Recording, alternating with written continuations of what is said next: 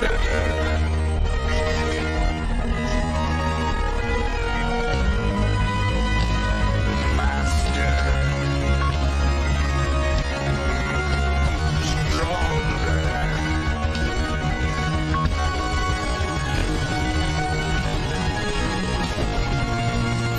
rapper.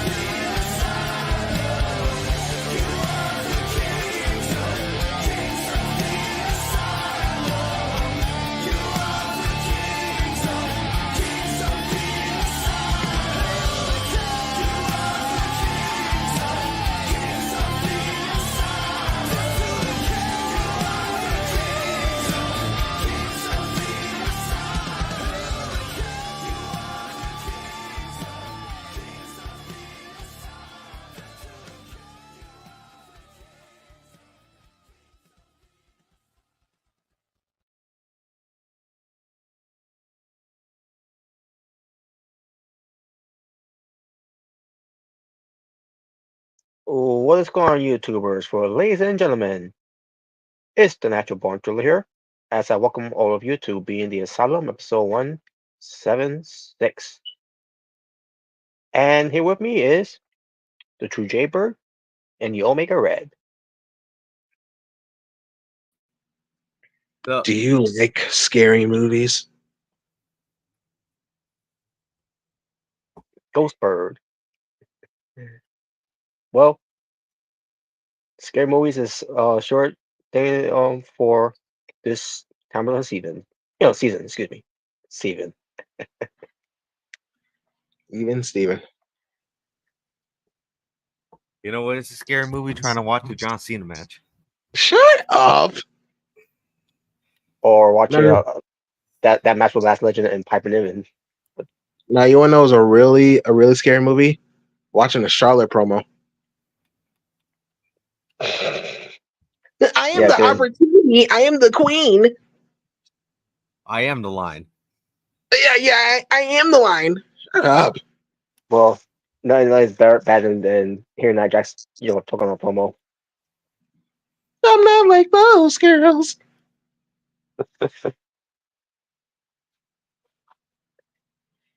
All Oh right, so man, what are we so gonna talk guys, about?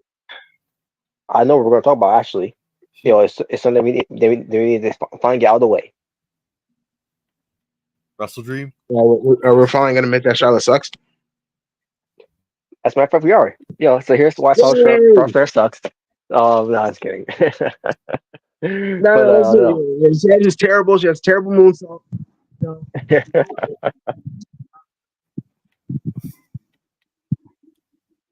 I mean, yeah, it's a terrible. So let's not hit ourselves here. I hate you, Charlotte. I hate you. Oh my god.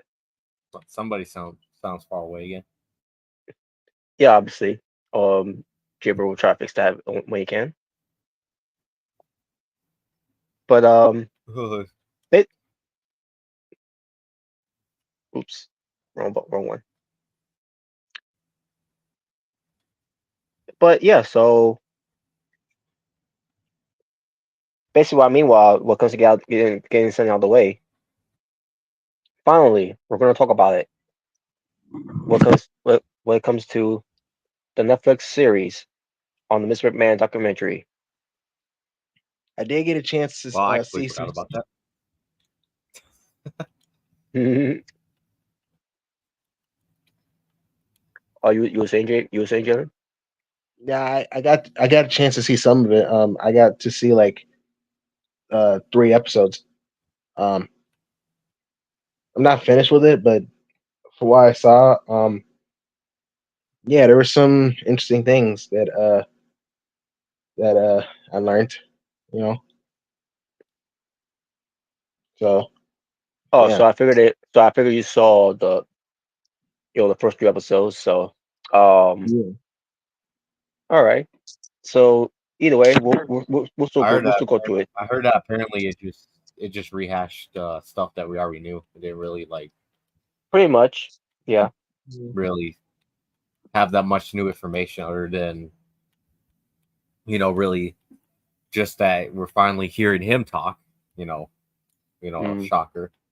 even And not though only that, it was not really pleasant to hear him talk at all about these things.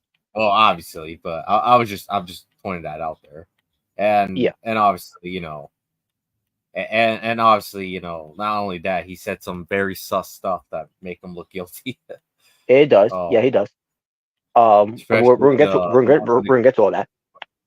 I'm not. And by the way, Rob, I'm not referring to the one with Owen Hart. I'm referring to the Oh no! I know. I know. What you're talking about. the one when it came to the rape allegation. Yeah. Yeah, and believe me, I got a lot to say when it comes to on her stuff as well. Even though I already had there was already enough for me to say about that with Vince in the past, but after this, yeah, I was livid while I listened to that part. Yeah, and then so, and then and then you also got fat ass Bruce Pritchard there defending him. Yeah, he was, Defending his dad. Like, leave my Vincey Pooh alone. and we'll get Literally, to that. We'll get to that too. all By his the way, interviews are like that. Like, I yeah, kid you not. yeah, unbelievable, man. But I got a And then, feeling and he's then the good. fun, and then the thing that made me laugh at the end, after I think the one of the interviews, I think it was one of the last episodes, I believe. Mhm. Oh my god, it made me laugh. Not really what he said, but what the text said after they cut that part off. Oh yeah, Come on, you can't admit you got a good laugh out of that too. Once you saw that little text. unbelievable. Oh, but yeah, very very interesting stuff. Very sus stuff. I mean, overall, not really anything new, but really the main pointers are just the stuff that Vince said, and what and other people, and then other stuff that was said too, during the Yeah, documentary. yeah. Now, now Jaber didn't see the other parts of the episodes. But based on seeing this documentary, because cause obviously I did see it. From the first one all the way to the end. Did because we heard this could be like a double burial type of thing. And to be honest with you, it wasn't really that much of a double burial, to be honest. I thought it'd be something like when it comes to Netflix, you know, doing saying something on their part, that he, you know, I don't know. I just all I saw is that it was not very much of a burial, even though it was not much of a burial. Mr. McMahon, when it comes to him, to the person and the character. But if it was a burial in a way, it was basically Vince exposing himself, or looking guilty of some things of it. I think at Bruce Pritchard, yeah. When it comes to it, yeah, we'll get to what he said. When we get to it. Talk about defending like oh my goodness. Talk about number one fanboy defender right there. That's Bruce Pritchard during Oh, love all the Vince. interviews. Oh yeah, he sure does. He sure does. All right. But we'll get Yeah, it to wasn't that. really much of a. It wasn't really much of a self destruction of Vince McMahon. You know, No, it you know what wasn't. I No, it mean. wasn't. Like I said, in No, it terms of wasn't. information, it was just the same stuff, so not really anything special. Like Yeah, it was like good. like I said, the only main takeaways was just the stuff Vince had to say himself. I mean, that was pretty much it. Other than some Yeah. other than some head talking heads, I should say, talking heads. And we'll Yeah. get to one of those talking heads that did had something to say about Vince, and not in a positive way. No, he's a mark. Wow. Well, I won't say he's a mark because he's not a real mark when it comes to wrestling at all. He's a mark in life. What? I guess you can I guess you can say something like that. But we'll get to him. Right, 'cause I was surprised when I saw him on there. Hmm. All right. So the first episode. This is how they entitled the first episode. Um, it's a junior because Vince McMahon is a junior. When it comes to Vince McMahon senior, Mm-hmm. but we all know Vince McMahon doesn't like the name junior, which is why we've seen a lot of that on TV. That's why Mysterio Junior cannot be called Mysterio Junior, which is why he called him Mysterio. Chavo Guerrero Junior got away because he ends up being called Chavo Guerrero. Can't remember who else was named Junior in WWE other than those two. Well, I guess Ted if DiBiase. I think he was the only one. I was gonna say there's Ted DiBiase Jr., but didn't he call him just Ted DiBiase for a little They while? call him Ted DiBiase. Yeah, okay. Yeah, thank you. Not the forgotten member of the legacy. I Yeah. come for money. I come for cash. Well, not anymore. Yeah, I guess if Vince was still here, and Pentagon went to WWE, he wouldn't become Pentagon Junior. He'd just become Pentagon Yeah, pretty Or much. Penta. or Penta. Yeah. But this man is gone now. So I mean that changes now because I don't know why this man is weird. With these things. And obviously, we all find out how weird he is on the documentary too as well. Which He's is weirdo. is no surprise. It really is no surprise. Of the story we heard. Yeah, he's a weirdo. But this is one of the things. He's weird when it comes to this, because he doesn't want to be called Vince McMahon Senior. He want to be called Vincent Kennedy McMahon. Yep. I mean, even in a Um, promo, I remember he would, say his full name sometimes, like Vincent Kennedy McMahon. yeah. But I digress when it comes to that. Minus the whole thing where he's also getting a one namers when it comes to wrestlers. Some work, some don't.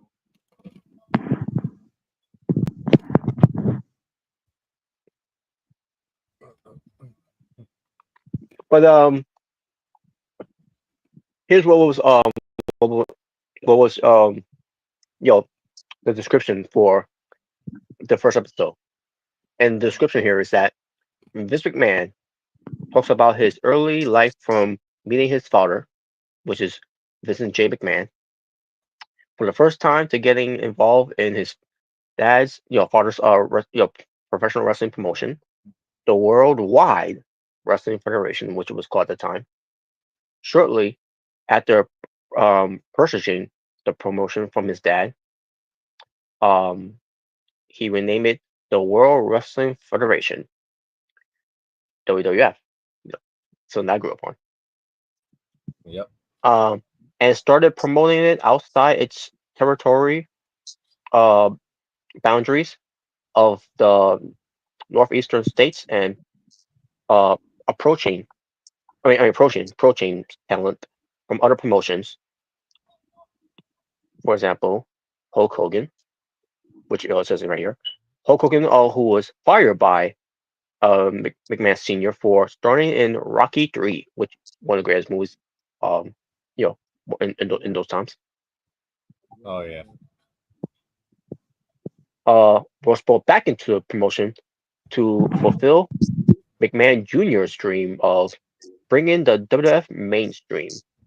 And I'll be honest with Hogan, I'll give him credit. He did. It was during Yeah, that time where it was Yeah, during because those he was a tours. larger than life character. That's the reason Yeah, why. a legendary character. Someone who come out straight from a comic book character. yeah, he was like a real life He-Man, pretty much. You know, Yeah, he was like an action hero in a way. yeah, And he was plus, like one that's of when those. and plus that's the That's, era that Vince wanted to make wrestlers into like real life superheroes too. Hmm. yeah, yeah, because like they were kind of like the colorful Saturday morning heroes, like like I said, He-Man, Thundercats, Hmm. Thundar the Barbarian, stuff like that. Oh yeah, hell yeah, During this time. Dundar the Barbarian. Yes. Yeah, so yeah, those were the times where people were into, especially the kids. So Hmm. yeah, freaking And that's GI Joe too. oh yeah, GI Joe. Yeah, definitely GI Joe. There you go. Where you think why Sergeant Slaughter was inspired by? Hell yeah. Yeah, I think he was even in the. I think he He was was even in the episode. he was even in it. Yeah. Yeah, But yeah. But that was basically the description. What comes to this man Junior. And here are the highlights. Yeah, what comes to it.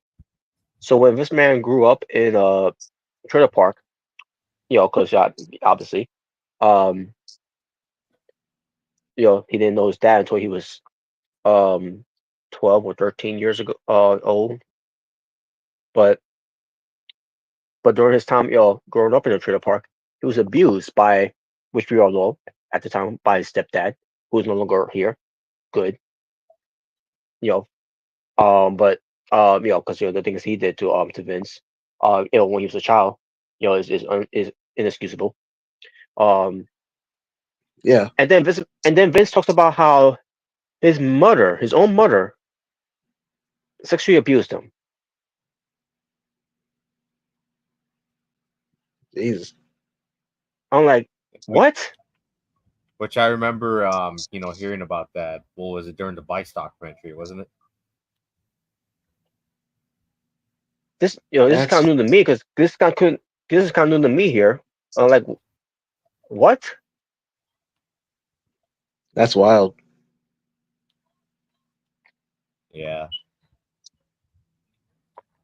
That's just I mean, I remember that from the Vice documentary that Vince talked about that, or he didn't talk about it, but it was said pretty much. Yeah, I'm yeah, listening to that. Like, I'm like, holy shit! Like, yeah. I remember watching that too on Vice. But like, I don't remember hearing that part of it. But hearing it on here, I'm like, now I don't know if it's true or not. But we got to take this man's word with it. Um, but I'm like, what the hell? And obviously his mother's not around either. But same time, like, if that is true, like holy shit, like, um, that's really messed up there. First of all, but at the same time, basically, this will come back, to visit man, later on. What comes to why he is what he is. Basically, what comes to us feel kind of pity for him. Now we do now. it's bad what happened with him, during that time, because it was a different time where how kids were being treated during those times.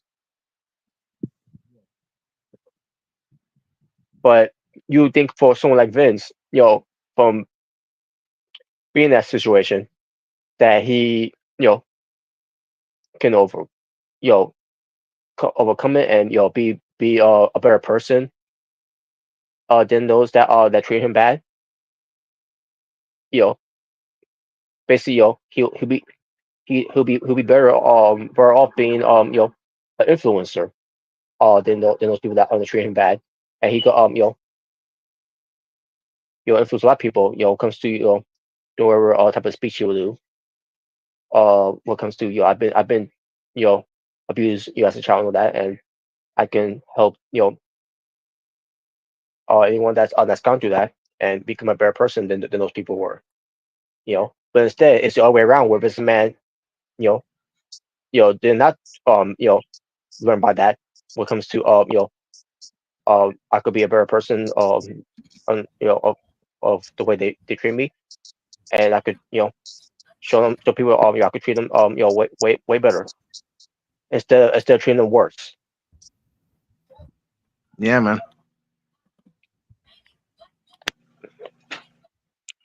You know, that reminds me of that. It reminds me of a saying. Hurt people hurt people. You know, obviously, Vince was hurt as a child.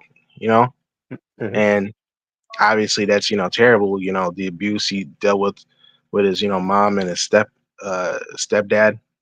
You know, obviously that's horrible. But obviously, for what we know, all the stories we've heard, what's currently going on with Vince, you know,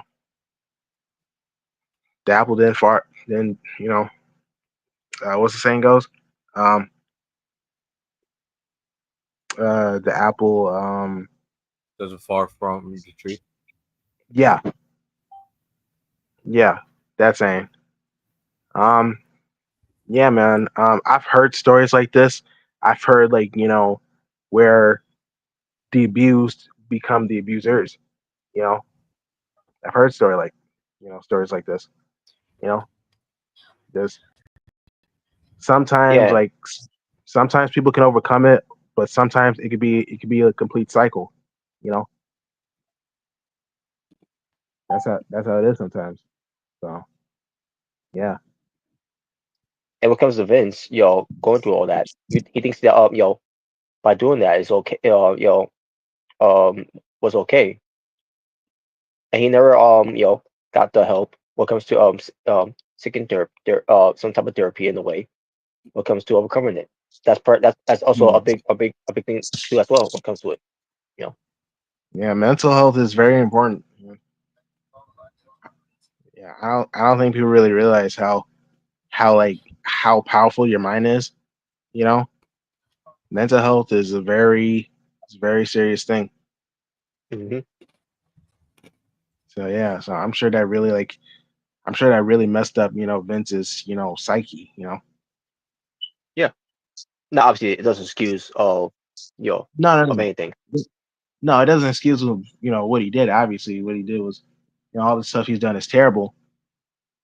But yeah, like you can see, like hearing what he's gone through is like you can kind of understand why he is the way he is. You Yeah, know, it's pretty weird. much. It's pretty weird, but yeah. Yeah, it's really weird, but yeah, that's how life is sometimes. Yep. And we'll get to a lot of that too, as we go through this. So after Oh, that, then he gets to meet his dad, and when it comes to this, it'll be like, okay, he's finally gonna meet his dad. Like it's gonna be something comes to. Oh man, it's been yeah. I had no idea you're my dad, and it, you know it's been a long time, and I want to get to meet you. And and the dad will feel the same way too. But here's the thing, Vince Senior, not at all. And then I guess the way that left Vince, Vince Junior here. in a way disappointed that his dad didn't feel the same way when they first met. It wasn't enthusiasm, basically, when it comes to it. No, there wasn't. And you see why how he's treated Shane McMahon over the years. Yeah, Boy, cycle, man. oh boy, if only Stephanie McMahon was a boy, instead of becoming Stephanie McMahon, it'll be Stephanie McMahon. I'm going to imagine how he would treat his second born. Yeah, But anyways, um, but also let me get and by the way, when it comes to the childhood of Vince McMahon, they didn't touch. They really go into that much deep into it because all we know is that he was abused and that was it. Nothing else to it of that. Wow. But so then he started meeting his dad, and then he started he wanted to get into the same business that his dad did. And as I'm hearing this now, I don't know if he watched wrestling before that, but based on what they told us here, this man just now start getting into the business and start to see what the business is all about, and makes me wonder, after him being work for the company that his dad works for, that he owns, they really care about wrestling, and based on how he did all this, and we'll get to more of it later on, but when it comes to him, starting to become more into it of the business, did he really care about the wrestling at all? Not really. He didn't. Which is why we always see over the years that he was never a fan of wrestling, and why he did other things. When it comes to what wrestling his vision could be. yeah. Yeah. Obviously, he was just getting into business, with his dad, seeing how it was, and yeah, like you said, he wasn't really into he wasn't really into the wrestling. He was more into the entertainment. You know. Yeah, and when we get a chance to touch on those, we're gonna get to those too. Um, but he started as a commentator, and at first, when I first heard commentary, when it comes to when he first started, I'm not talking about when I first heard him in the '90s, but I'm talking about when he first started. Yeah, he Mhm. did. He sounded like he sucked, but he started. They say he started getting a little better. I mean, I'll say this when it comes to business on commentary, he's got the voice for it. He does. Yeah, he has the voice, and Oh, I yeah, remember they were especially in saying the like, early days, yeah, and I remember like especially some in the people were saying, '90s, around that time. yeah, what a maneuver! Yeah, and obviously that started. Oh, I'm pretty sure this started in the '90s because he kept saying that all the time. Unbelievable. I mean, I that mean, was around the time when people didn't even know he was the chairman, right? yeah, pretty much. He was just a Yeah, guy who was on the mic and make announcements. Either in the ring or sometimes yeah, on he would just commentary do or anything. sometimes Yeah, even at ringside. yeah, Because I do know that it but was until like the Montreal Screwjobbers people actually knew he was the real owner of you know WWF. At the time.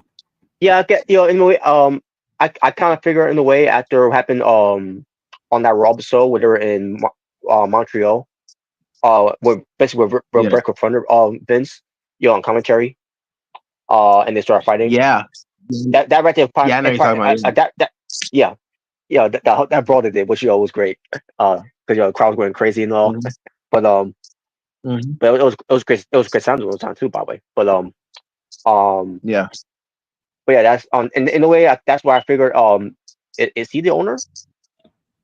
And then later on, I started realizing, yeah, after what they did, and especially after the Montreal Screwjob thing, with him being involved, and then him talking to JR, the sit down at the night Survivor Series, I'm like, I was convinced now he is the boss. Hmm. But Yeah, I remember when they were talking about like his beginnings, uh pretty much of him being a commentator. Yeah, they mhm, say he wasn't really good, but I think they said he did something that most commentators didn't really do. They told a mhm, story. yeah, Yeah, and I guess he would explore outside as out outside the box in a way, which is why yeah, he was more into entertainment than he was to wrestling. yeah, pretty much. And And I'll give him credit with this. It does work. It does. That type of the idea he had, it did work. it did. That's what I mean. That's the main reason why like especially in the '80s, that's what made WWF at the time such a juggernaut in terms of wrestling. That's what made Yep, it become popular because pretty it much. was more than just the in ring wrestling. You had colorful characters, you Yeah, know, large in life characters, and you had storytelling. You know, And hell yeah. it was not That's- yeah, lots of steroids too. yeah, Yes. yeah, that Which too, which it was and also which at that time it was legal. It was legal. yeah, it actually was legal at that time. Yeah, um, and also like the celebrities, like because they were talking about a Cindy, they're talking Cyndi about Lauper. yeah, Cindy Lauper. Obviously when they the music video she did with Mhm. Hector Lou Captain. Albano. Yeah, I Mario. remember. Yeah, yeah, Mario. Yeah, exactly. Yeah. Um. Yeah, I remember they were talking about that. They were bringing the mainstream to wrestling, which it worked, and Hmm. that's what it needed to really like become popular. You know, That's right. The Rocket and I Wrestling Connection. know, yeah, and I know like at the same time some people kind of hated Vince because of during the territories. It kind of ruined the territories. You know, Hmm. but at the same time, it made wrestling like it gave wrestling a bigger platform, pretty much. Pretty You much, know, yeah. it it brought in new viewers, new eyes. You know, if people didn't watch wrestling before, they definitely were back then in the '80s. Yeah, that's true. Yeah. So. But yeah, so we went from commentary where they talk about how Grandma Soon was going to be the Hmm. Aaron Parent, the Aaron Parent, to say, of the company, and like maybe that could have worked, but again, Masu did not have the vision of this man had. Yeah. Um, And plus, he was more of an on-screen character too. yeah, he was, and Yeah. so yeah, that's weird. I never knew that story. That Monsoon could have been the guy who could have owned the company if the senior was gone. Yeah. That is wild to think. Yeah. That's crazy. And the reason why that didn't happen because this man, when it comes to not missing a payment, and then if he didn't miss any payments, which he didn't, he um made sure he got every payment when it comes to working for the company, and then Hmm. he made he made enough of that payment that he did miss to purchase the company away from his dad. Yep. Yeah. It's and crazy, man. and yeah, Imagine if Gorilla Monsoon would have been the owner of WWF. Like I don't know, how that would have looked. Um, and they'll I still don't be in even. business. I believe they'll still be Yeah, in business, but I'm sure still be in business, but like, will we even like get like a WrestleMania? Like, will we even get like the stuff that we know now? You know? well, we'll get to that part by the way because we're getting close we're getting close to that part. um, Yeah, about well, because of the name itself. Because I got to talk about this one. yeah. But And plus, yeah, we went got Gorilla Monsoon as a commentator, which he's one of the best. yeah, with Jesse the Body Ventura, and then later on with Bobby Heenan being part of commentary because obviously he couldn't physically be a manager anymore. Yeah, yeah. Like those two freaking Gorilla and Bobby. The Brain Heenan. That's a classic duo right there, man. Yep. You know, It's- before we Yep. had Jr. and King Lawler, Jared King Hmm. Lawler, we had the Gorilla and the Weasel at the time. Yeah, such a great duo. Classic. Yep. But but we did touch on territories too, and all when it comes to it. Um, sorry about the sirens, folks. But Holler. it's been gone now. Yeah. But but when it comes to territories, yeah. Um, you know, this man was doing what he was doing when it comes to the territories. Going to you know, to steal talents from territories like AWA, Yeah. WCCW, NWA, Rockets Promotions, in a way, even even though they didn't talk much about it out here, but but Vince will also sabotage these promotions too when it comes to comes to cable networks and all that, Hmm. and what comes comes and and that's what I mean. And that's what I mean. What comes to with Vince, that's what killed the territories. Because Vince was had a hand on Yeah. killing the territories because he was doing Yeah. that. He was doing some shady shit. To steal a lot of talents. Yeah, because I remember they were showing the part where like they were showing like wrestlers that was originally in different territories and they went to WWF like Sergeant Slaughter, Roddy Piper, Junkyard Dog, Hmm. um, just a bunch of people, you know, from these different territories, whether it was GCW, Georgia Championship Wrestling, Yeah. AWA, NWA, when he brought in Dusty Rhodes, you know, um, yeah, he brought he took most of their guys, you know. Hmm. And speaking of Dusty Well, when it Rhodes, comes to Dusty Rhodes, he went from being the American Dream to the Polka Dot Man. So yeah, Yeah. yeah. Now, obviously, that was a punishment because because Dusty Rhodes ended up do going to WF, but Dusty Rhodes, because speaking of Dusty Rhodes, that was going to be Vince McMahon's first um you know star in comes to him running the company.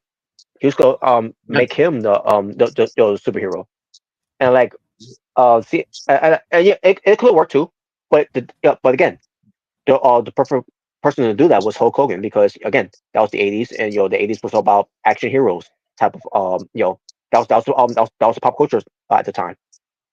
Yeah, the the big, strong, muscular, alpha male action heroes. That that was the trend pretty much in the '80s. Yeah. So, and as much as a goat, as much as a goat, Dusty Rhodes was. Hmm. I mean, let's be real. He didn't have the physique of No, no, no, he didn't. he didn't have it. He was definitely like he was yeah, obviously yeah, a common man. he wasn't a real wrestler. Oh God. Oh, What?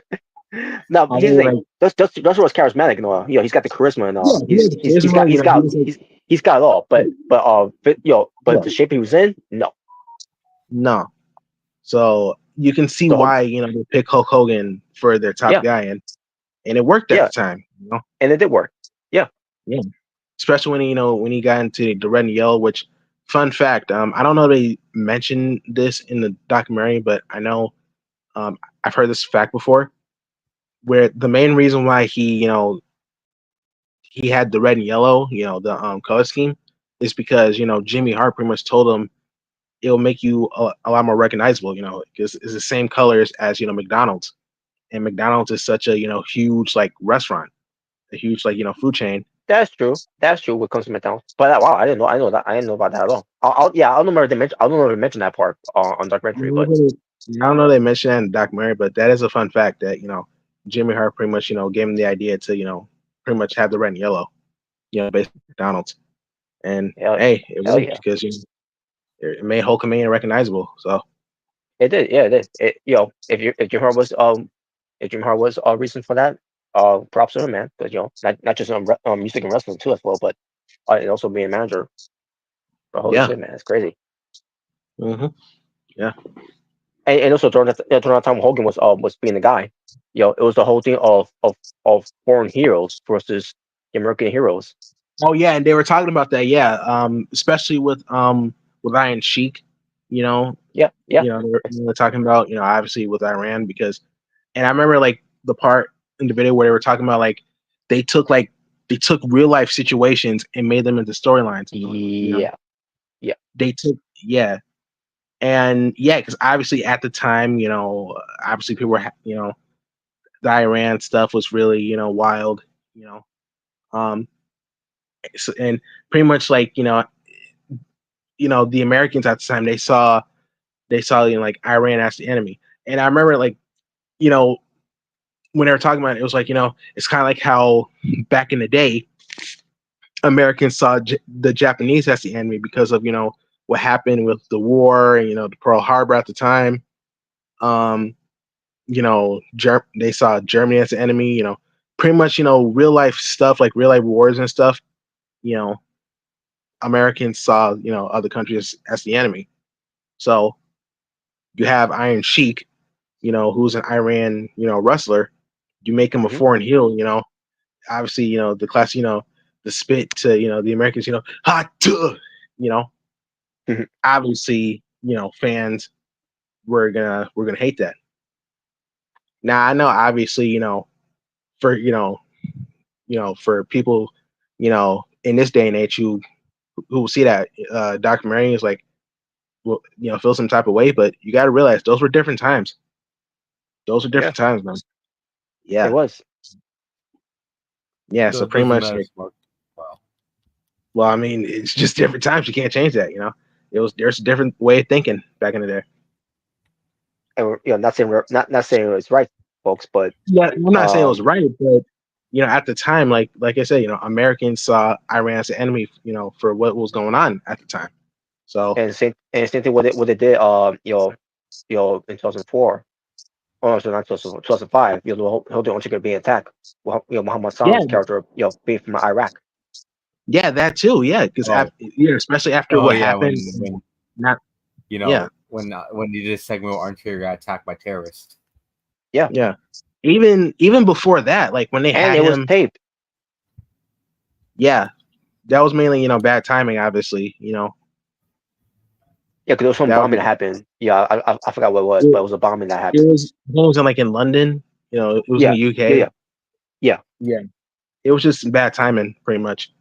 yeah. But yeah. But even before the whole like having the terrorists, with the mask stuff attacking Undertaker, like even before then, like when they were introducing him, you know, uh, yeah, he was automatically getting hate because Yeah. obviously the whole thing with 9/11 was still fresh on people's minds. So yeah, like even back in 2000s, Americans saw like Arabians as the enemy because of what happened. So Hmm. that's just how it was back in the day. So Yeah, yeah, pretty much. different times, man. Yeah. So, then we get to the WrestleMania name. So this is how Yep. this man told the story about this, how the name WrestleMania came about. He went to a Okay. trip in Hawaii. I'm assuming he said Hawaii, Okay. and then he thought about the name for what could be what could be like the World Series, what could be like the Super Bowl. When it comes Yes. to a one event uh in a Yeah. Once lifetime I'm in a way. Yeah, and he said he thought of WrestleMania. Bullshit. no, you know what? I just remember. Yeah, Well, how do didn't you know the Howard real story, Finkel, Smart? didn't Howard Finkel come up with the name? Howard Finkel came up with the name because of the whole Yeah. Beatlemania. Yeah. Yeah. This man wanted the event called Colossal Tussle. Colossal tussle, bro. I mean, can you imagine if they would have went with that name? Shawn Michaels, years later would have been, because of his performance, and he'd be called Mr. Colossal Tussle. Imagine freaking like Colossal Tussle goes Hollywood, or Colossal Tussle, where The all Undertaker begins is again. undefeated at Colossal Tussle. Yeah, Colossal Tussle, all grown up. Uh, Oh my Colossal god. Tussle, big The time. winner will get a main event opportunity at Colossal Tussle.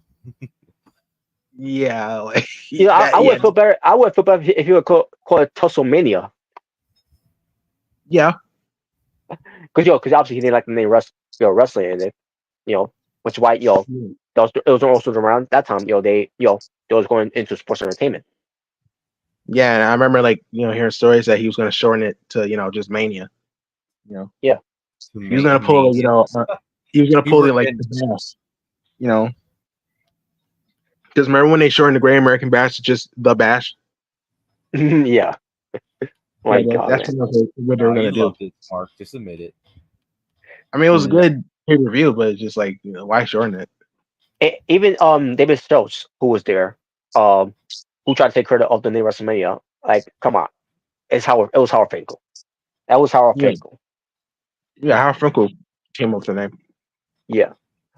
But speaking of David Schultz, we get to the John Stossel. The whole I think wrestling is fake. Think it's Oh fake. yeah, yeah. I know this story. I know this I story. Yeah, I always get kicked to see that again because fuck John Stossel. yeah. And you can obviously see why some wrestlers thought bad of him because like bro like these are like even like to this day like obviously like the storylines and the characters yeah they're for show, but when they're in that ring bro it's like it's I always say this like, you try doing this like yearly this wrestling thing you try doing this yearly and we'll see we'll see if you'll think it's fake or not. Yeah, but Yeah, because I can understand why they were mad at him because like bro we're freaking killing ourselves here and especially back in the 80s because I might be yeah, a little like uh a little fast tracking right here. But like for the 80s, bro, like if you were injured, you had to pretty much like shake it off. You had to walk it off, you know? yeah. You gotta tape it Uh, up, whatever. Because if I you don't really work, you don't don't. get paid. Yeah, if you don't work, you don't get paid. That's how it was. It's not like how it is Yeah, now. If you get injured, You you know. can like yeah. stay There's home and there's still no get paid. there's no there's no guarantee contracts. There's no Well, No, being an independent contractor. when you no, there guys say wasn't. that though, when you guys say that though, kind of makes you wonder how Joe Rogan was, how he would go with those guys back in the day. Yeah, for those who don't know, Joe Rogan at one point said that wrestling's for pussies. So Oh yeah. Yeah, try to talk to Macho Man and David Schultz. yeah, he said. I forgot what he was. I forgot what exactly he said. He said something beyond the lines how UFC was a real man's sport and WWE and And pro it wrestling. is, but you can't also Yeah. Yeah, discredit wrestling just because you see what you see on TV is fake. Yeah. And dude, I know there's a lot of UFC guys that appreciate wrestling, that respect it. Yeah, well, Even they should respect it. Except for Ronda Rousey. Well, except for yeah, but but or Dana White. yeah, but others. And yet Dana White is now working with the company. It's in kind of partnership. funny now. He has to play nice with him. Otherwise, otherwise Pretty much. TKO can have the power to remove him finally. As UFC president, if he wanted to. Yeah, Yeah, pretty much. Yeah, but yeah, man, I remember when I saw that part. It's like, oh, I remember this. Yeah, yes, when that one wrestler like slapped the hell out of him, like he slapped him like twice. You know, yeah, yeah. That I was loved like it. you see, I love it. Yo, for a guy who's an amateur wrestling, he sure as hell went down very quickly when he slapped him. yeah, Because yeah, he did amateur wrestling, John Stossel. And he made his mission, when it comes to exposing how that wrestling is fake to everybody else. Like, no, you don't, motherfucker. Like who the nah, fuck are you? Like you don't speak for any of us when it comes to exposing your shit to us. yeah, Bobby, who especially was like that? Bobby, who was that one wrestler he interviewed too? I forgot his name, but he was trying to get back at Ole Anderson. And he tried to get a job with WF, and then backfired because of that. I forgot his Yeah, name, but yeah, he's not fuck him playing. too. By the way, so Fuck him too. yeah, He yeah, I said, was gonna, I remember on the quote he said, oh, Lincoln freed the slaves, but he didn't slave, free the wrestlers, something like that. Shut up. oh my god, yeah, fuck that guy. He exposed the business. He's a disgrace to the business. So fuck him. yeah, Yeah, unbelievable. But anyways, and then speaking of someone else talking about how wrestling is fake too. God rest his soul by the way. Richard Belzer. yeah, Richard Because Benson, the guy from remember Law and that Order. Yeah. Um. He had and his talk show at the time with Hulk Hogan and Mr. T because they were promoting WrestleMania. Yeah, they're And promoting WrestleMania. Yeah, yeah, so Hogan got him in our front chancery, and yep, he immediately went out like a light, and then yeah. He as soon as immediately Hogan went down. as soon as Hogan let him go, he went back, went tumbling down, busting his Yeah, head open. he busted his head open. And yeah, he went night night. You know. Yeah, and he as a waking up, and then now obviously he didn't. I'm pretty sure he didn't know where he was because I'm pretty sure he was concussed. Oh So, yeah, oh and man, I but it think was the commercial break-in. But yeah, yes. Oh man, but that was basically it for that whole thing. And obviously, he ends up suing them. You know, yeah, they end up selling for that, and he bought a home. Which by the way, it was the same home that he unfortunately passed away. So again, rest in peace to him. yeah. Um, but I don't know what was his reason. If he hated wrestling, maybe he just thought wrestling was fake. Maybe I don't know. Maybe I don't know. Maybe he just didn't believe in it. Yeah, but I Hulk got nothing against Hogan. I had nothing against Richard Belzer. But John Stossel, because again he made his mission, to expose how fake this is. Yeah, Pretty John much. Stossel, and then that one guy who exposed the business on national TV as well. Yeah, Yeah. Yeah, fuck both those guys. yeah, Hmm. exactly. But that was it for the first episode, and then we bleed into the second episode, which is entitled Heat, and we'll get to why. There was some heat involved with this one because Yep. but here's a description of it. The success of WrestleMania 1, as well as Mhm. Saturday night's main event, uh, premiering on network television, forced the WWF talent to work nonstop, which we mentioned already. Yeah. Prior to WrestleMania 2, the way they did Bow Wei was not Yeah. it was not great as they thought it would, but they tried. No, it was not great. Yeah. And at that time, yeah, obviously they had the technology at that time was not thought No. out how to do it yet until obviously later on, and so yeah, Yeah, uh, because they had WrestleMania 2 and like they had it in New York, Los Angeles, and Chicago, somewhere else, Chicago. Yeah. So yeah, pretty much like they had like pretty much They had three it in like what was WrestleMania. three different locations. Yeah, yeah, three different different locations, locations. Yeah. And it's the first WrestleMania to have like a WrestleMania on a The Monday. first and the only WrestleMania to be in three different locations. yeah, Yeah. And it was the first and one to they have a could, steel cage, you know, yeah, pretty much, until like 35 years later with with Shane versus Braun Strowman in 37. hmm Now Oh, we could that match was wait, pretty smart. He's just a hater. now when it comes to that what they did, you could make an argument, when it comes to there was three main events on that night because it was in different locations. Yeah. So um even though the main attraction was actually Hogan and Bundy. Yep. But anyways, but Jesse attempted to Jesse the Body Ventura attempted to organize a union, which was immediately squashed after Hogan informed McMahon, like a stooge he is, of Jesse's Ventura's plans. And we'll get to more that we'll get to more that Yeah. later. By the way. Hey brother, hey Vince. Jesse's trying to start a union. You should probably deal with that. Probably deal with Oh that, man, brother. yes. Uh, but in 1987, WrestleMania 3 drew a record-breaking attendance. We'll get to more of that by the way. We ready?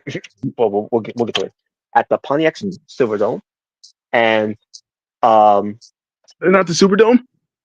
solidified. No, it's not. Not even the Superdome. But Hogan as a household name around the world by the Yeah. start of the 90s of 1990s, I should say. The WWF's popularity was on the decline, while McMahon and the Mhm. promotion came under heavy fire over a drug scandal and a sex scandal. We'll get to more of that. We'll get to it. Shortly Hmm. after retiring from the WWF to focus on acting, Hogan was given a, lucra- a, a lucrative deal by Eric Bischoff to work for World Championship Wrestling, known as WCW WCW Wrestling. So yeah, and that was it of the description. Now let's get back to the part with the union part. So yes, so Jesse Ventura did try to start a union because obviously during that time, because they're breaking their bodies on that hard mat at the time because Yeah, um because originally before it was a pro wrestling promotion, it was a boxing promotion, and those mats because of boxing, it's hard. yeah. It's not like the wrestling rings they have now. No, because they it's, they got cushion it a little bit more now. And Yeah, this was the '80s too. So in the '80s, yeah. I guess let's be real. In the '80s, nobody gave a shit about safety Yeah, within the pretty No, much, rings or anything like that, or even outside, yeah, or yeah, yeah. pretty Deal with absolutely much, the nothing. pain. No yeah, pain, no gain. pretty much, and that's why I mean, they're always on hell, at one steroids. point in WCW, Ole Anderson removed mats from the outside of the ring at one point, Yeah, which is not good. which was dumb because did not injure a lot of people. Yeah, Crazy. exactly. Even ECW didn't have the mats. Yeah, Yeah, yeah. Because I remember like Joey Styles were like, we don't have the pretty blue mats in ringside. no, but you're still in max. You still need it. Yeah, you still need mats. My God, man. But yeah, I know taking shots at WF, even though WF at the time was helping EU guys. Yeah. But anyways, um, but um, but yeah, so you know, Jesse was trying to start a union with everyone in the locker room. He ended up on getting a good deal. Having his own type of union. Here's the thing with the Jesse bout though. What comes to him, starting a union, he wasn't wrestling anymore. No, he was more of a commentator. Yeah, he Um, was. yeah, and He sometimes wasn't he'll wrestling. interview some wrestlers. He wasn't wrestling anymore. Now I get it. He wants to help the boys. Even Yeah. Hogan, because Hogan is one of his boys doing all. He want to help them, but Hogan didn't Hmm. see it that way because obviously he was a top guy. He was the golden goose. He was getting paid a lot more than anyone else was, which is true. Yeah.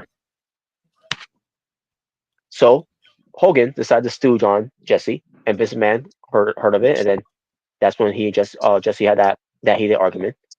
I don't remember if it was like over the phone, whatever, but or in person, but but Jesse almost got fired because of that. But doesn't matter because Jesse ends up leaving anyways.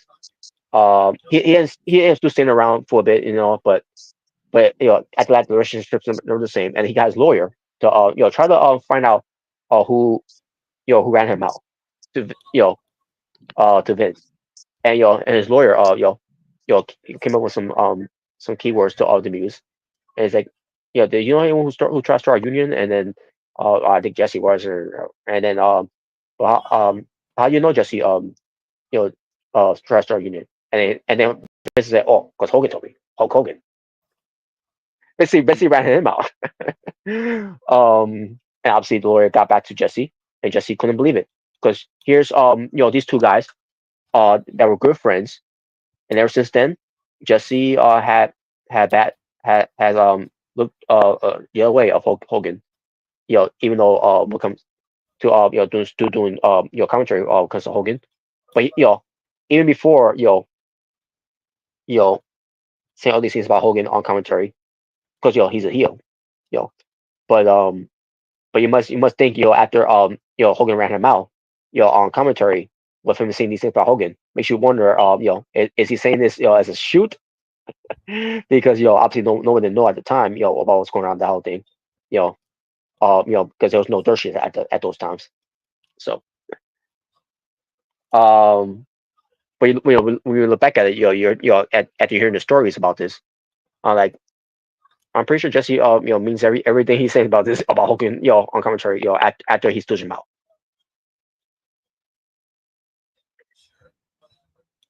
Um. So WrestleMania 3. Vince McMahon still is going to tell people it was 93,000. Oh boy. Even though Meltzer on the same interview here on the documentary, Hmm. put out the numbers.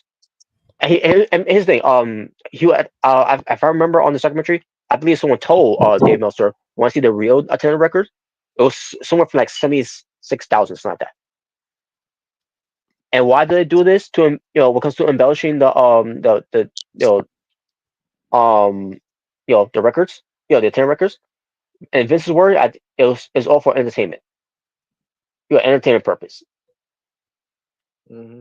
Wow. And then another entertainment purpose, because WrestleMania 3 is that Andre the Giant versus Hulk Hogan. With the whole thing of Andre has been undefeated for 15 years, bullshit, and that Nah. he's never been slammed before, bullshit. You're right. Because oh my god, even though I mean, I've heard even, stories about apparently Andre to let people slam him. That were people that he liked pretty much. he likes, yeah. Yep. Now, if it was Macho Man, obviously he would not have Macho Man because I think Andre hated Macho Man, especially how he was treating Yeah. Elizabeth. Yeah. Elizabeth. Anyways, Yes. Yeah. but for those that didn't know about that story, that it was for entertainment purpose. That's why they did it. Yeah. Um, Yeah. Those other slams and stuff. Yeah. Those are not canon. They're not and canon. yeah, pretty much. And also because to this whole thing with Andre was supposed to get back surgery because his back was in rough shape, obviously because he was getting larger and he Yeah. was getting older. He was basically getting beaten up at this point now. Yeah. That Um, was during the time where like his back was like his body was pretty much messed up. You yeah, know he he was couldn't pretty much move like done. he used to. Yeah. And boy, Yeah. if you've seen before he gained weight. You see how he wrestled in the ring. Holy shit! Like he could do a hurricanrana or something off the Yeah. top rope. Yeah. Who He on? could. Yeah. Yeah, Andre. Andre, Yeah. because I think Andre used to play basketball. Yeah. I think so. Yeah. Um, He's a really tall dude. yeah, Yeah. obviously, yeah. He Oh was man, truly but the world. mhm. But he didn't get the surgery. He didn't get to 2 months after. Yeah. Um, but even then it was too late. And then also he didn't also on he didn't want to remove the tumor. When it comes to something that Big Show had, and he took care of that. Have Andre would have done that, he probably would have lived a lot longer. Yeah. Yeah. But Andre, I guess he didn't. I guess he want to go out. Didn't want to do that, and you know, I mean, he still lived to over to the 90s. Yeah. He did. You know, you know, Yeah. He was. If but Andre would have done that, he at least would have gotten his Hall of Fame induction in person. When he was still alive. yeah. Yeah. Yeah. So yeah, man, and Andre still continued on wrestling after that, and I'm like, man, how is he still allowing himself to do put himself in this way? And on top of Yeah. that, how did Vince let him wrestle like this, even knowing that he's not in the best shape, and he's not on the performer that he can be, because the way he's moving the ring is like it's impossible for him to do anything. Yeah. I mean, it's one thing to have him from like WrestleMania, you know? Yeah, yeah, and that should have been it. That should have been the passing of the torch there. Yeah. Honestly, that should have been just his last match, to be honest. You know, But no, that this would man be, kept working because he was paying him this much money. I'm pretty sure that's what yeah, it was too. Because obviously Andre had a family to support. obviously. Yeah. But yeah, yeah.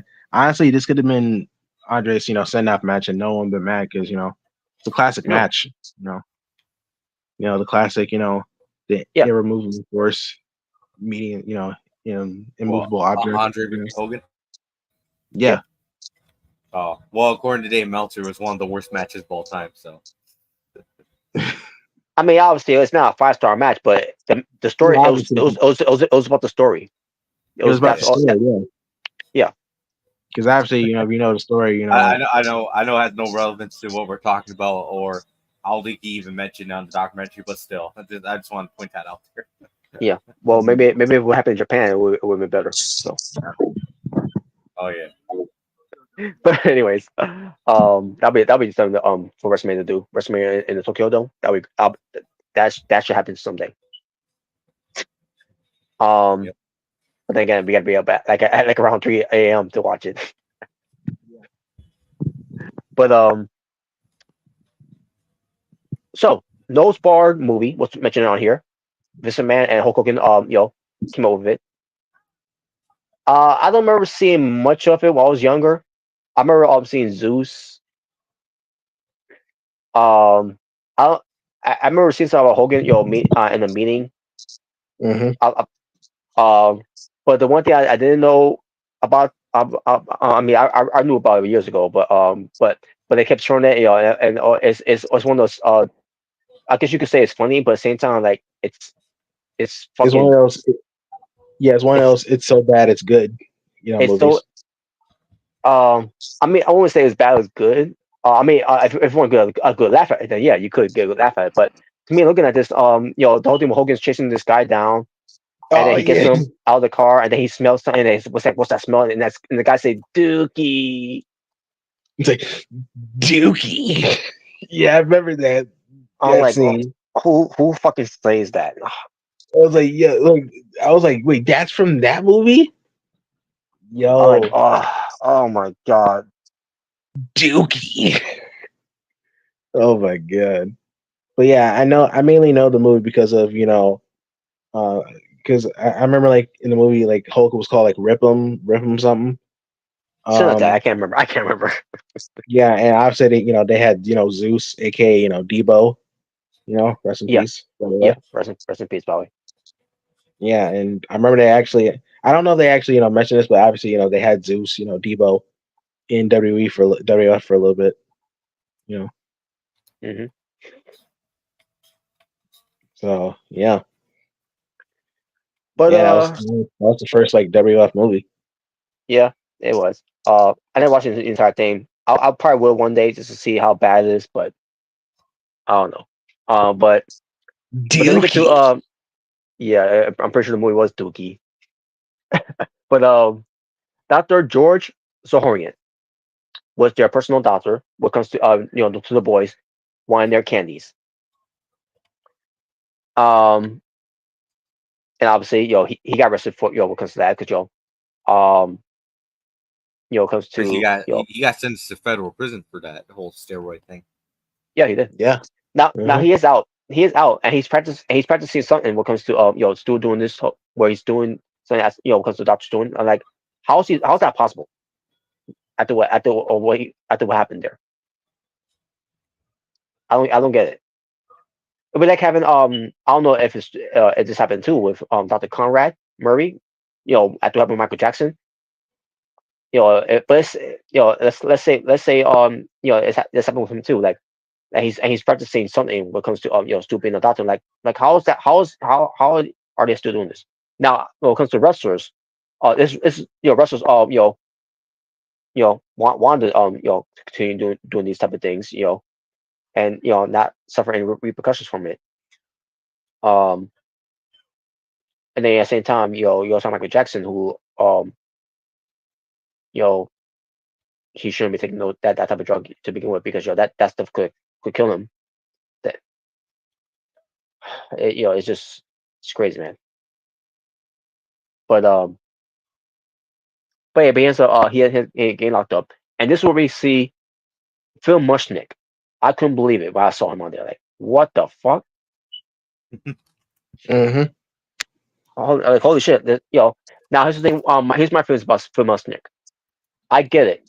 What comes to Uncle Vince McMahon, I 100% totally get it. But the way he went about it, going after guys like the death of Brian Pillman, and then later on going after the death of Eddie Guerrero, and then I don't remember if he also going after because happened after Chris Benoit too. I, I could be wrong on that, but or remember it's Nancy Grace, or should I say Nancy Disgrace? Mm-hmm. Um, But the way he went about it when it comes to Uncut Pro Wrestling, um, you know, was is why I say fuck fuck this guy. Wasn't that the guy that used to be a pro wrestler? No, No, he worked for it was That's New John York Stossel. Times, right? Well, Yeah, John Stossel was an amateur wrestler, not pro wrestler. yeah. But this was the guy who worked in From New York Mercenary. Times, right? Yeah, yeah, from Mercenary. Worked in New York Times. Yeah. Yeah.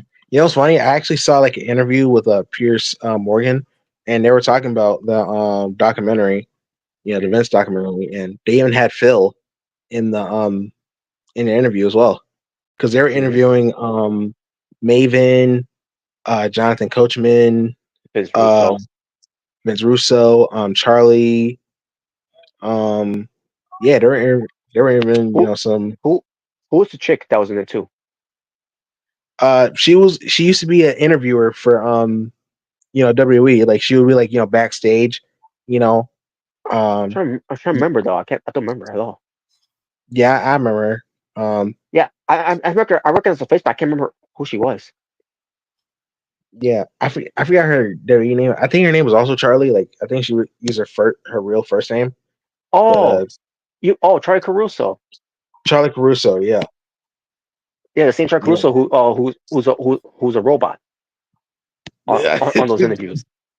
yeah. I'll never forget on the one that she did with Ronda Rousey and Becky Lynch after Evolution. The whole thing where she's going. Well, I'll show you right now. Doing this. I, wow. I remember that in that interview, wasn't it Vince Russo going at it with somebody? I think so. I didn't see What? it yet, but I heard he did. I heard he did. When after so, I don't Yeah, know. I bet I want to be surprised. He said, "Oh, guess what, bro? Pro wrestling fake, bro. I don't even watch that shit, bro." You know that typical Vince Bull, Russo. bull, bullshit. Of course, he still watches. Oh, unless you won't get paid all his I hate pro podcast. wrestling, bro, and that's why you review it every week. Okay. Yeah, he has to because he's got a podcast. To get he's paid. He gets paid. Yep. But anyways, but Phil Messner was involved in this one, and also they talk about Jimmy Snuka. Now they talk about him briefly because of the whole thing with Nancy Argentino, which I think Phil Messner also mentioned that as well. And when it comes to this, the whole thing with this whole thing was was discharged, whatever, because this man, with a briefcase, which it wasn't really mentioned that much. I kind of now I kind of figure out, what could be in the briefcase, but besides money, obviously, and and based on what we hear about this man, after everything that's happened, it may have been a lot of money and DAs to sign to keep this quiet, and to move away from it. Because otherwise, why would they also drop the charges of Nancy Argentino being murdered? Let's call it Liz, even though even if it was an accident, Jimmy Snuka still skated that for years.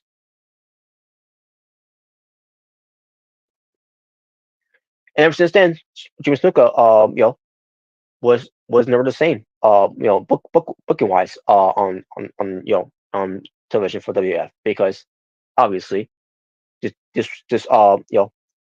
everywhere he goes, it will follow him, because some people did, some people knew, he got away with murder. There's some people that didn't know he got away with murder, because obviously there was no internet and there's no social media to know about these things. Had there would have been, it would have been a different case.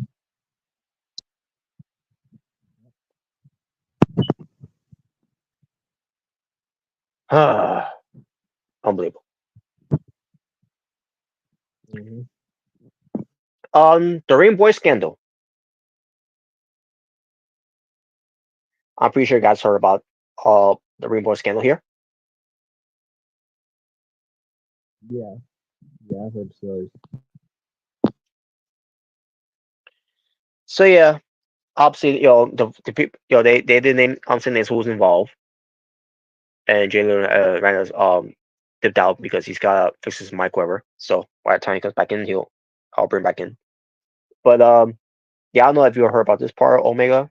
If you're still around. Um, but yeah, but the Rainbow Scandal thing. Now obviously there's not a lot. There's not a lot that are around to talk about this Rainbow Scandal. Oh yeah. But especially this one guy who ended up killing himself. I think what a few years later, like 2 or 3 years later, I guess. Who could really been a talking head on here if he would stuck around. But I guess I don't know for whatever reason, all the time, but mental health he was going through. But yeah, I can't remember his name, but too by the way. I know his last name was Cole, but I can't remember what was his full name. But yeah, but the whole Rainbow Scandal, well, where you had a ring, it was some type of a black ring announcer, I think it was, that named Mel Brooks, something like that. He was a pedophile. He was let go, only to bring him back. And then there's this other guy who was also involved. He's no longer around with us either. I forgot his name, um, but yeah, but he done something with some Marine boys, and then some people also said Pat Patterson, and you have Tony Atlas on here, who at one point when Pat Patterson grab his groins like that. I can't remember how he said it, but and they ask him why didn't you tell anyone? And then he does his trademark laugh like ha ha ha ha ha, like who am I gonna tell? Basically, Tony Ellis, yeah. even if he would have said something to Vince, he would have been fired because Pat Patterson was going to be fired. Yeah, because it, yeah, it didn't. You couldn't tell him because obviously um, that was like that was his right hand man. You couldn't get rid of him. So Okay, I remember. He grabbed his pecker. That's what he said. That's what I said. He said he grabbed my pecker. yeah, yeah, you can tell him because like if you pretty much told on him, that'd be your job. You'll be out of a job. Yeah, and it makes me Yeah, wonder: did this man knew about this whole Ring Boy scandal thing, and did he do anything to stop it? I don't know. But again, because they didn't touch on this either. Famous Mullah, um, even Famous Mullah, has done some things, yeah, yeah. and She doesn't say anything. yeah, and obviously, they didn't want to, do a deal with her too because because she was very important to the company and all, and it's a shame, those women's were pimped out and sexually abused and Yeah, all. I remember when like when WrestleMania 34, when we're gonna have the women's battle royal, it was gonna be Hmm. named after Fabulous Moolah. Yeah. But then that's when like all the shady stuff came out. Or at least that's what people were talking about, Hmm. and they pretty much forced WWE to pretty much change the name to just the women's battle royal. But you know obviously they had to because of the controversy, controversial past of Fabulous Moolah. So Hmm. I didn't even know. Yeah. I didn't even know at the time until like stuff was coming Me out. either. Me either. Now, Yeah, obviously, and the stories were out there. We just didn't see where the stories were from those truth interviews. Because yeah, obviously it was basically on the radar until that happened. All of a sudden, they started resurfacing, yeah, pretty much, and that's why they pretty much changed the name of it. So, and actually my tune of Fast Movie after that. yeah, they don't even mention Fabulous Moolah anymore after that. No, Yeah, but they touched briefly on the Rainbow Scandal thing, and that was basically it. Speaking Okay. of Flash Moolah, funny enough, I shared a video not too long ago about the evil. What was it? The 7 most evil wrestlers. I don't know if you guys ever watched that, but Yeah, we have Or got to see it, but I do remember you sharing that. Yeah, I saw some And believe me, yeah, oh there yeah. were a lot of evil wrestlers. because I You I know, followed that guy's channel. And Um, I'll say this about the guy: he's very well educated, so I'll definitely give him yeah, props like that. He knows what he's talking about, not just Mhm. some guy saying, "Oh, he's evil because he cheated on his wife." It's like, no. They're I like mean, you're I like mean, I mean that's a scummy thing to do, but compared to what other guys did, on that list, that doesn't even come close. But okay. yeah, yeah. Because I remember he talked about Jake the Snake Roberts' dad. You know, he's evil. Oh yeah, which he is a piece of shit. So yeah. But yeah, I saw some of it. I gotta finish watching it, but yeah, I know he's talking about. Yeah, yeah. I need to watch that too, by the way, because I didn't have yeah, time and to check it yeah, out. and he did talk about the fabulous Moolah on there. I think he's Yep, the first person he she. talked about. So. I agree with that too. She is evil. What she did. Which you probably saw her from the thumbnail, but yeah. Oh yeah, I do remember that. So Rita Chatterton. Oh yeah, here we This, go. this is where it gets good. Now this Um, is the one where it gets the most sus out of any of them. yes. Now, obviously, she was the first WWF women's referee, and look at her. I like, yeah, she was attractive at the time. Might as well Greg Hammer Valentine said that that she wasn't attractive. Oh god. Yeah, it's just because it's come from a guy who claps on rooms wrestling nowadays. Yeah. The guy who it's called out is he probably might be sexist, but anyways. Yeah, I wonder what he makes his wife do. Because of chores that he just does one thing at the house. Now here's the thing. I respect Greg Hammer Valentine with us to perform and all that, but that was no justify what he was saying there about women. Well yeah. But but yeah, so she was raped, and she told a few people. Yeah, I think about maybe three people. One of them was Andre, by the way. The other one I forgot his name. I remember he was talking about on Rico's podcast. Or was someone's podcast that Rico was a guest on, but I can't remember. But anyway, I can't remember who the other one was. Um, maybe it was Ogre Monsoon. I'm assuming it was Ogre Monsoon. He told as well. Um, but but yeah, but she told that she was raped by Vince, and um you know and she because she refused to when it comes to getting paid this much money, when it comes to this man having his way with her, basically have oral sex. Oh wow. Yeah, and obviously Rita Channing did not want to tell her parents about this until they're obviously she didn't want her parents to know about this at all until they're dead. Um um I mean she didn't want anyone to hear about this until they're I got mixed up. She didn't want anyone to know about this until her parents is dead. Um and obviously her person she wanted her personal too, 'cause, I think they were in bad health at the time, whatever, something like that. I can't remember if that was the case or not, but basically she waited until they passed, and then she shared her story. Obviously, it was around the night she shared her story. But let's just say this: this man did finally pay the settlement. After the whole thing with the scandals be revealed and all. Well, just to get that out of the way. So this man was asked about this, and Vince flat out here said that he had an affair, and it was uh consensual. And from there, like, okay, that's it. Vince McMahon could just said, could say what he had to say from there by saying it, and that's all. And that would have been, it would have been understanding because Linda is still with him, you know, after all that, right? yeah, Instead, he said, and I quote, "But if it was rape, the statute of limitation has already run out anyway. So it's crap Yep. people are, Yep. are just digging up."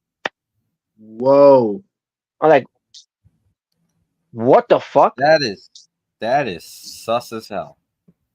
That is us. Like, who says that? Oh my god.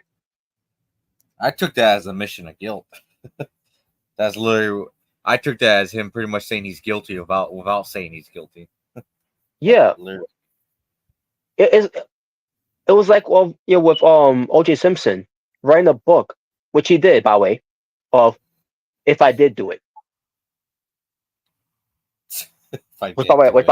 I don't know who would want to buy that book anyways. You know, but then again, it was Oh, a curiosity. I guess a curiosity of how he would have done it.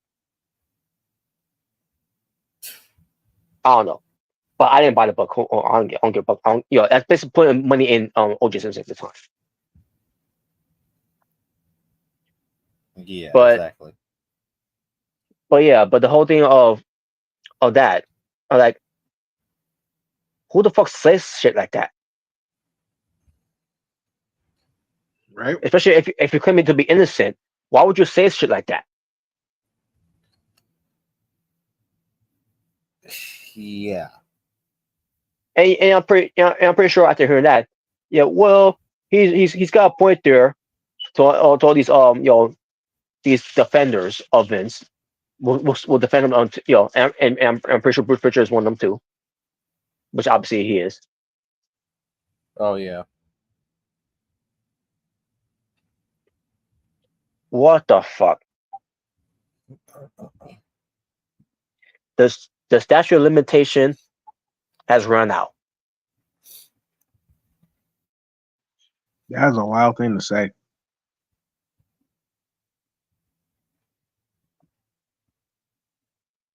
Unbelievable.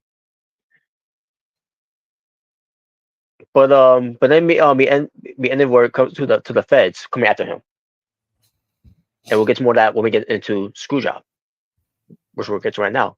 And here's the description for this. During the United States versus McMahon trial, McMahon was accused after Hogan's testimony stated that he never made any wrestlers do steroids, which I can believe that.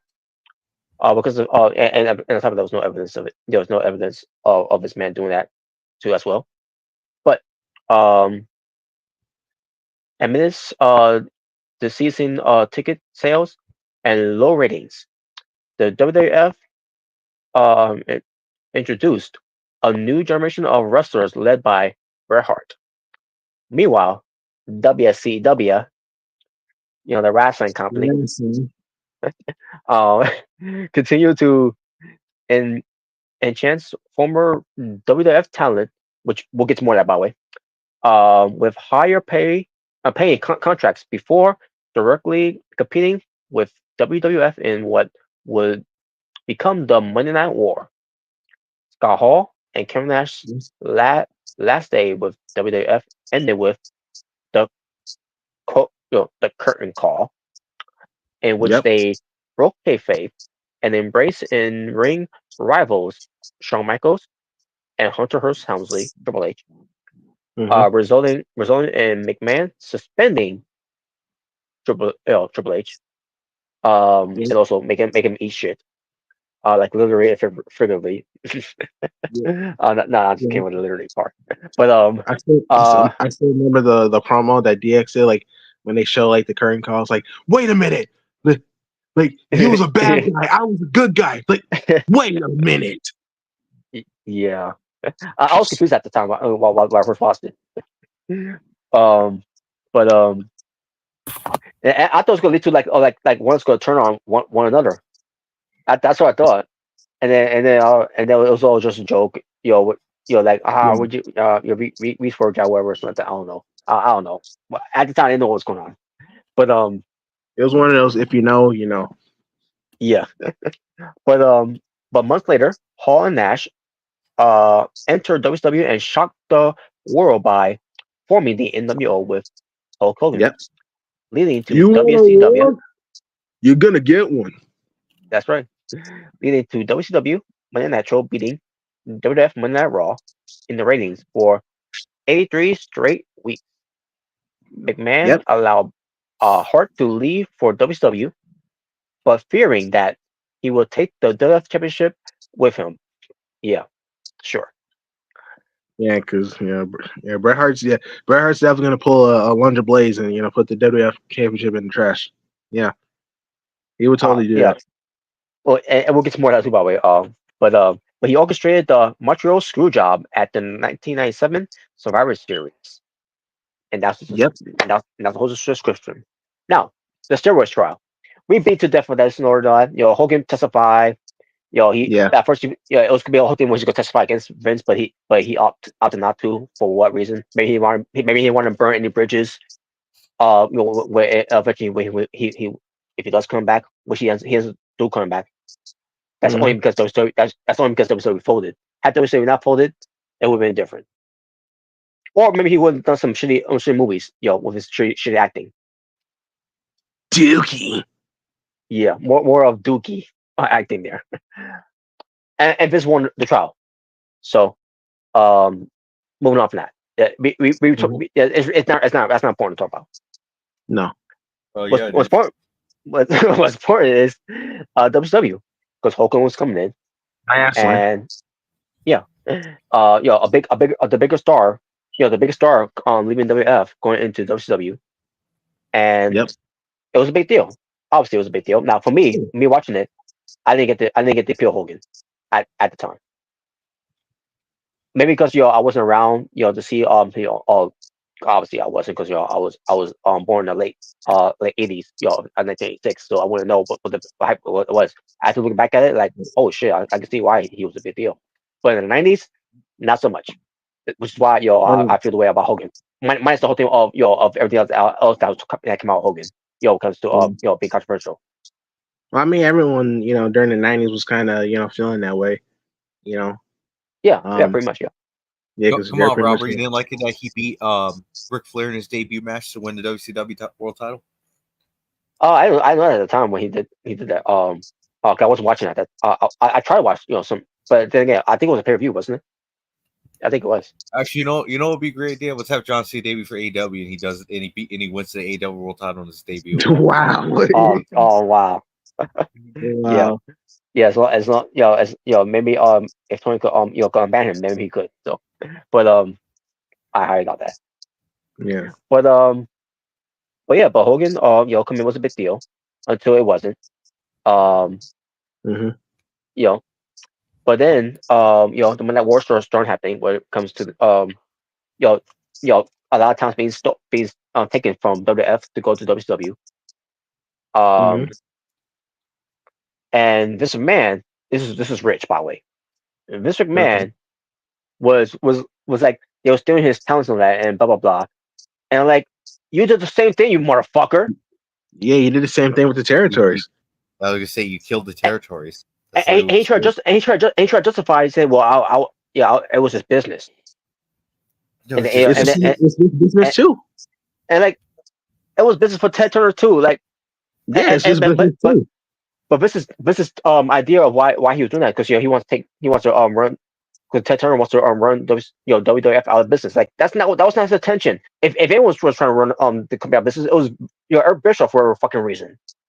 Yeah, Eric Bischoff. Yeah, he was doing That trying was to his, that was his intention, not Ted Turner. yeah. about Jim Herd saved WCW. Oh God. Yeah. No, he didn't. But yeah, because they took a lot of WF guys, because they had Bobby Heenan, they Mhm. had Even Mean though Gene. they didn't want have him his input of anything. Eric Bischoff just wanted to be on commentary, Yeah, and that pretty much killed his passion. yeah, Fuck yeah. Bischoff. I'm back. It's better than ever. But, No, yeah, Robert, just made you love him. obviously, they had like Macho Man come in, and Hogan, like they had some mega powers in Mhm. WCW, which is kind of crazy because now obviously like obviously Hogan owns Hulkamania, obviously he owns it, Yeah, yeah. but it's just crazy. Like I'm surprised that they're allowed to do the mega powers. You know, Hmm. I And thought not to that mention, Matchman also got took Sunjin with him. Well, Yeah, they would. I mean, imagine if they weren't allowed to use it. What they would even call the powers, the megas. the the superpowers, the ultra powers. They could come up with something. They could come up with something. I don't know, but Yeah. But yeah, um, and yeah, obviously when when Scott Hall, when he wanted to start a war, you know, um, and mhm, I remember like obviously like he still had like the Razor Ramon, like voice, you people, you know who I am, yep. but you don't know why I'm here. You know, where, oh, where is the Nacho Man? Yeah. I remember like I think like Vince was actually trying to sue because like he still had like the Razor Ramon like isms. Obviously he didn't call himself Razor Ramon or No, had no. to like retire. He pretty much used his real name, but he still had like the the voice and the mannerisms of him. And I remember like Vince like tried to like sue WCW for that. Yeah. Until they got Yeah, to I believe it was like Great American Bash doing where Eric Bischoff interviewing both Hall and Nash, and then yeah, that's when Hall's accent went away of Razor Ramon. yeah. That's when he was Um, using his voice. Yeah. yeah. Um, so then it will lead to what happened leading up to Bash of the Beach. You know Hmm. the third man, which it was Hulk Hogan, He's a third and man. that's Which right. He's crazy the to third think man. about. That what's crazy to think about. That was originally supposed to be Sting as the third man. Yeah, originally supposed to be Sting, but honestly, I'm glad Yeah, it wasn't because Hogan, turning heel was such a huge moment. Like, even yeah. though like obviously fans was turning on Hogan as Hulkamania, Hmm. it's crazy. Like, because when you look back and at Bash on the Beach, and when he joined, the Outsiders, like you see like the trash like they were throwing, like people were pissed. It's Hmm. like it's like they didn't think it was gonna they didn't think it was gonna happen. You know? Yeah, Definitely one of the greatest heel turns in history. yeah. Oh, Now was obviously. now with Sting, it wouldn't make sense too with Sting because Sting was looked at as a franchise. Yeah. WWE, he was always the fans were always behind him and all that. Well, Hogan, Mhm. it worked out a lot better with Hogan because Oh yeah. again of the big because he is a big star, you know, Yeah. and Obviously, say your press your environment's brother. yeah, it just wasn't working in the '90s. People wanted Yeah. more edginess. They Hmm. wanted more. Yeah, they wanted more. Attitude. Don't Yeah. care. Make Yeah. JBL cabinet great again. Wait, what? Wow. Right. Steroids Right. are great. We need wrestlers back on them. Adam Cole take the roids. So Wow. Yeah. Sure. But But yeah, it worked out for because of WCW. Yeah. because of Hogan being a heel, you know, they asked Vince and even Bruce Prichard all the time as well. Why didn't you turn him heel? Because it would have worked based on what happened in WWE. It would have worked. It would It have would done, have but worked. they think they thought it wasn't going to work until WWE did it and they proved them wrong. That it could work because here's someone who's looking at as an American hero, everyone's childhood hero, who Mhm. always tells them to take your to say your prayers, take your vitamins and all that, and hard Mhm. work pays off in the way politics. But Yeah. um, but yeah, that it would have worked. And I know Hogan had always embellished some lies and say that he wanted to be turn heel on Warrior at WrestleMania 6. Yeah, sure. sure, sure, I totally believe that one. Sure. Yeah, Yeah. You did what? because Hogan told a story about he wanted to turn heel and against Warrior, when they did WrestleMania 6, Oh. Mm. and like Yeah, that's what I sure, was saying. sure, Like, yeah, that's bullshit. yeah, sure. Hogan's what was out to do a movie. That's what happened. That's why he dropped the belt. No, no, brother. Actually, I was gonna pull in Nakamura and Low Blow, Ultimate Warrior, and then Oh my god. What the hell? yeah. What do Sorry, you mean? Wait, Oh, what do you mean? What the hell, Smart? You would have loved it. uh, Hogan doing a sorry, low blow. sorry, brother. No speak English. Yes. But anyways, but yeah, but and obviously how you saw how successful NWO was until obviously what they did with it. They overkill it with having new members after new members. It was ridiculous. Yeah, they really overdid it with the members. Like it Yeah, felt like half the roster WCW was like a member of the NWO. yeah, pretty It, much. it got it got The Big overbloated, Show. bro. Honestly, they might as well.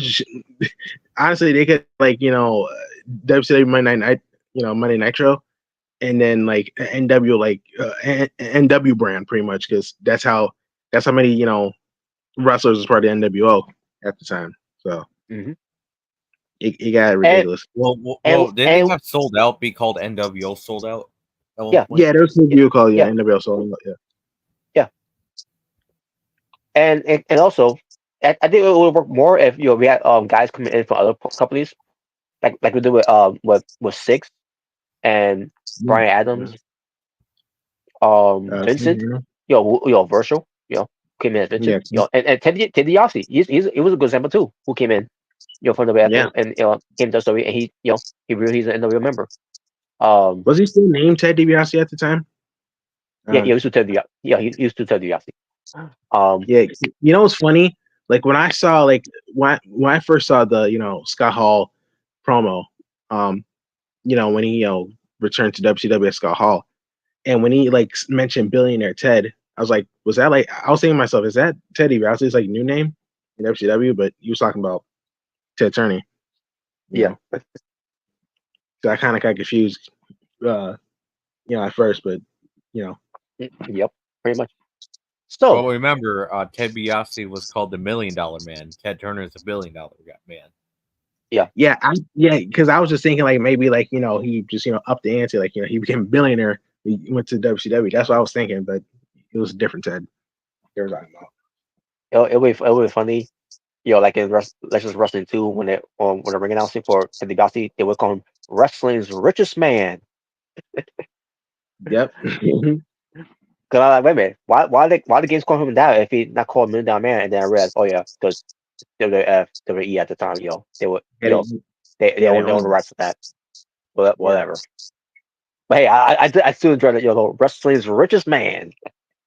But anyways, Hmm. it was about David Penzer who did the ring announcing for the game, Yeah. from WCW, and also from Mhm. who used to be in TNA.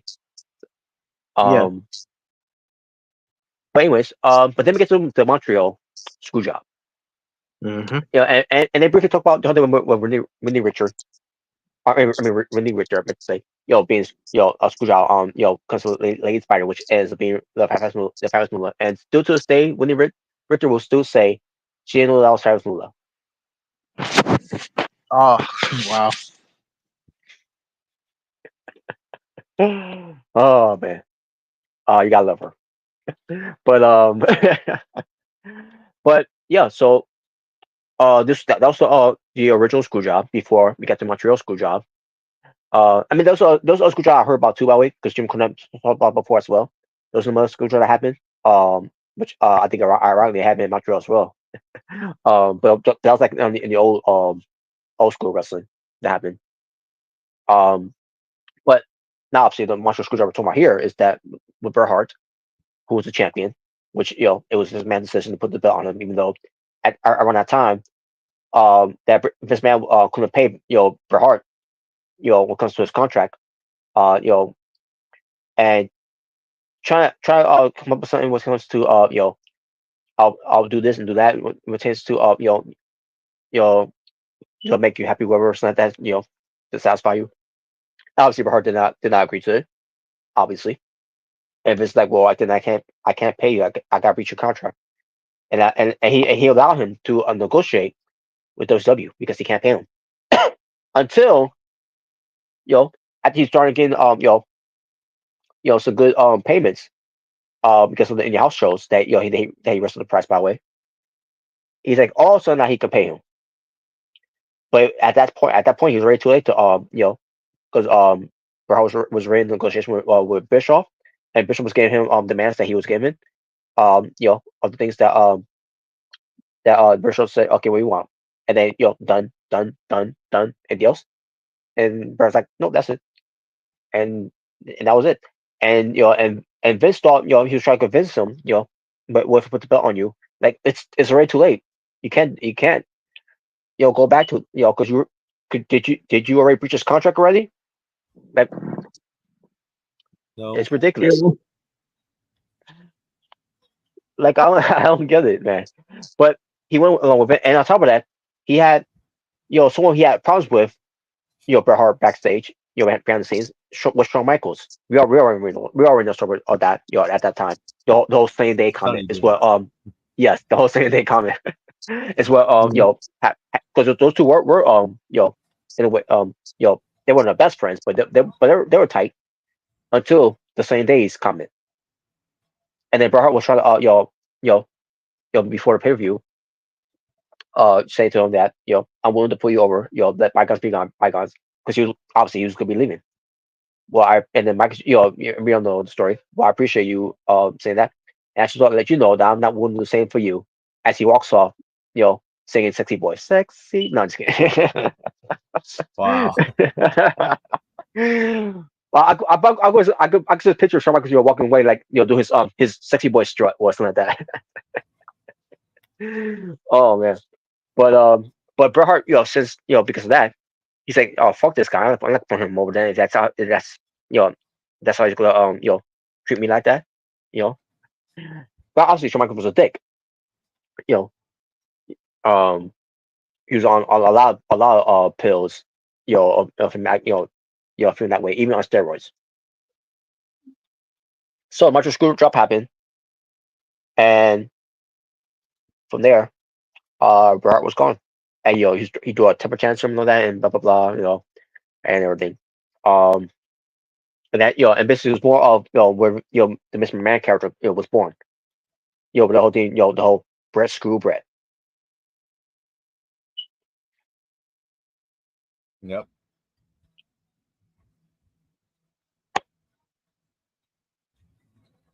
So yeah, and that was the third episode, and then we move Mhm. into the second. I mean the fourth episode, I should say, and that is called Attitude.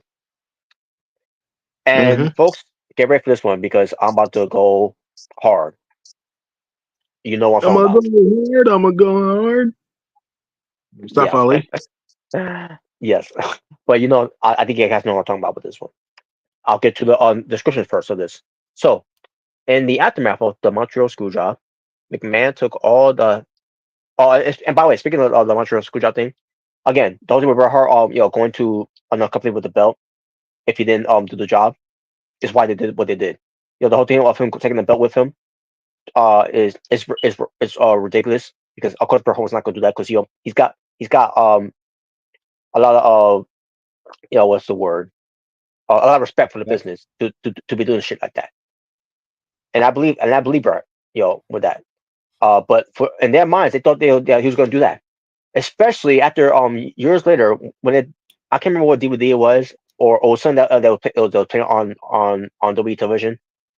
Big Show, who was working at WWE at the time when Bret Hart went to WCW. Bret Hart, being the champion, you know, was a big deal, obviously in WF.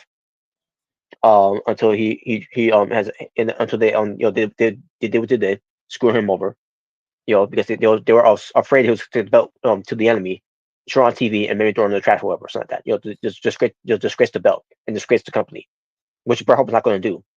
But Big Show, years later on some clip that he saw him talking about he was going to take the belt and and with the company and like what are you talking about? Like the same Big Show who's a giant in WCW, who with Bret Hart coming in to the company saying this shit.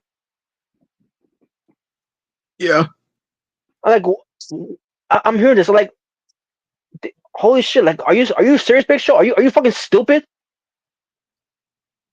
Well, come on, Robert. Well. He's the big slow. I'm like, what the fuck? What? Obviously, he was told by the way to say this and all that. And I'm pretty sure it's like with you know, yeah, it's basically a visual tone the company line, and defending them and all that, and like that's preposterous. Like, there's no, I'm sorry, there's no way convincing me, this, that Bart was going to do what he's going to do. Who got so much respect for the business, you know, it's it's repub, oh my god, man, it really pissed me off when Bishop said that. No, he was going to do it. Now I can't, again, I don't remember how long it was when I first saw that, when Big Show said that.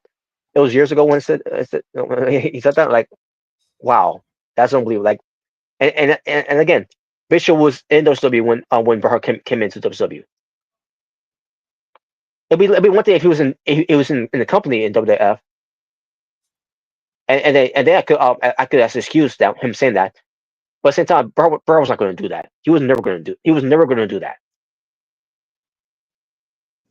Yeah, he was. But anyways, but let me continue. So back to this. The description.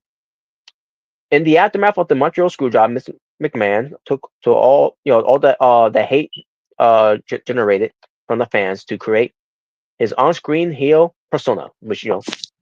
McMahon. Yep.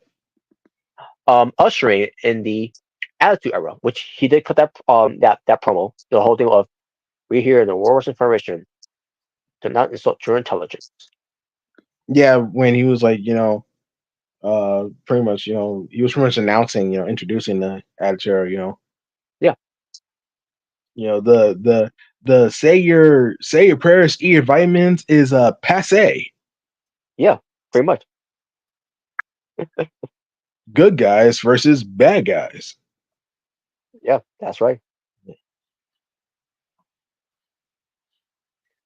But Stone Cold Steve Austin, Rem's favorite. Yep. The Yeah, Rock, Ram's favorite. another favorite of Rem's. Mm-hmm. D. Generation Next. Robert's favorite with Triple H. Cool. I got into it more when Dash was the face. Mm-hmm.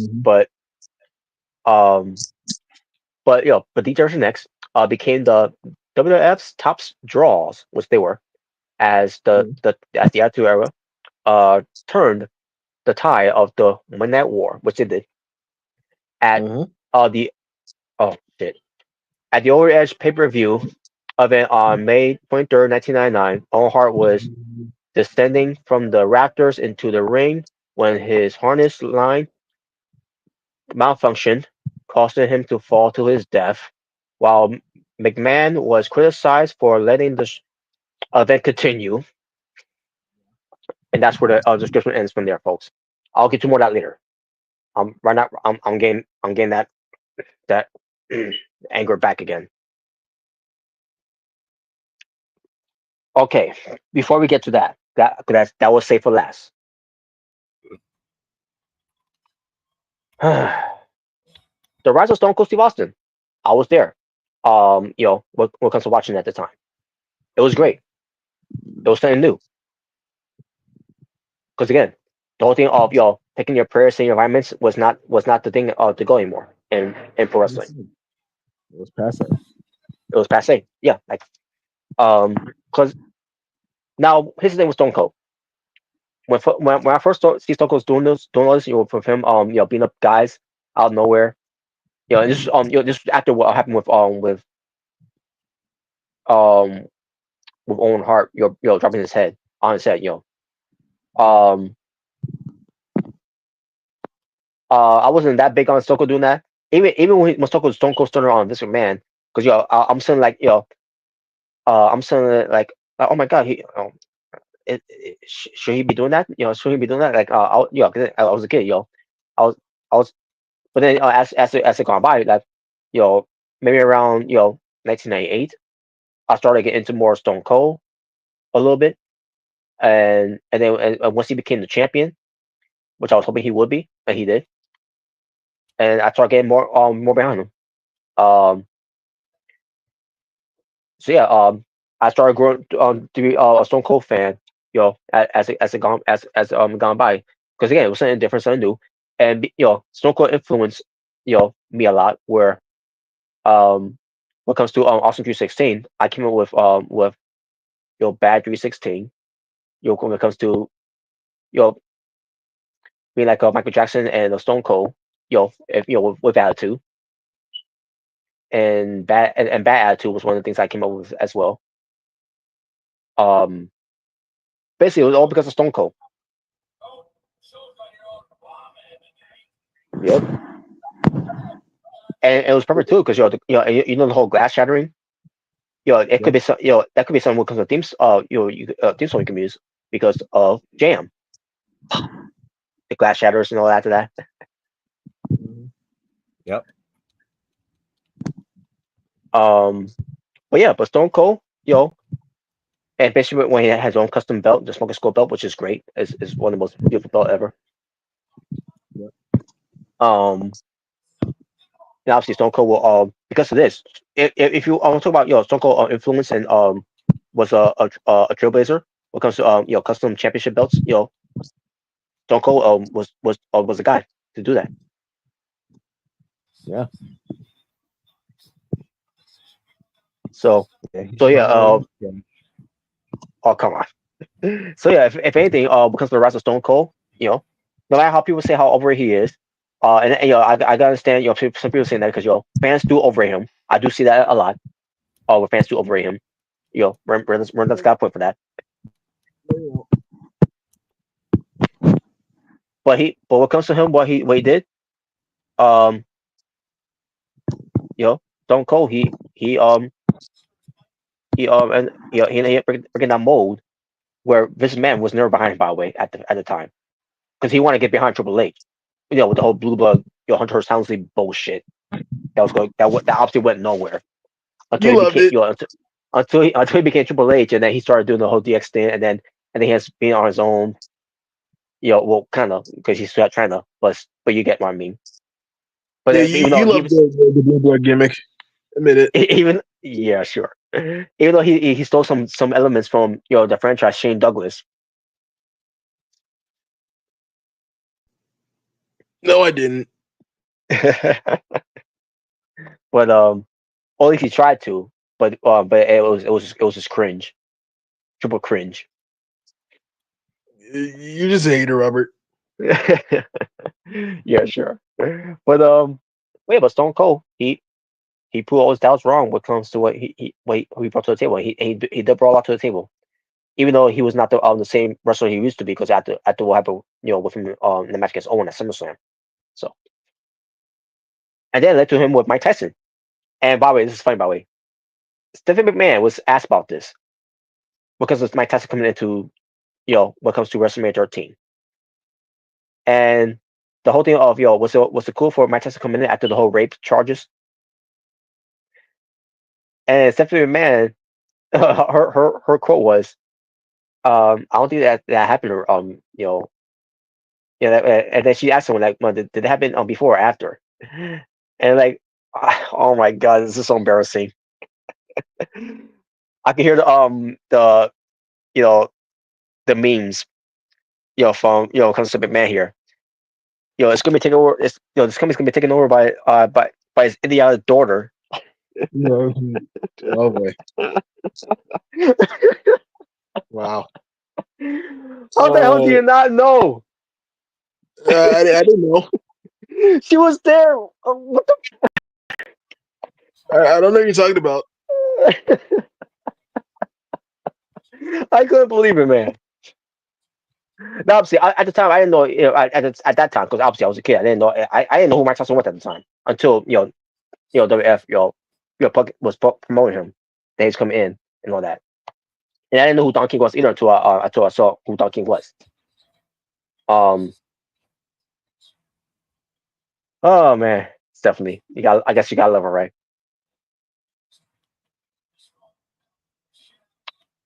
But anyways, but obviously this led to Tyson and Austin had at it on Raw, which that changed the game, and then led to WrestleMania, and there you go.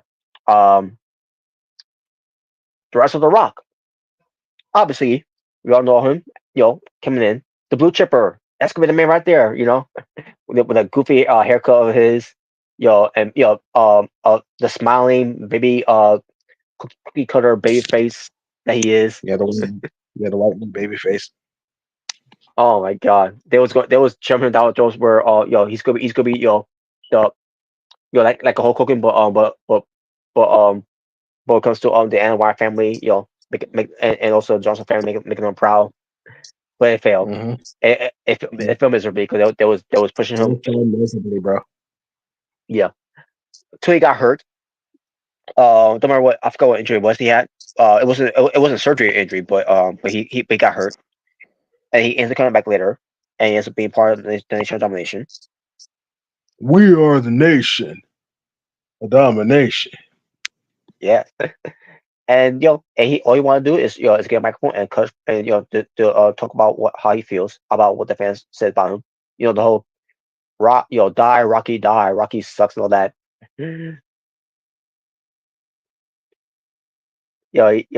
So and basically subscribing on the fans. You piece of monkey trash.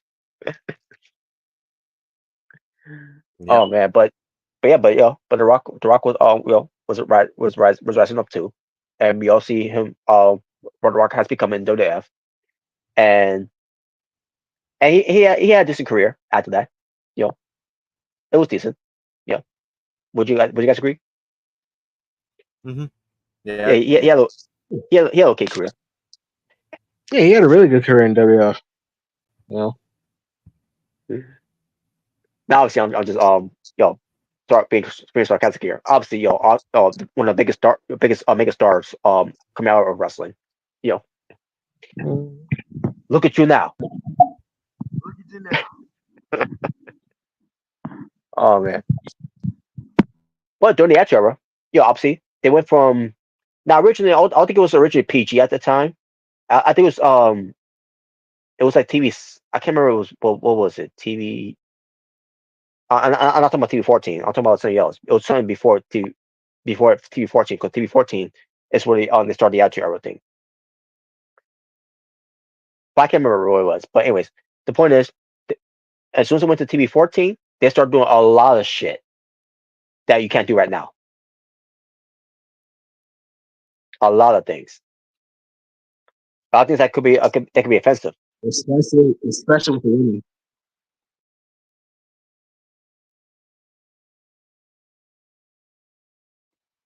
Especially with the women. Yeah, especially with the women too.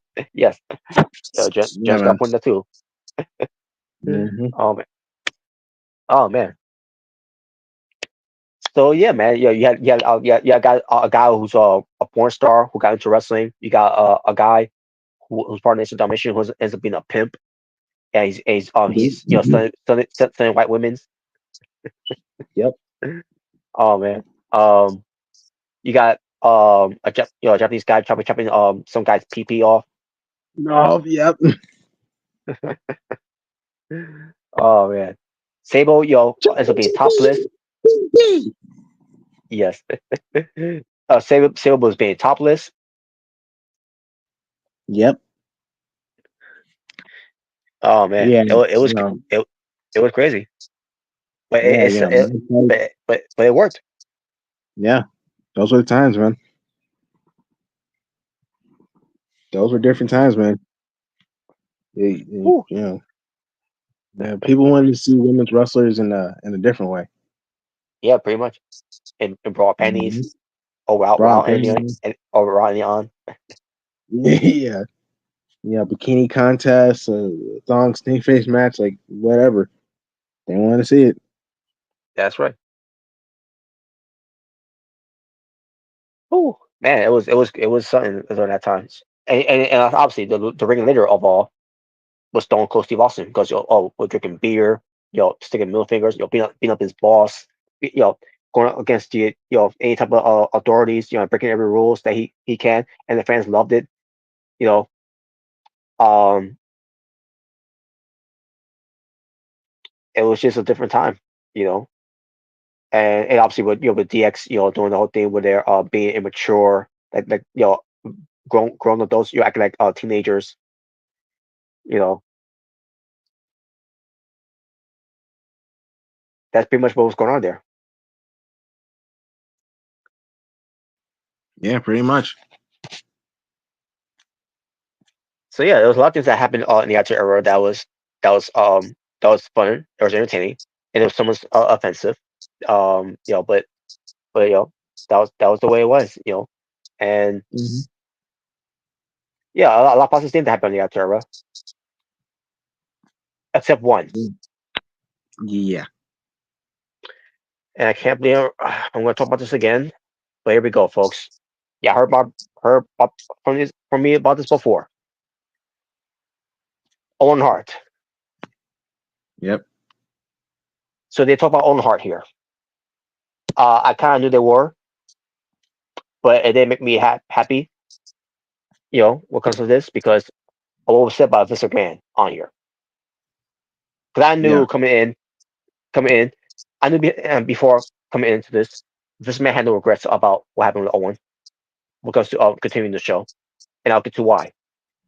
Um, but I did hear from JR because there was something about JR saying on his podcast where you know, talking about how this man had no regrets of, you know, of the show you know, to continue on, you know, after what happened with Owen Hart, you know, where they just stripped him off, you know, and then yeah, and to continue with the show with the rest of the talents, you know, stood you know, playing their roles and all that. You know, we Mm. saw most of them, you know, teary eye, um, like a Jeff Jarrett, you know, when he removed his sunglasses, and then Deborah also had a little teary eye, and then Jeff Jarrett went back to being a character, and you know, these you know, these are my puppies, just awkward shit that, you know, that was going on Yeah. while you know, Owen, and you know, just calling as it is, dead. You can even tell Hmm. by you know, you can even tell by Jared Lower's facial when he went back to commentary on the way he looked. Um, me not knowing at the Yeah. time, obviously, but looking back at it, you could tell that he looked like he saw a ghost. Yeah, man. And and then you have other guys like Road Dogg, you know, saying you know, he praying for Owen. Oh, he actually conducted this interview. You know, the house match against Billy Gunn, and then later on we see Undertaker walking down. You know, normally when you see Undertaker walking down, you see um always, you always have that look in his eye, like he means business.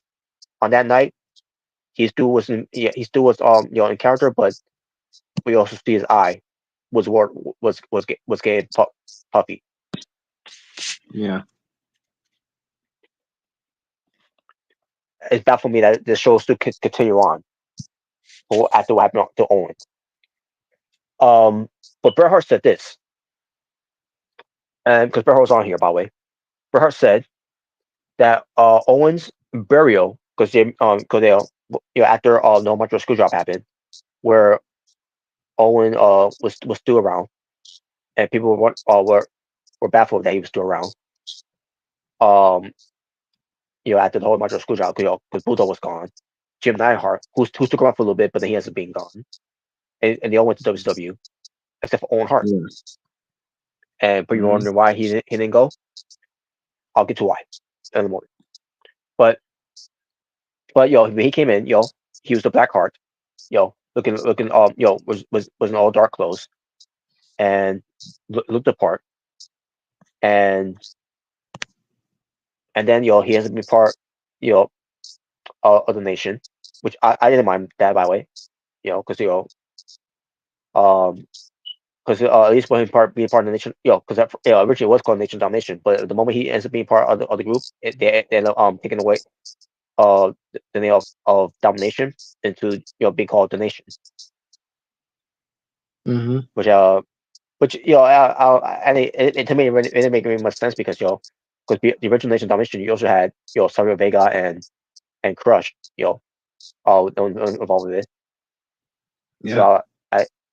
So I I don't know, but it's whatever, you know, the nation, that was what they are, the nation, which again I didn't mind, you know, but I also did my own heart being as well, but um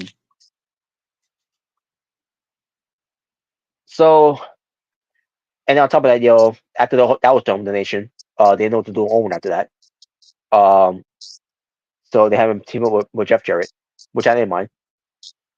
At that time, I didn't mind, but um, but I remember those, and then all of a sudden they have him move away from Jeff Jarrett for a while, and he hasn't been the Blue Blazer. And he played this before, by the way, folks. Yes, and Bobby, you will hear that. You will hear another video from me on the owner of the owner Heart of Gold DVD about that. Like go into more into it. But he was a Blue Blazer before coming into WF. Um, but he hated being the Blue Blazer. And here we are again, him being the Blue Blazer because obviously this was the environment and the product that was going by when it comes to TV 14. He was like with Bret Hart, where he didn't like uh the direction of the company of the product. So they thought this angle for him, when it comes to being the Blue Blazer.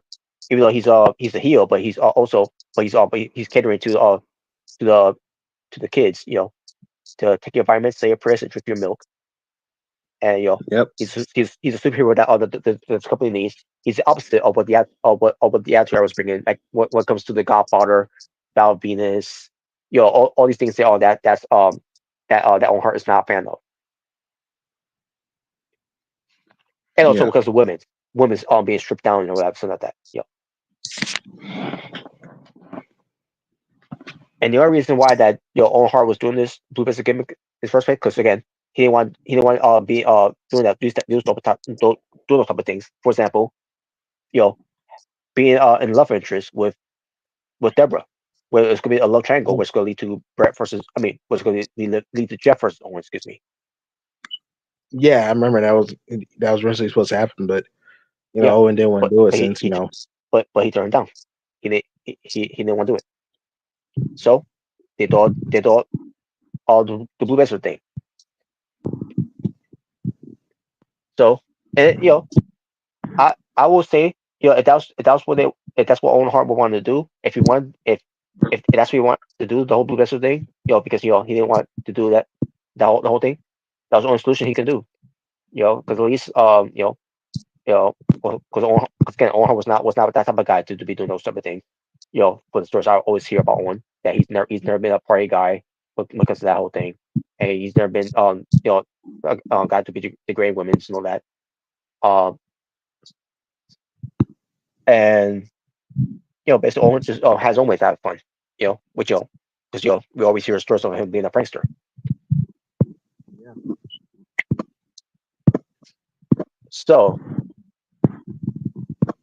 but Bret Hart says this.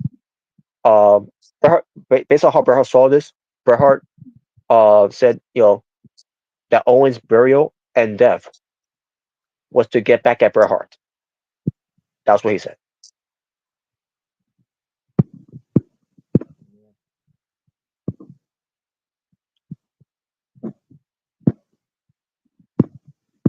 Now, what comes to Bret Hart saying that?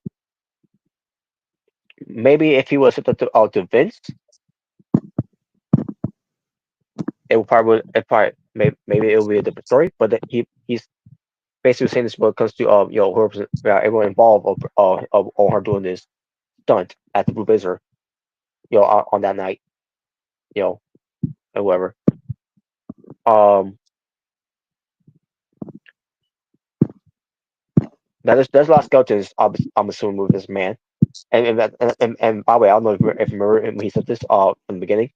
This man said there's a lot of stories that I could tell you, but I'm not going to, I think it's in because the first episode actually. yeah, he said I remember saying that. I'm like, really? I wonder what are those stories, Vince? Well, obviously we'll never hear from him ever, because I'm pretty sure it's in his lockbox.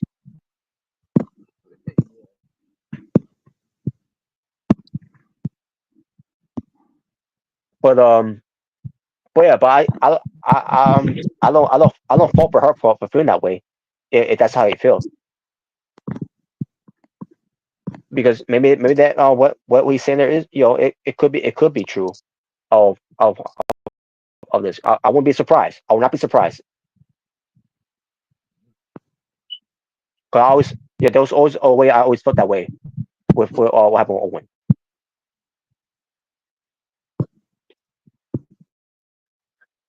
So now I get to say what. Now I get to a part where Vince said here about Owen Hart.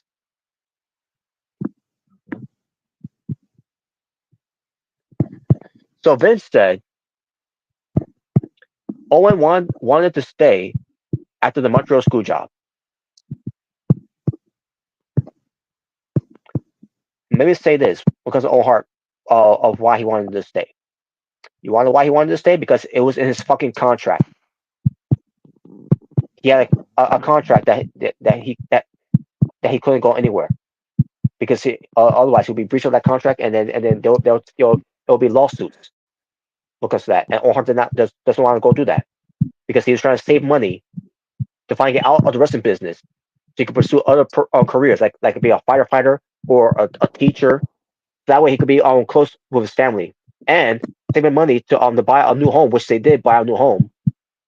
But it felt like it was a waste of time because he ended up being dead because of this unnecessary stunt because of their fucking negligence of of what they did to Owen. Because and the thing is he didn't want to do the stunt. He didn't want to because he had fear of heights. Yeah, he didn't want to do it.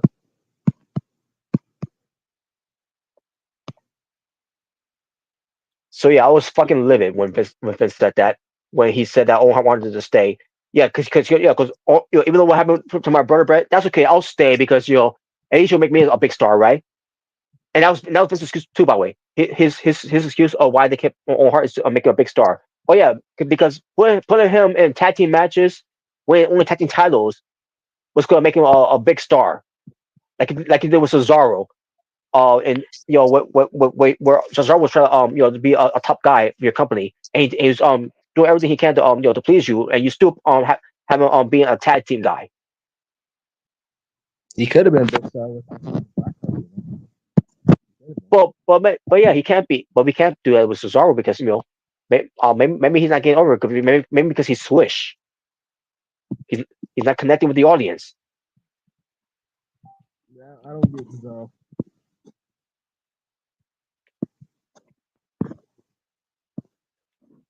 And yes, Owen Hart was European champion, which one of my favorite championship belts ever in that company. Mm-hmm. But think about who he lost it to: Triple H.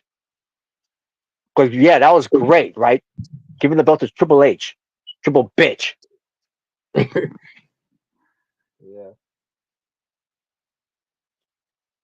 I hated when Triple H beat him, and it made Owen look stupid too, by the way, in that match.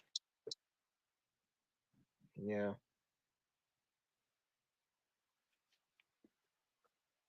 The chance to make Owen Hart a star, you could have been done it. 94, be the WWF champion against Bret Hart, or Yeah. that match against Owen Hart against Shawn Michaels. Because the whole thing Owen Hart wanted to stay because that's nothing. You want him to be a big star. You could have done it by having him beat Shawn Michaels for the belt, even if Yeah. it was for a short run. Yeah, they could have done it. But And they chose not they to. didn't do Why? it. Because yeah, why? Because it was so important for Michaels to face Undertaker at Royal Rumble in that casket match, which that casket is that the casket is bumped. Michaels took as well ended his career until he came back in 2002. Yeah. Because it was so important to do that match. Just because they want to do the whole thing of Kane saying the casket on fire with the Undertaker in it. Which obviously, it's a classic spot, but still. Yeah, yeah, obviously, yeah. And I mean, and I get it because it's going to lead to the Undertaker finally getting his hands on his brother Kane at WrestleMania. The payoff Yeah. that worked out pretty well. Mm-hmm. Um, so yeah, I don't want to hear this bullshit excuse from this man that what they were doing is to make him a big star, and maybe he would have been with the Blue Blizzard thing. because the idea was for him to be an Intercontinental champion. But Yeah. I was talking about Honestly, this before. Oh, yeah, go ahead. yeah, no, go ahead. Yeah, I was gonna say on that night when they when one Heart was gonna be the champion, because that would have worked with him being the Intercontinental champion as a Blue Blazer. It would have worked, but not knowing what was going to be, for a B to C level pay per view show like Over the Edge, for Owen Hart to be ascended from the Raptors. Yeah. What I was gonna say was, yeah, if they could, if they would have had, the Blue Blazers, Intercontinental champion, if he was still, alive, I Hmm. felt like, if he was still around for like the early 2000s, I mean, imagine like, imagine Hurricane and Owen Hart like working together, you know, Yeah, like yeah, I could see I could, that. I could imagine like, I can imagine like, Owen Hart, like, he doesn't have the Blue Blazer gimmick right now, but like, Hmm. Hurricane was like, looking at you, Owen, you look like you'll make a great superhero. It. I was just thinking about it. It's like, if he was still alive, we could have gotten something like that.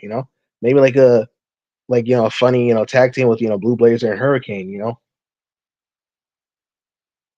That could have Yeah, been something special. You and know. then it could lead to having their own programs, and then if Owen Hart was already was going to be leaving the business, there's Yeah. your superhero to to pull over on your way out, passing the torch. Yeah. Pretty much. That'd been perfect. If he was still with us. Yes, Yeah.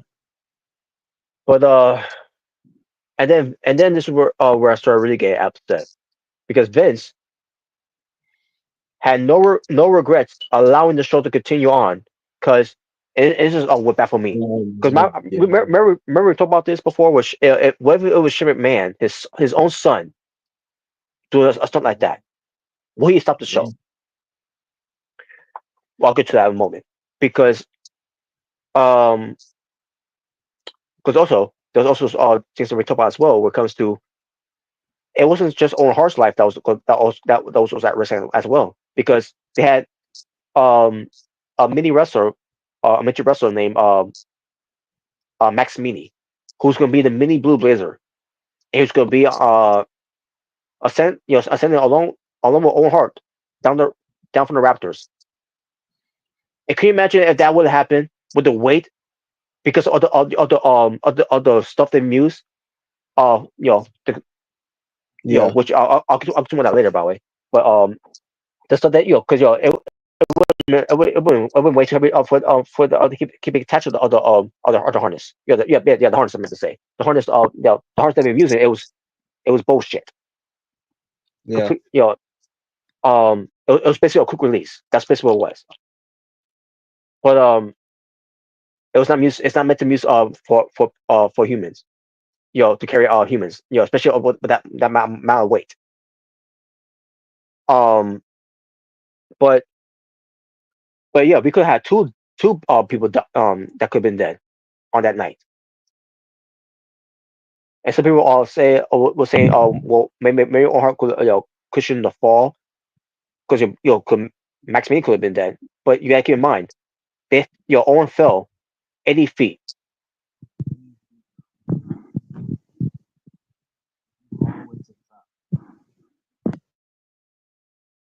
Yeah, fix your mic. Um, yeah, but basically he fell 80 feet. No one could have survived that. No one.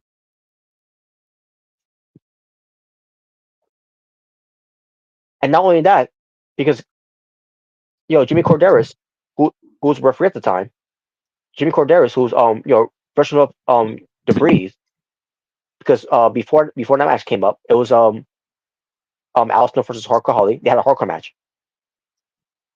And Yeah. obviously there was some stuff that they didn't use that that made the ring messy. So he was kicking debris out, and then he felt something brush by him. So we could have had three deaths on that night, and I wonder if that would have happened with a referee, a midget wrestler, and one there that there Miss Man. to quote here, his top stars, we could have three deaths. And I wonder then if this man would have stopped the show. You probably wouldn't. No, and I'll tell you why. Because because again, this man had no regrets. Because if it was Shane McMahon or himself doing this, because remember, this man, testing out the harness that Smarcus went down, Yeah, WrestleMania. Yeah, I remember that. WrestleMania 12. Yeah, he did a test run thing. Yeah, he tested it. The Yeah. the only thing that that should happen there is that you know, that could if this man falling to his death, that to me would have been satisfied for me, and I would have no regrets, Vince. Like you had no regrets for what you did on that night to continue the show after one of your top stars dead. I guess he didn't really consider him as a top star because, like, how can you continue a show when like someone like Owen Hart died, you know? And I remember like obviously this was like Dark Side of the Ring, like this isn't a this documentary, but Yeah, obviously I remember like where I remember like Jim Ross said like I think it was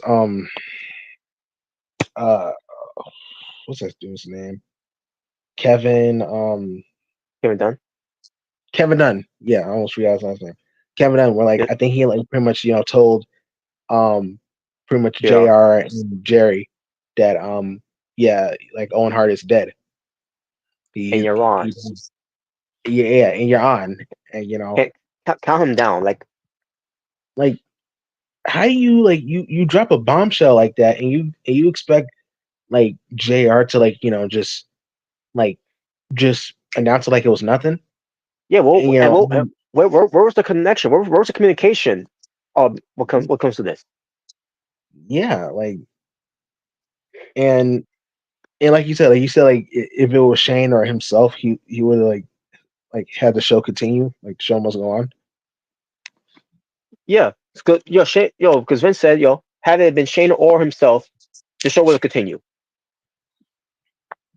And mind you, Shane was part of the documentary. Did he say something about that? Like, No, he um, didn't. No, no, he didn't. Which is surprising, because again, this man mentioned Shane about it. I don't know. Now I don't know if there was some parts that they edited out. That I don't know. I don't. I do know Shane McMahon did saying that there was he didn't comment on it of it. I don't know if they asked him about that, but all I remember is that this man was all over this whole thing of discussing it, because at the end of the day, it was all this was just a man it all fall in the hand of this man of what happened to Owen, because he was responsible, and he is held responsible for what happened. yeah. 100%. He could blame on the company of it all he want. He's the one who want that harness, because he had Kevin Dunn saying, because it would look good on television. Like you're a $1 million company, and you couldn't like Yeah, get you really couldn't afford uh a strong like functional harness for your it's wrestlers.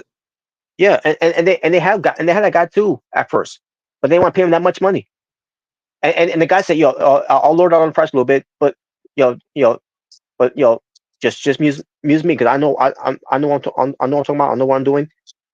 And they still went with the cheapest ones, and one with and what less experienced people of it, and that's why we got what we got, because of their negligence. We lost Owen. All because they're being cheap.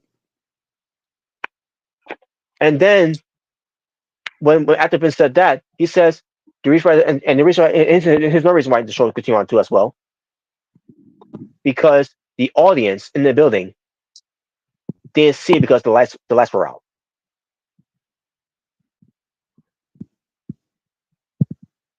Now I can't vouch on that, but what comes to this man saying that. But I remember one fan that talked about this on YouTube. By the way, I'll share that with you. When I find it. I remember a fan Okay. on YouTube. Um, I think he may have said something about that whole thing. What happened with Owen when he fell? I can't remember. Hmm. He was like in the third row, whatever.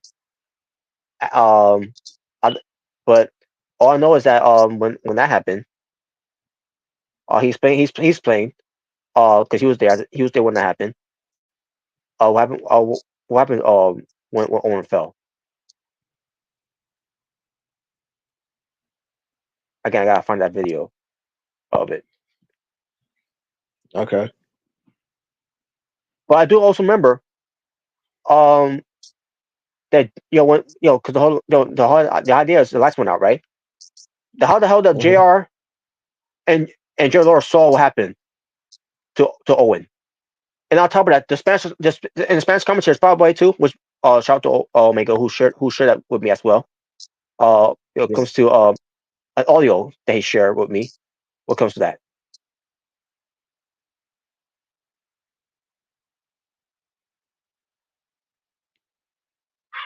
All right, I found it. You got I'm it. gonna share it right. Yeah, I'm gonna share it right now. All right.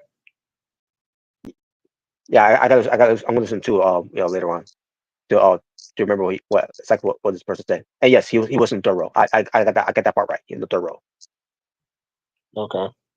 But saying like that's that's so fucking the ridiculous thing I ever heard, that I heard of why he kept the show. The reason why he kept the show going on because you didn't want to pay any refunds. That's what you did, motherfucker. You didn't give a shit. As long as you were making money, you're good.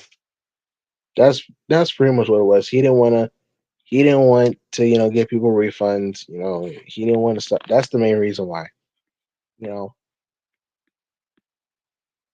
that's the main reason why. And uh, it's it's And it. what's sad about it is that they never told the audience that were there that No, he died. They only the people that watched the pay per view, and I was one of them that we were told that he died. yeah, not even the people in the audience like knew. Like, I mean, obviously that was why they were still reacting and and stuff because they didn't know what was going on. And I'm pretty sure there were parts of the lights that that turned off.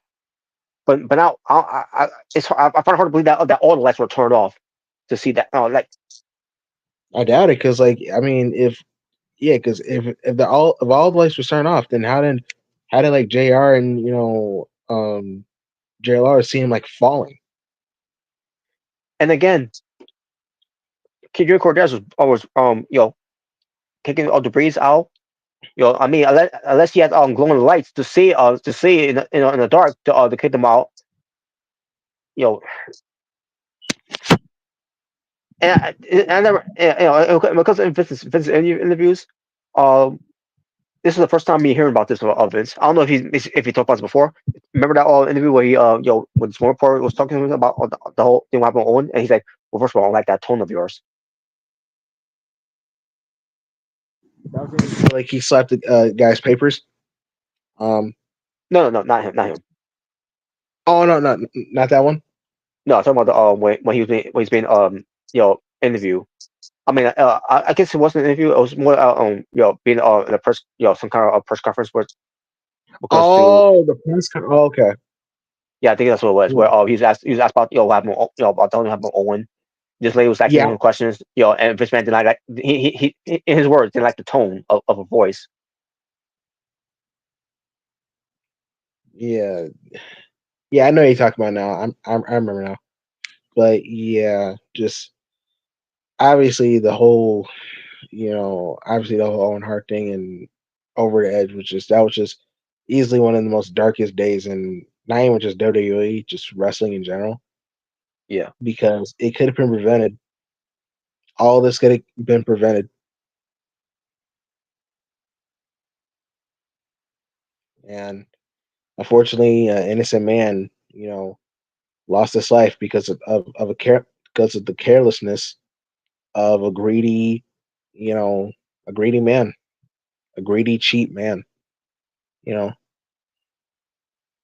who forced someone who didn't want to do this thing. He forced him to do it, and then you don't even like you couldn't even you fired your professional who knew what he was doing. You yep. get someone Obviously this before Wish, but pretty much someone off Wish, pretty much pretty much. to handle the harness, and look what happened. Look what happened. A man lost his life. This could have been prevented. This could have been prevented, bro. And the fact that he really wanted the show to go on after something like that, like it's just disgusting to me, man. Like it's just I I don't bro. I don't care if it was a freaking WrestleMania, like something like that happens, bro. You gotta cancel the show. You gotta give everyone the refunds. Like you gotta do that, 'cause that is a man's life. Whether he was a top guy or not, that's a man's life that was lost. Yeah, and looking at these photos. I really hate looking at these photos when it comes to fans taking pictures of him after he fell. Yeah, yeah. You're telling me this man that that the lights were out when this happened? Get the fuck out of here! That fucking nonsense. Yeah. The fucking absurdity of him. And some people wondering why I feel that way about Vince. I've been feeling about this way for years. And it finally came to fruition in 2014 where I saw Vince McMahon coming out there with Steve McMahon and Triple H, you know, and from there I'm like, I don't think I like you anymore. I came to that conclusion. Like I'm starting to start hating him a lot more now. Not as I saw him on TV. I don't And blame sure you enough, because like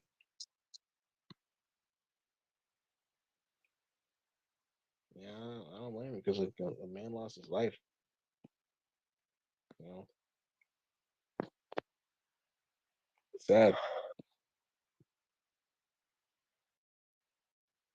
so yeah, and that was it for that episode. Then we get to the fifth episode, family business, which it was the description was by 2000, WWF had gone public on the New York Stock Exchange, while WCW uh floundered in the ratings wars, in the ratings war. In March 2001, WWF bought out WCW from American Online Time Warner from before of US $2.5 million. Wow. Um, Ending the Monday Night War. Meanwhile, McMahon conglomerated with NBC to bring the XFL, which was to fail at first, and still to this day is a fail, to compete with the NFL. Yeah, I know that um, now. yeah. Maybe he would call XFL the Colossal Telso. Oh boy. but but the football league was canceled after only one season. I can imagine why. Hmm.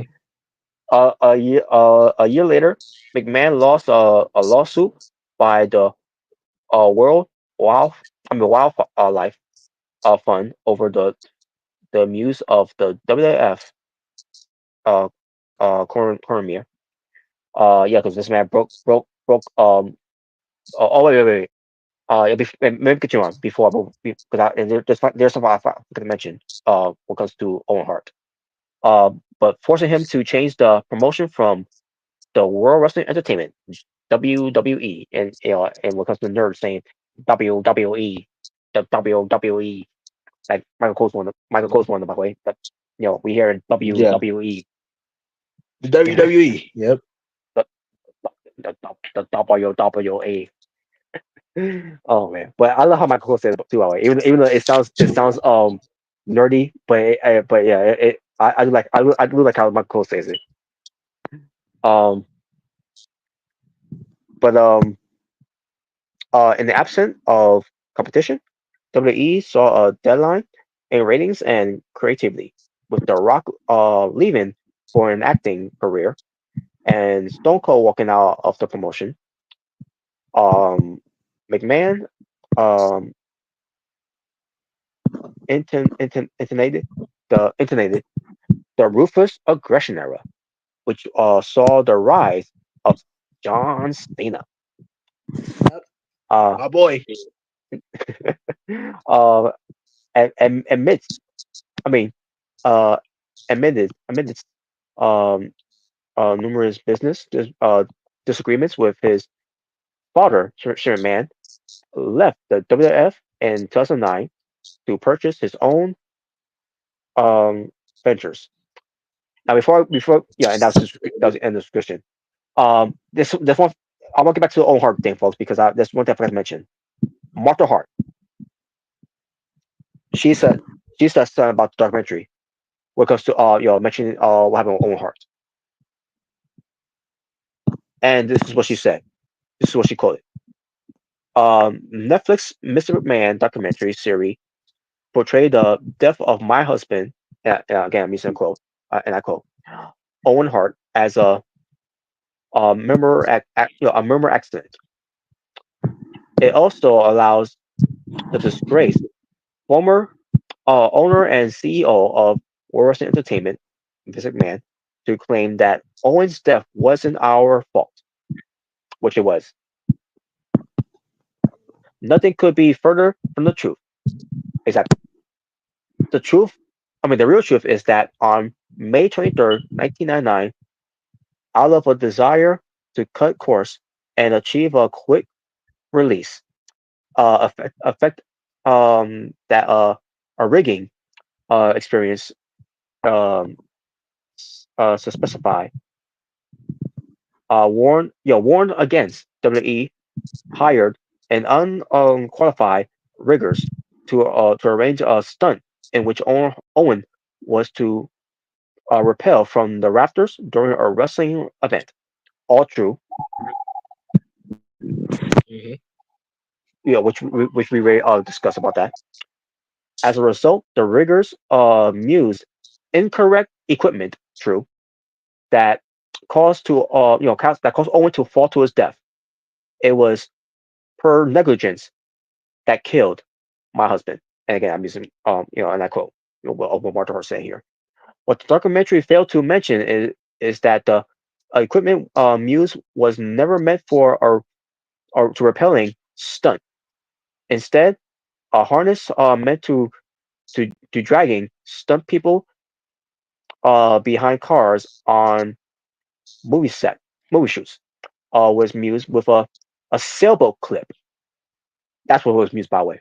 They used a sailboat clip of Yeah. for quick release for Owen Hart. But the sailboat clip meant to release on low with only 6 pounds of pressure. Had the WE hired qualified riggers who follow protocol, uh, pro, pro, protocols that include re, redundancy as typical practice. As a tropical practice, and use the correct equipment, Owen would not have died that night. Exactly. To be clear, no one involved in the making of this documentary attempted to contact me for comment or to be uh, obtained an actual perspective. True. Has she been on this? Has she been part of this? Like they have Dave. Like they have Phil Mushnick. Martha Hart will, will give her piece too on here Yeah. because again, this was not a debate documentary. This was a Netflix documentary. Yeah. I continue to hold WE and its then management responsible for Owen's death. Now, right there, folks, there's hope and a sign that maybe, and and based on what happened, hyping up Berlin, with WWE going to Berlin. Remember they mentioned on SmackDown Owen Hart versus Bulldog for the European title, and they Yeah. show a video. That's hope. Yeah. That lead hope that maybe eventually there'll be more of mention of Owen Hart, and eventually maybe there'll be some amends to happen pretty soon. I'm not trying to get anyone's hopes up, but all I'm saying is there's at least some glimmer of hope that could happen. Yeah. I refuse to let Vince McMahon or anyone else rewrite that history, which they always do. And it's sickening. Yeah, even with this one, with Owen Hart, it's sickening. Instead, I remain focused on honoring Owen's legacy through the terrible good work of the Owen Hart Foundation and via the AEW Owen Hart Foundation tournament. And that's how she ends it. So there you go, folks.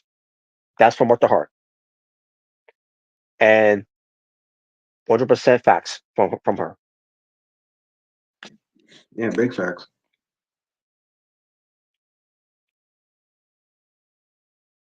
Unbelievable, man.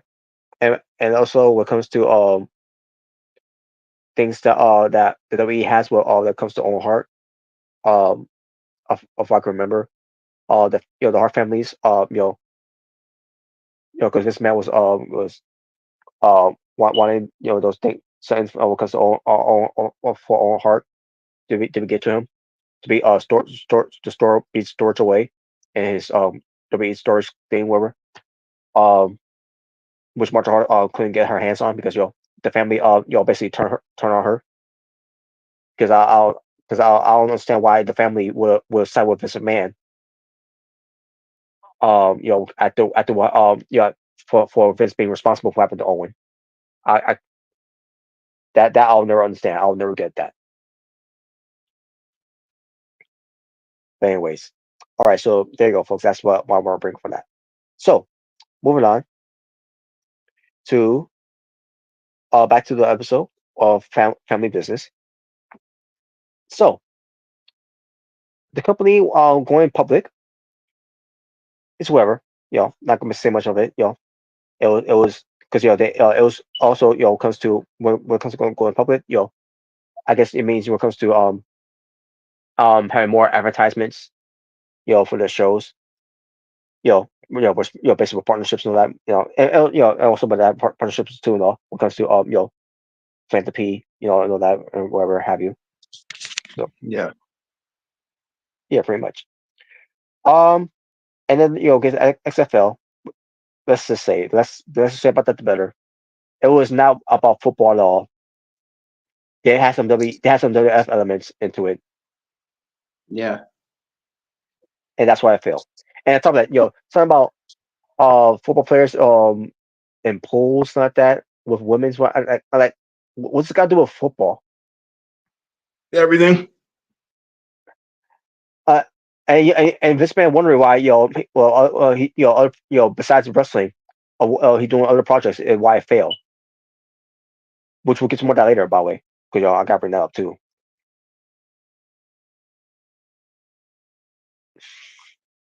But all right, so I'll let Jalen take this one.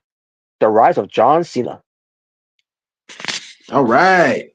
Hold on. Let me get ready. The rise of this man, the GOAT. Oh God. He is. He is the GOAT. Oh yeah, he's the greatest of all time because he never says no. He To never what Vince gives Man up. wants him to do. Never give up. Yeah, my boy, John Cena, my boy. Now, obviously, you know, um, he got in, from OVW, as the prototype, Mhm. you know, that's from where, got to start. And then like 2002, um, yeah, this was pretty much SmackDown after King of the Ring, I believe. You know, Oh yeah. where Kurt Angle tapped out Hollywood Hulk Hogan. Yep. You know, Kurt Angle was pretty much, he had a an open challenge pretty much. You know, he was challenging anyone in the locker room that's never wrestled before to come out, and a certain someone did come out, which was my boy John Cena.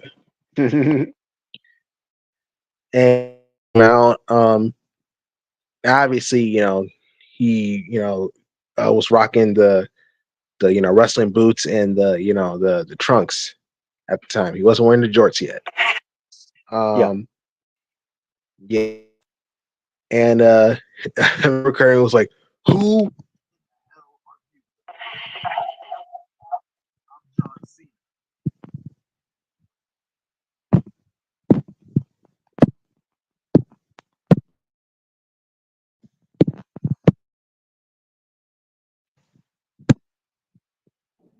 Wow, Jay Bird fixed his mic. Because he's not far away. Yeah, he's just not far away. But basically what Jay was saying there, Krangle, said, "Who the hell are you?" And then John Cena, basically says, "I'm John Cena." Basically having some cadence to his voice. You know, trying to add some catering to his voice. What comes to what was to come. But I'll let Jalen take this when he gets back. Now here's the thing with me with John Cena when I first saw him. When I first saw John Cena, I like, wow, who is this guy? Like, he's got this guy looks in top shape and all that, and like, holy shit, like, I've never seen this guy before. Like holy shit, like, he looks impressive and all because of his size, but I didn't know how he was gonna do in the ring. But here's Mhm. Jalen here. Oh, you sound good now. All right, but yeah, yeah, I remember. Yeah, he introduced himself. You know, he said his name. You know, and Kurt Angle said, what is the one quality that you possess that makes you think you can walk out here and come to the ring and face the very best in the business? And he said the classic line, ruthless aggression, and then a freaking slap to the face. And then, he, takes down Kurt Angle, does some punches. Um, Pretty much, catching, Kurt Angle off guard. Mhm. And yeah, John Cena was in control for a few minutes. And then, that's when Kurt Angle, came back with like a clothesline. And well, before I remember like Kurt Angle tried to, get a ankle lock on him, but he actually countered it. He countered really quick. Um, and yeah, obviously, Kurt Angle was getting control, and then John Cena was coming back, you know. And honestly, for this match, he did a really good job. He it was a really good match between Cena and Angle, for his debut. Really good. Obviously, I can Kurt vouch that. Angle, I can vouch for that. yeah, yeah, and obviously, Kurt Angle won the match with the well, not a roll up, but he I think it was a schoolboy. It was the type of pin where John couldn't really kick out, and obviously Kurt Hmm. Angle got the win. And obviously, Kurt celebrated, and Cena wanted to shake his hand, out of respect, but obviously Kurt, being a heel, he left, and then Kurt turns around, was like, "Are you smiling?" And and he's pretty much saying, Cena was pretty much saying, I was this close to Hmm. beating you, Hmm. and it looks like Kurt Angle's gonna come back to get a little, get a little bit more of Cena, and Cena was getting ready, but he was like, "Nah, what? Screw this, I'm out of here." Hmm. Well, yeah, for a first impression, John Cena did a really good job. It's definitely one of the best debuts uh in WWE. Hmm. Um, did a really good job, and obviously, they showed backstage, some wrestlers, Farouk, Rikishi, showing some respect. Billy Kidman, I think, was there too. Hmm. Um, and that's when Undertaker came. He came to John Cena, And he's like, "What's your name, kid?" And he's Hmm. like, "John Cena." John Cena. He took off his shades and he offered his hand out and shook his hand, saying, "Nice job." And I think that was during the time where like Undertaker, like when he was like showing showing some respect to wrestlers, like like he did with Jeff Hardy. I think it was during that time. So yeah, it was a pretty cool moment for Cena. Getting respect from the Undertaker. A legend. You know, Hmm. and yeah, like that was honestly like yeah, it's one of the best debuts in especially in WWE. Like I mean, he had a really good match, a really good first match in roster against a legend like Kurt Angle, and then he gets a hand from a legend from Undertaker. So yeah, really great debut for obviously one of my favorites. You know, obviously who is one of the faces of the Ruthless Aggression era. John Cena is. I mean, you want to talk about Mount Rushmore? You got to put Cena. You got to put Cena in there, whether you like him or not. You got to put him in that Mount Rushmore of the Ruthless Aggression era. Like, for real.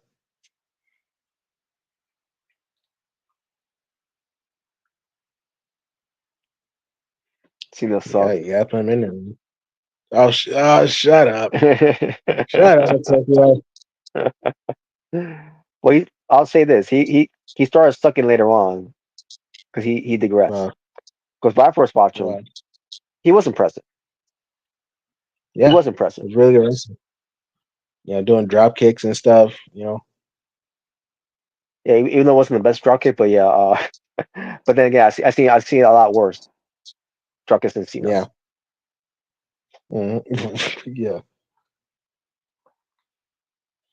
But yeah, man. But obviously, with the generic trunks, with the generic tights and stuff, it wasn't gonna work. And I remember like obviously hearing stories that he almost got fired. You know, but luckily, Let's just face one it. day, It was business booking to make him look like that. Trying to find his yeah, new Hulk Hogan like that. Like yeah, it was, again, why you trying to create something that's only that's never gonna happen? yeah, and obviously with a gimmick like that, like just a white meat, baby face, it's Yeah, just like because it didn't work. It didn't he work tried with that The with Rock. It wasn't, He tried that with yeah, Lex Luger, and that failed. that didn't work. And then they tried it with Rocky Maivia, that didn't work. And they tried to do it again with Cena, and that didn't work. So, but yeah, I remember like Cena, he saw like Ray and Rikishi, they were doing like raps in the in the bus. So he pretty much joined in, and Hmm. he was doing his whole freestyle, and Stephanie saw that. It's like, hey, you know Yeah, what? I want you to try that. Because I remember they had like a Halloween episode in SmackDown. It's like, hey, yeah. I want you to do some raps for the episode of SmackDown. And pretty much, that's when he was dressed like Vanilla Ice, you know, and he started doing the raps. And he ditched the tights for jorts and for sports jerseys, you know, Hmm. like classic sports jerseys. And and he started his promos was pretty much raps, roasting the wrestler he was facing, and that's what pretty much saved his career because he Yeah, actually had a character, he actually had a gimmick, he was the the white rapper heel, and it worked at the time, especially in the early 2000s. It worked, yeah, you yeah. know. It did. That's why I see some shady, Eminem, we all say, um, Yeah, that's basically what Cena was in a way, except with muscles. yeah, with muscles, yeah, and it worked during that time, and it was eventually to the point where now like the fans were actually cheering him, you know. Hmm. And then once he started getting over, you know, uh, he started getting pushed more because mind you, before he became babyface and he started getting a lot of wins. When he was a heel, he faced a lot of top guys, and he actually lost most of those feuds. Yeah, he did. Because he was facing Kurt Angle, he was facing The Undertaker, he was facing Brock Lesnar, and yeah, he didn't win those feuds. You know, he did not win those feuds. Nope. It was only until he turned babyface, which I believe it was like I think like the build up for like Survivor Series like 2003. That's when he really started becoming babyface, along with Chris Benoit. Yeah. Um, Yeah. that's when like when they were becoming baby faces, when they were getting over, and obviously when John Cena turned face, when he became uh Word Life, Doctor Thugonomics babyface, it Hmm. got him really over, and eventually he got to be at WrestleMania, officially for a match, and he faced Big Show at Madison Square Garden, and he won his first championship, which was the United States Championship. Of course, he had to cheat to win because he couldn't Yeah, beat the Big Show. well, yeah. Well, I mean, obviously, he used to, the brass knucks. Yeah, that's when, that's when Cena himself was, cheating. Yeah, Yep. but yeah, he won the title. You picked up Big Show for the Attitude Adjustment, and yeah, he won the match. Oh, and obviously, when he was facing Brock, when he was a heel, that's when he introduced the FU, aka the Attitude Adjustment, when he was shooting with Brock. Yeah. Yeah. He did. Because also, because obviously, Brock had the F5, fireman's carry, move, and that's when Hmm. Cena pretty much introduced his own version. So They yeah, should. They should rename it the Hepatitis C. what? Wait. No, wait, no, I'm thinking. I'm sorry. I think that's a blood illness. I'm thinking about that. I mean that typical. Wow, They should rename it diverticulitis. Jesus. Oh god. But This yeah, one to play about that, by the way. That about what some AW Fight Forever. That fight movie was called diverticulitis. was it? I can't remember, but anyways, I'll continue. But yeah, yeah. So obviously he was getting over as a face. Fans were cheering for him. He would get big pops. You know, um, and obviously, the next year, uh, well, before that, obviously he introduced, the spinner U.S. Championship belt, which was great. I would definitely own that belt. Um, yeah, like I said, he was getting over. Obviously he was a big baby face at the time, and then like the next year, I obviously remember the infamous Royal Rumble botch, when both Cena and Batista, got out the ring at the same time. That was Um, Batista's fault. Just to let everyone know that it was his fault. yeah, and and obviously, Batista won the Royal Rumble, obviously, but then Cena, he got an opportunity to face JBL for the WWE Championship. Um, and obviously, this is when I mean uh he was still But rapping at the time. he, but he was toning it down at that point Yeah, because he was pretty he's much gonna be telling, because yeah, because once because he got the gimmick over, and now it's time for him to be the face and to be taken things seriously, or quote unquote take things seriously, which later on. yeah, yeah, he pretty much toned it down. He wasn't doing it as much. Um, he started to have his own like custom jerseys, instead of like the obviously the NBA jerseys, the classic jerseys you wear. That's when we got the chain gang soldier, John Cena. Um, and yeah, obviously he faced JBL at WrestleMania. 21 goes Hollywood, and that's where he won his first WWE championship. That's when he first won it, and obviously the next SmackDown he introduced the spinner belt. You know, Some people hated it, some people loved it. It's definitely mixed. Um, Some people but would have yeah, loved it if it didn't spin. That's basically why people didn't like it. yeah. Which I mean, they did make it stop spinning, and like I want to say like maybe like 2009 maybe. yeah, maybe like 2009, maybe 2010 around that time. 'Cause I know for Probably. sure I know it didn't spin in like 2011. So I think the moment Triple H became champion, he finally wanted that belt to stop this spinning crap already. yeah, yeah. I think it was probably like 2009. He really stopped because yeah, he had the WWE championship at the time during like the WrestleMania build. So Yeah. and it wasn't spinning. So yeah. Um and yeah, that's when he like really started toning down like the raps. Like I mean, he stopped pretty much rapping like majority of the time because Hmm. um he was doing like regular promos. Um and that's when he started to um eventually started wearing like camouflage. You know, he started to do the salute and stuff.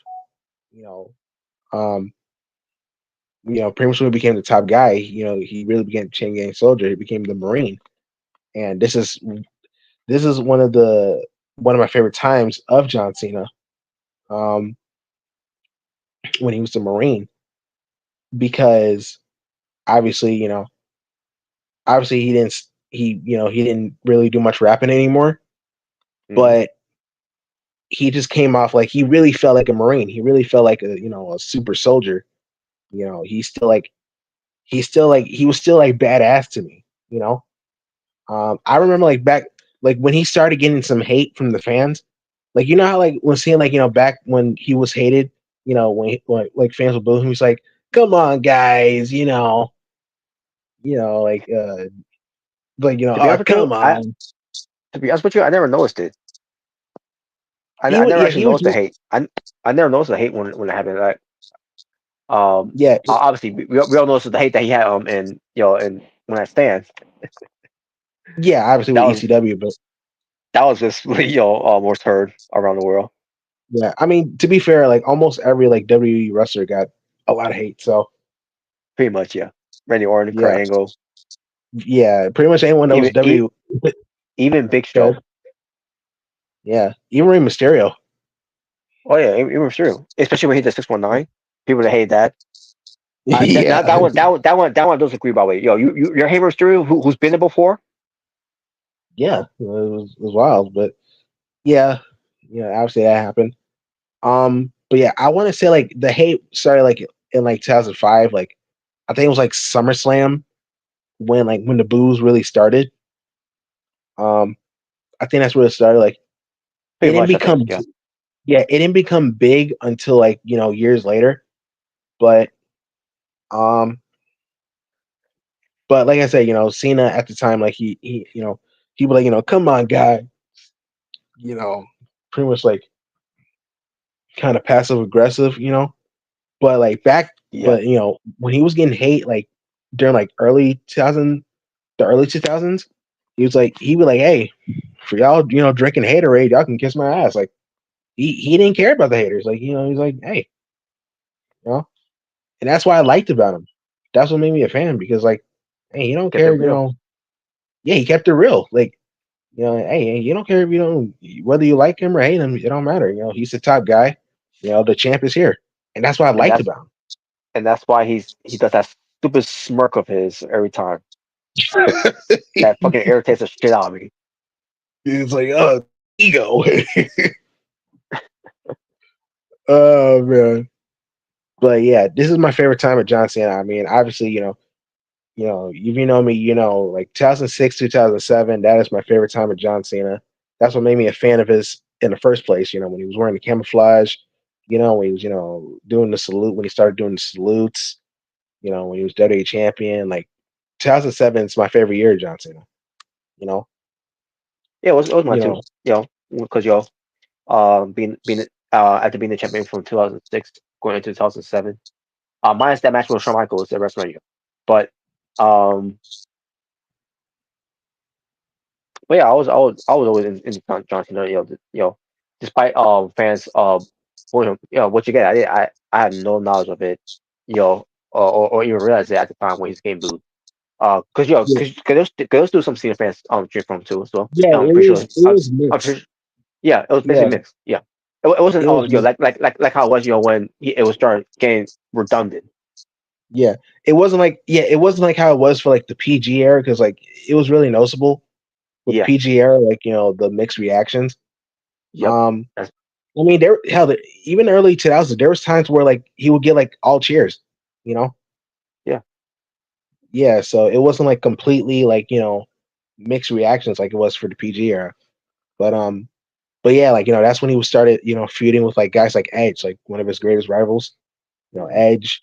After he cashed in on him and New Year's uh Revolution, and I mean obviously it was the first ever cash in, and it was iconic.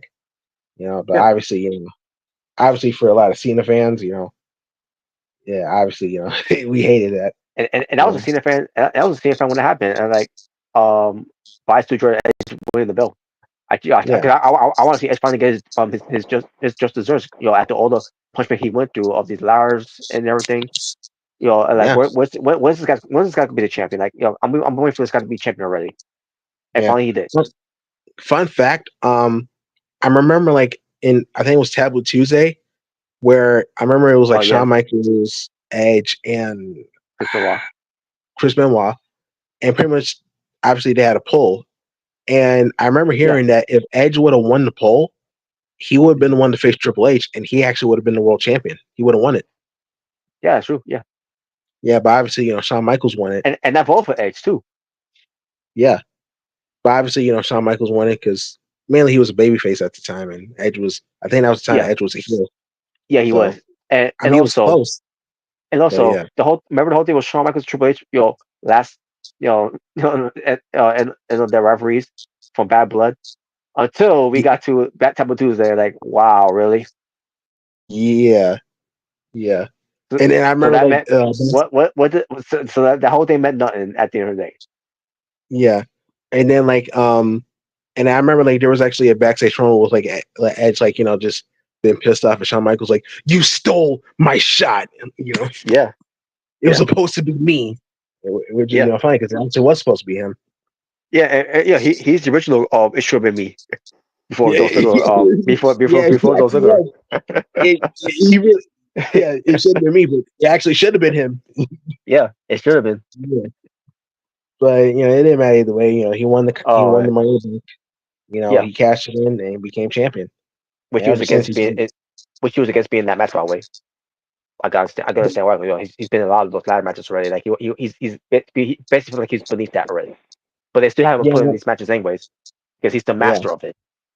yeah, and they made him win it. So Yeah, yeah, yeah, so but yeah, like obviously how I feel about Cena in 2006, 2007, my all time favorite time of John Cena. You know, um, and it's come to an end pretty soon. yeah, it's coming in next year. That's when his retirement retirement tour is going to happen, and once next December when he has his last match, I might have tears. So just get ready for that. Yeah, it makes you wonder who's going to be his final opponent. When we get to next year, I don't know, honestly. Don't know. it's going to be Maybe tough CM to Punk. see. Yeah, I don't know. Maybe CM Punk. Maybe. Uh, I would love to see that match again, but um, because they are doing Netflix, first episode on Raw, in 2025. So Yeah. people are already suggesting it should be Cena versus Punk. Yeah. Obviously, because obviously their last match together was on Raw. Which was a really good match. So hey, if that's what they want to do for like Raw on Netflix. Cena versus Punk. Hey, sign me up. Mm-hmm. Um, Hell yeah. I think it'll if for like the last match, it'll most likely have to be Randy Orton. I think it'll have to be. Probably. We'll see. We'll see how that turns out. Because I think they're gonna save like because I think Randy's gonna face Cody Rhodes at like WrestleMania. I think that's what's gonna happen. Yeah, I think that's gonna happen too. Yeah. Yeah, How so we get there? I don't. How we get there? It's gonna be something. Yeah, honestly, I don't know who you can have face Cena at From WrestleMania. well, for Cena, nah, I would say Braun Breaker, but I think Braun Breaker should have a better role than Cena at WrestleMania. Yeah, nah. Not saying that match should not happen. I think that should happen. Yeah, yeah, Um, but I think you can find something better for Cena and for but Breaker still, at still, WrestleMania. and if you want Goldberg to have his you know, I'll back to Cena, but when it comes to Goldberg, if you want Goldberg to have a match at WrestleMania, because I'm pretty sure they will have something to do with Goldberg Yeah, because unfortunately his retirement thing, having faced Braun Breaker and Braun Breaker goes over. yeah, that would be the match for Braun Breaker. For him to face Goldberg. Cena, I don't know honestly for WrestleMania. I don't know. Triple H. Nah, that ain't happening. Yeah, that ain't happening. He's done. Shawn Michaels, no, I that mean, ain't I mean, happening. uh, well, I'm sure Michaels can still go. I know he can, but Yes, you can still go, now but with that, but not with that here though. no, no. Oh my I god, mean, if Adam Copeland was still in WWE, that would probably be the match for WrestleMania. probably. Yeah, but obviously he's And in AEW now. I would say Undertaker, but Undertaker, he said he's done. He's already done. Yeah, he's And done. plus, and plus, he got rewon at WrestleMania in front of the crowds. You know, since his last WrestleMania was not from Yeah, crowds. yeah, the Boneyard match. Yeah, Yeah. yeah. Hey, maybe it just Styles. Maybe because they've had banger matches together, so maybe they can have one more match at WrestleMania. You know, because like Yeah, all their matches they've had were great. So because Styles ain't doing anything. And and we don't know what his stats is when it comes to his foot. yeah, yeah. Because I remember, yeah, he got injured. Which at first I thought it was a work, but nah, he I legit got thought injured. I'll think that's like, is this a work? Like, there's no way he just came back and like it's gotta be work because why would he get hurt already? But Yeah, yeah, but but apparently, apparently he is. yeah, he legit got hurt. Damn shame, Um, man. A phenomenal return that ended up being a disaster. yeah. Well, at least it wasn't as bad as Shane McMahon at WrestleMania Oh god, yeah, that was bad. because he didn't even get to have a match. Nope. Yeah. But All right. I think we've said enough about Cena. Obviously in Ruthless Aggression era, which is his best time. Yeah, Um, yeah. Well, I mean, but he still I couldn't mean, let other somebody in than their fucking him, boats. You motherfucker. Yeah, right. He okay, still couldn't let somebody in their fucking boats. okay, I know. I mean, other than him, because obviously, he had a muscle tear, I think it was. Muscle tear.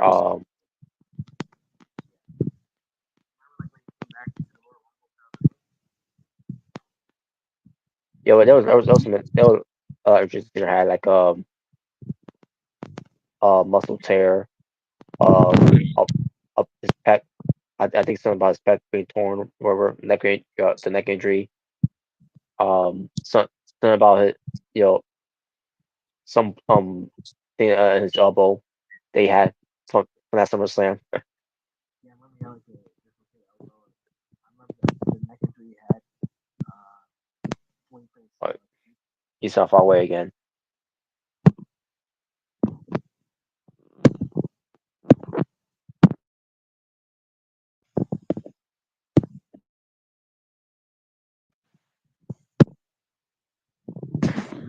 You hear me now? Yeah, you're good enough.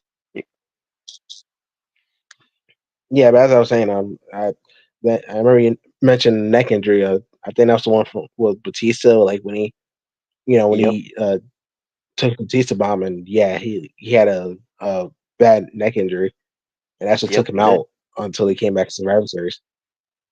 Yeah, he did. Yeah, but yeah, obviously, my favorite time of John Cena is actually Roots Aggression era. You know, that's where I grew up watching Cena. That's why I was introduced to Cena. I also grew up with him in the PG era too. Um, Granted, if you know me, you know I do not like. My least favorite year of Cena was 2010. I do I do not like that year of John Cena. I Yeah, don't. let's be said about that the better. Yeah, yeah. The less we talk about, the better. But not good. But yeah, I've pretty much said enough. Of Cena. My boy. So yeah, Yeah, we'll see. We'll see where Hussein will be having his list of opponents. Once we get to 2025. So yeah. We shall see. all right. But following that, you know, we get to Shane McMahon with this whole thing where Shane McMahon, was gonna be, who could have been the heir apparent after Vince, stepped down. But obviously Vince was not gonna allow that to happen. And I'll get to more of that when we get to next episode of it. Of of the final episode of it. And basically Shane McMahon has some ideas, but Vince McMahon always turned them down, especially when it comes to buying UFC. And obviously Vince didn't want have anything to do with that until obviously what comes to the merge of TKO, you know, in Endeavor. Obviously it was out of this man's hands, but at the same time, it was someone who was involved with that, he was friends with for a long time, because he Mhm. want because the sale can happen without Vince McMahon, but we'll get to that later. But how about now that UFC and WWE now are in business now that Vince McMahon didn't want anything to do with it at first? I like I, Yeah. we're weirdo. Yep. So at one point they were having a family dinner. I think it was. I don't know if it was it led to them being by themselves after that. And then Vince, Jim said something about you know want has some has some just disagreements with his dad because 'cause obviously his dad was not um you know fond of Shane's ideas whatever, and it led to frustrations. And Vince basically gives Shane Man a knife. Here, take this knife and just jam it in my heart. And it's basically saying, you know, if you want this company, you got, you know, you got, all you do, you do on the, have this company is down dead. And if you're not enough to kill me, and so I fuck, number Rose thing he said, I'm like, I'm listening to this, I'm like, what the fuck, man? Like, why would you, why first, why you want your son to kill you just to have a wrestling company, finally own a wrestling company that he wants to own.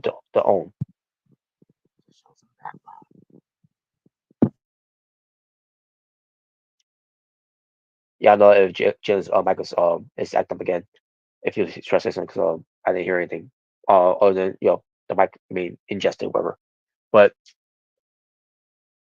I'm listening to like all this and like, man, there's one Russian man left, man. Like he had enough of his dad. For the disagreements, that and everything. Basically the way that the Vince Senior treated Vince is the way that Vince is not treating his son. But I think this is way worse than on how Vince Senior treated Vince. Yeah. Yeah. Because like every idea that Shane had, like he would just turn it down. Well,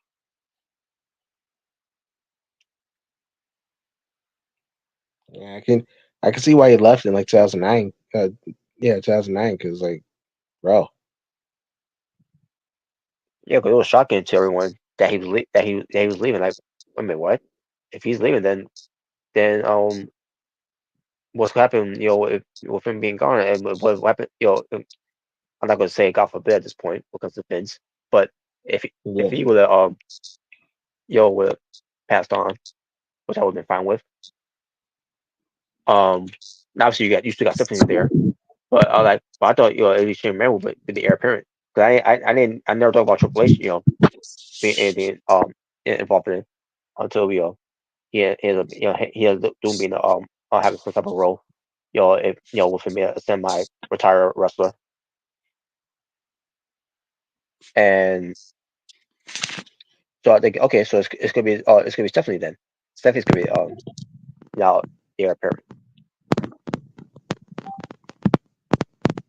which I would be fine with too, either way.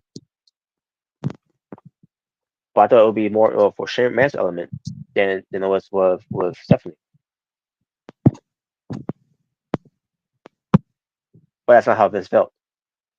He felt his daughter had more of it than Shane did. But we did Sharon Man. He did end up returning. He hasn't come back.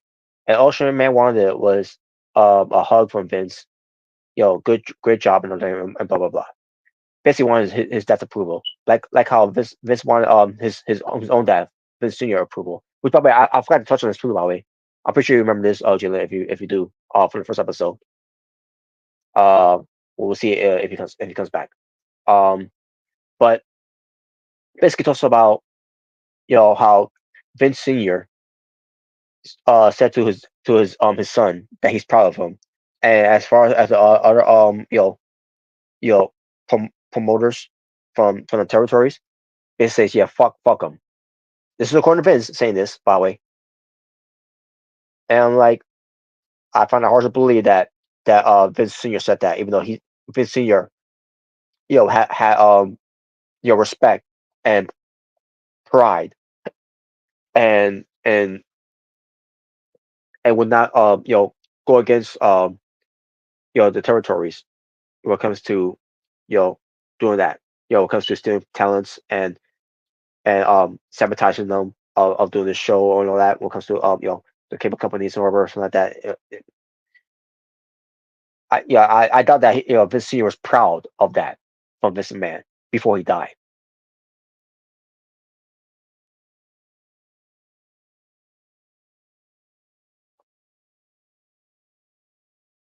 Yeah, I know Jay's come back now, but let me continue on. So, Shane McMahon, he has to come back though, and he has again finally uh, he finally had a proud moment with Vince, after his Hell in a Cell bump from WrestleMania.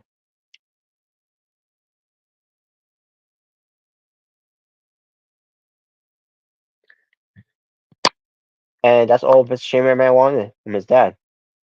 Now they're still and now they're all they're they're estranged for one another again, obviously. But that was basically the end of that episode of the family business. All right, so we move on to the final episode, which is the finish. Finally, this is the finish. And folks, we're all gonna be finishing after this. Uh, so I guess this episode was all about the Mr. Man documentary. So I gotta change the title for that one once I'm done.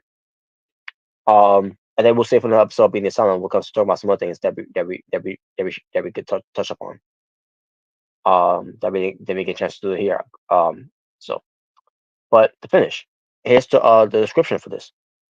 Following his loss to Donald Trump via the Bobby Lashley versus Umaga match at WrestleMania 23 in 2007, McMahon portrayed his death on an episode of WWE Raw. I do remember that. I watched it live at the time, and it was shocking to me. A week later, the story was scrapped due to the Chris Benoit double murders suicide. Yeah, darkest days in pro wrestling history of what happened there. Once again, put the WWE on notice for alleged steroid abuse. Former WWE talent and neuroscientist Nuria oh let me try to pronounce this Nurio Nor neuroscientist Christopher Nowinski examined Benoit's brain and contained he suffered from um, chronic traumatized encephalopathy. I'm assuming that's what it is. In other words, CTE, which is a word that's been thrown around a lot for wrestling and other sports like football, um, boxing, UFC, but most likely for wrestling and football. You hear a lot about of that.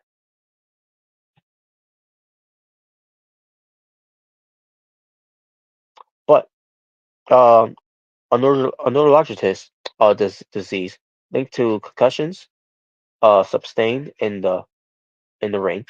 Nowinski's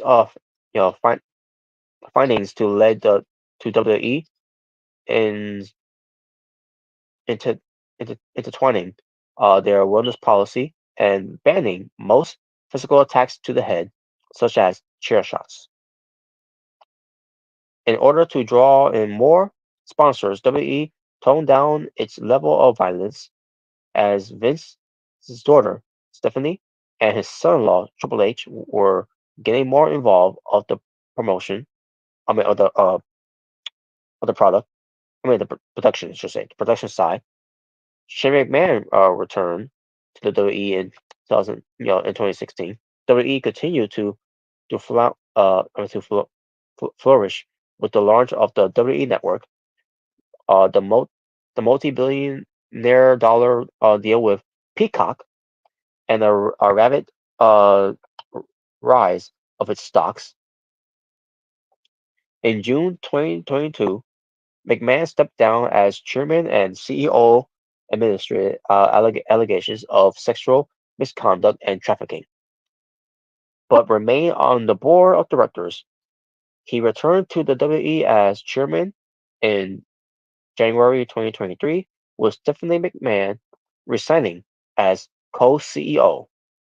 I can hardly imagine why she did that.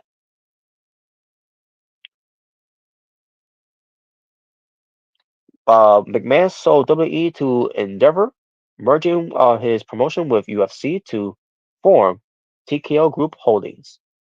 In 2024, amidst further allegations of sexual misconduct, McMahon once again resigned and sold US 411.95 million of TKO stock. He also canceled his final interview for this series, which what comes to the this documentary series, and that was basically the description of it of the finish for the episode for this final episode. Now let's get to the bullet points here. Vincent Man on here talk about he has two brains. One is talking about the production, and one is thinking something. And then this was weird because I thought it was those two brains of this man here. What comes to think about what this man's thinking, and then I believe this is Bill Simmons, probably, who's conducting the interview for Netflix, to Vince here, saying, "What does the dirt brain tells you?" And I'm saying to myself, "Dirt brain, like I thought it's two brains over what this is thinking." But then again, with knowing Vince, he's probably got more than just three brains, of what else he's thinking. But this is a third brain, of what was said here. And his third brain, this is Vince man saying this. This man's third brain is fun and sex. Boy, I wonder if that third brain, when it comes to fun and sex, is what he's been doing. What these sexual allegations coming out of him. You know,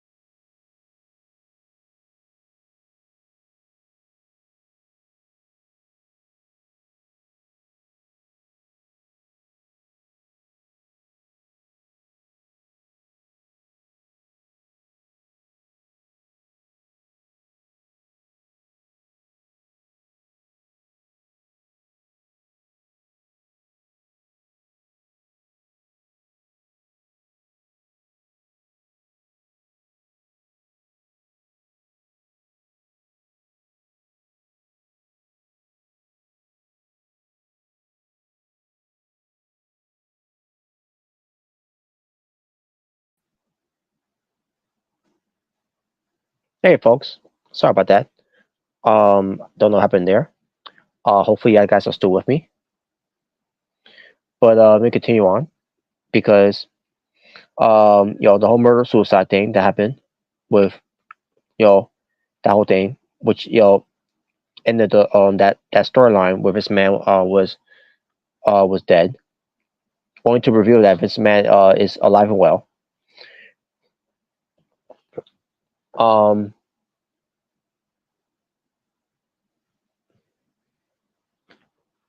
so yeah, folks. Um,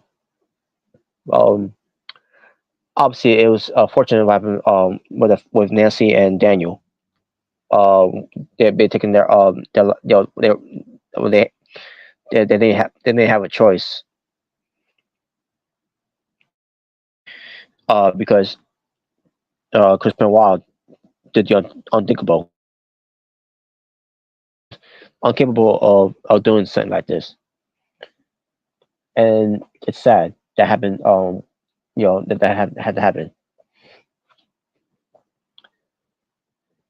Very very unforgiving. What Benoit did, and a lot of coverage. Talking about it and everything, which it painted wrestling in a bad light.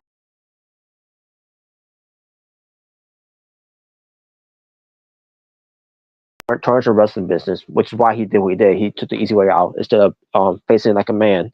He took the coward way out. He ended his own life. And if that was and that's how he was going to go out. He should have just took his own life, and instead of taking two other lives with him that were an innocent party.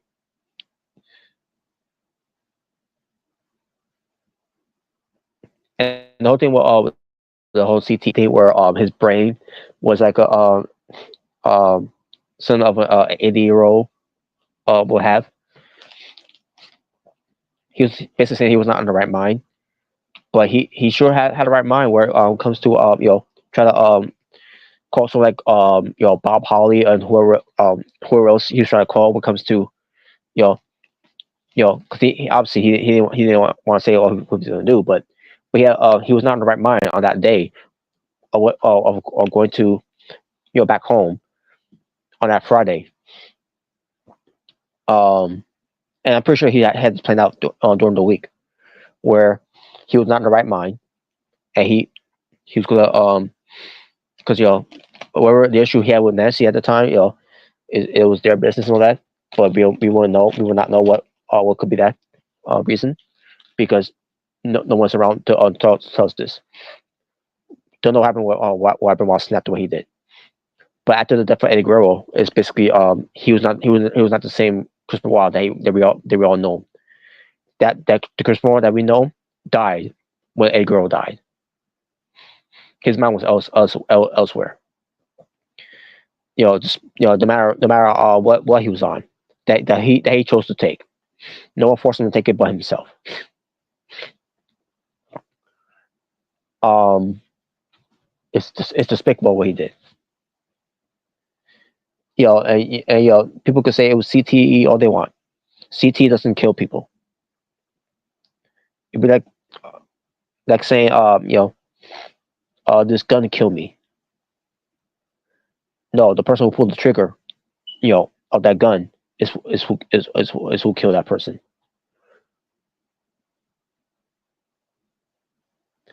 It so happened he used that as a gun as a weapon of choice.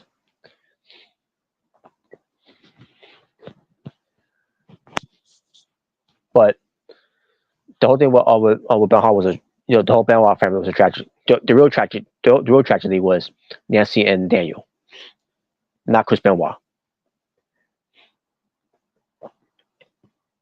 So the whole CTE thing, according to Christopher Nowinski, I don't know if he said it, if it played a role. I don't think he did. I don't think he said it played a role, but he had CTE because multiple chair shots to the head, just a lot of bumps to the head, like that when holding about Benoit doing the diamond headbutts and using his head as a headbutt, just anything that Benoit can easily can catch something like that because he abused his head so many times. So could that been a role? I don't think it is. I don't think it is. But I want to know because I never dealt with CTE, so I want to know. I'm not in the sports to know about that whole thing.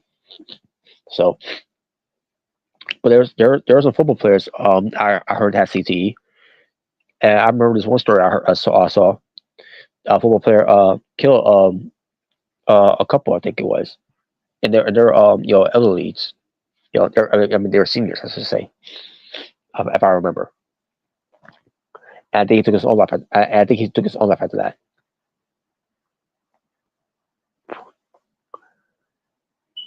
Yeah, I gotta look up. I gotta look up again because that was the whole thing. But it was a sad situation there at that time too. But yeah, but I don't think But when it comes to CTE, I don't think it played a factor into it because even before this whole thing with CTE, Benoit has been known to be abusive to Nancy, even to the point where they end up getting married. So who knows what could happen? Who knows? Um, and have Eddie Guerrero lived, maybe this could be preventable, but who knows? But again, you gotta think. Even when Eddie was around, Benoit was still abusive to Nancy during that time. He'll find a way to snap on her. For the littlest things.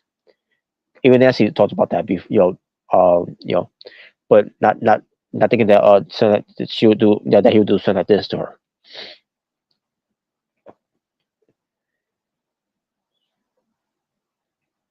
But but yeah, Chris Nowinski talks about this whole thing when it comes to CTE. What this is why Benoit wasn't himself the way uh, when it comes to that because of wrestling. So then he has one of my all time favorites here, Stone Cold Steve Austin. One of the most ridiculous comments he ever made. And this is what Stone Cold said here when it comes to this whole situation. Stone Cold said, I don't believe in CTE. And he said he had one concussion, and that was after what happened with him and Owen Hart from SummerSlam of '97. Which you could believe that, because again, Owen spiked him on his head on that hard canvas.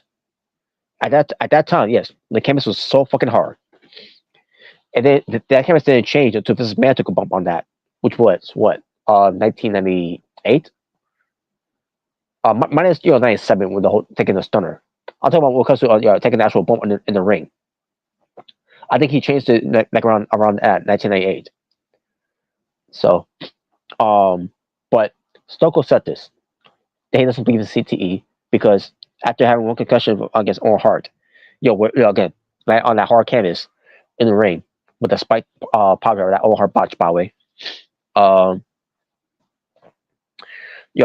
his head, concussed, and with a fractured disc, wherever it's not that, a broken neck in the way. So after that, Stone Cold said then, if you had so many concussions in so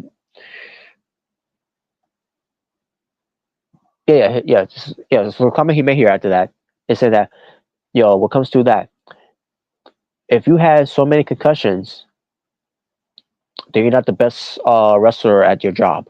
Something like that. It was something of the effect that he said that. And like, I'm hearing this, like, now wait a minute. You're telling me, Stone Cold, throughout your entire wrestling career, you had one concussion only. One concussion. And that's from Owen Hart. I find that hard to believe. And the reason I say that is because last I checked, because I have concussions, when you have concussions in a wrestling match, and you don't remember what you did in that wrestling match, doesn't that include that you have a concussion? because 98 was, by the way, back to again to 1997 SummerSlam. He told us this on Netflix here. He was concussed by Owen Hart because of that spike power driver. But then we fast forward to a year later, SummerSlam '98. He had a match against Undertaker, and it was a spot where Austin kicked Undertaker because this is good. This is a spot that Undertaker always does, where Undertaker's whips his opponent to the ropes. He bends over, and it's the part where his opponent kicks Undertaker, from the shoulder, where Undertaker pops up and no sells it, right. That was the routine of the match. Instead, when Stone Cold kicked Undertaker, for a reason, Stone Cold bowed his head down after he kicked him, and the Undertaker rises up and elbow. I mean, hit the back of his head, Undertaker's head, back of his head, hit Stone Cold underneath the chin, and Stone Cold went down like a light. Undertaker, obviously, it wasn't Undertaker's fault. It was Stone Cold's fault, obviously. But Undertaker, and the reason I know this because Undertaker, and it was on the Broken Skull section that Austin was interviewing him. I forgot what year it was, but I'm pretty sure it was like around the time, 2020, leading up to where Undertaker was going to be fully retired. Because obviously he was going to be fully retired, and he was going to be done with wrestling. But I remember Stone Cold saying that he don't remember what happened after that match, because and he was sorry that on the match didn't turn out to be the way it ends up being, because he don't remember and it also happened in that match after that spot that happened to him. Doesn't that count as a concussion?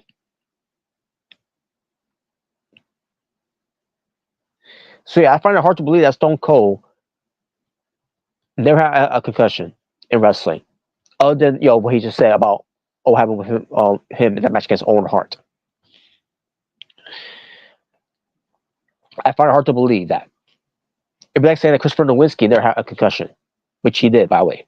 And I remember, and they showed a spot here, and they showed a spot where where it happened with Christopher Nowinski. He had that concussion. I go back to that Royal Rumble spot from 2003, where it was Rey Mysterio Jr. and Edge, where Christopher Nowinski was eliminated either Rey Mysterio or Edge, but it ended up landing on the apron, and they ended up being on the top row. And just Christopher Nowinski was gloating that he eliminated one of them, right? Only to find out that he didn't do his job. He eliminated them, so he ended up getting up. So the idea of this match, for the spot, I should say, this Royal Rumble match, was that Christopher Nowinski was going to take a double drop kick from the top, from both Mysterio and Edge. The problem with that was Christopher Nowinski was not in the right spot.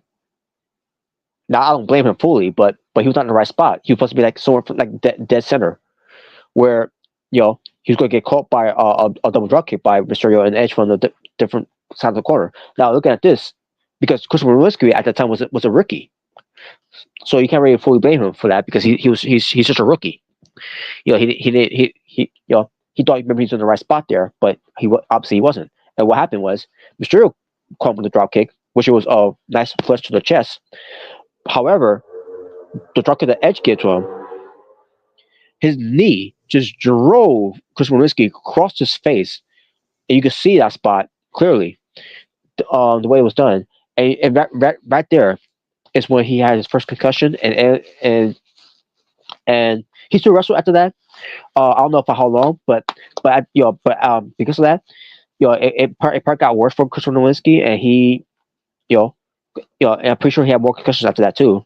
Yeah, after that, which is why he retired, and because of this, because obviously he was what was he, a Harvard graduate, something like that. Because that was his character, by the way, as a heel. But because of that, he has to be he has have a new career because of being neuroscientist, like that. I can't pronounce it, folks. But you get what I mean here. But he gets paid well for this one. Chris Nowinski he gets paid well on the job he does here. You know, it's not just when it comes to to wrestling, but also for other sports when it comes to suffering from CTE that Christopher Risky does with this whole thing. He does a great job with it. Um, but yeah, but Stone Cold saying that, I'm sorry, Stone Cold, you take a note for this because this comment the comment that Stone Cold made there was ridiculous. No wrestler is going to say I don't believe in CTE when they clearly did have CTE. You talk about a lot of ECW guys, that came from there. You tell me no one from there has had CTE. You tell me mankind, for all those chair shots he's taken from the not only in WF, but other companies he's been as well. Taking all those type of shots to the head, he does have CTE. Same thing with Undertaker here. Undertaker, has suffered from CTE.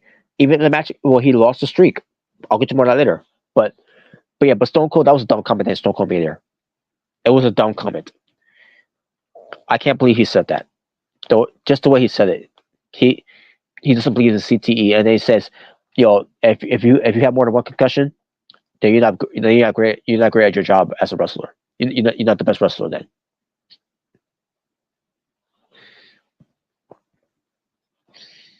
So then we get to the tanning salon incident that Vince McMahon was accused of, and I believe that he was accused of this. A woman, claimed that that Vince McMahon is trying to force himself on her, just attempted rape in the way, and she reported it, and Vince McMahon could have been charged with it, but there was not enough evidence. There was no video camera inside of it to see all what happened there. So it never so it was so unfortunately it then went through with it ended up being dismissed. Damn shame. So what? How does this man react to this? After this whole thing that went down, he did a segment that involves Mickey James with Trish Stratus. I don't know if that's the same guy that Trish Stratus is married to right now, because I think this man amused this guy, who's in a real life relationship with Trish Stratus at the time. Now again, I'm assuming that's the same guy who's now married to Trish Stratus, who has kids with Trish Stratus. But basically, it was Mickey James, just like Trish Stratus. I remember segment very clearly. This is during the time when they built up Mickey James and Trish Stratus for leading up to WrestleMania. But there was a segment where Mickey James in a wig, just like Trish Stratus, and Trish Stratus' boyfriend was there to look for her. Found her, but it wasn't really her. It was Mickey James in disguise.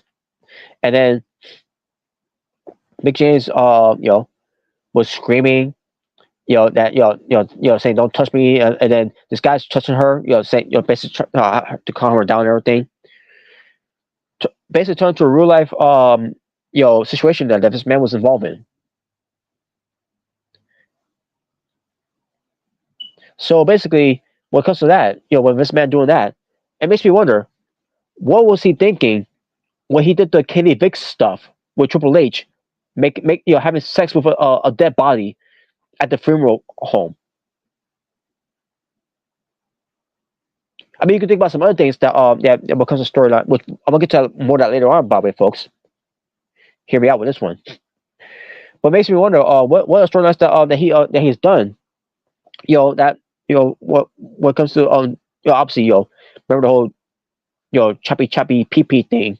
I wonder where that came from. What comes to real life thing that happened that he saw maybe on TV or something. I don't know. It is unbelievable that this man takes something that's real life, which he's been done. He's been done before. He takes real life stuff and he turns it into an angle. And this one was very disturbing. Makes you wonder if he was making fun of this, or he just did it just for sake of doing it. And then it gets and then it makes you wonder also as well, what was he thinking by doing that segment with John Cena at Survivor Series, where he told John Cena, keep it up, my N word.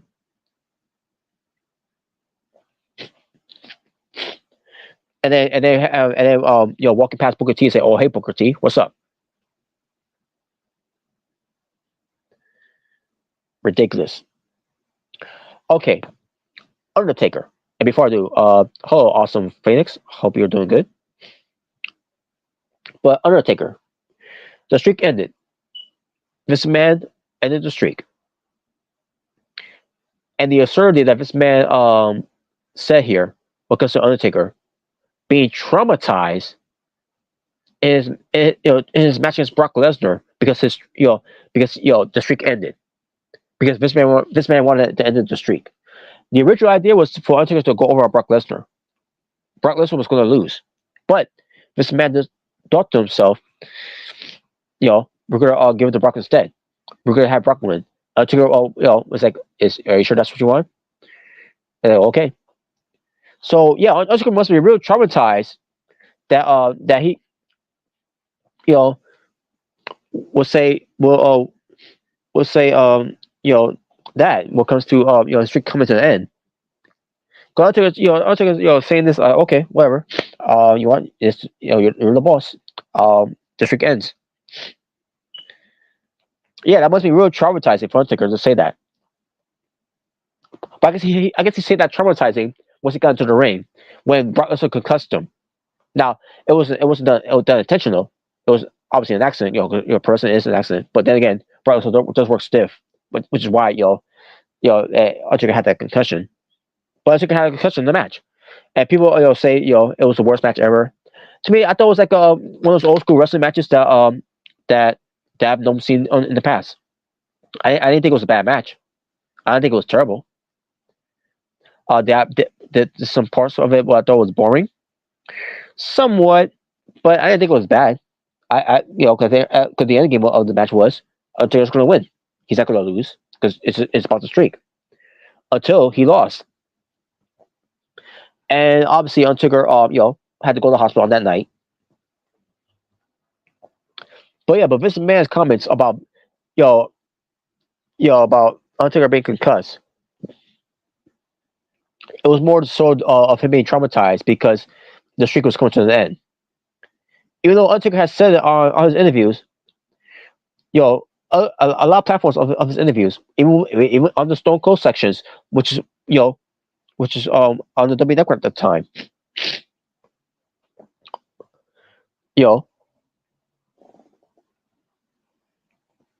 I'm pretty sure Vince watched it. I'm pretty sure Vince McMahon was there, directing it too and all. All of it is all on the influence of Stone Cold. But Undertaker said on there too that he was concussed. He doesn't remember when he got to the back. All he remembers is that he went to the back, he was sitting down, and then that's all he remembers. And from there, he obviously he collapsed because he was concussed because the match he just been through with Brock Lesnar, and he doesn't remember the match after that. So how the hell how you translate that of him being traumatized for him being concussed? Maybe this man has CTE that we don't know of.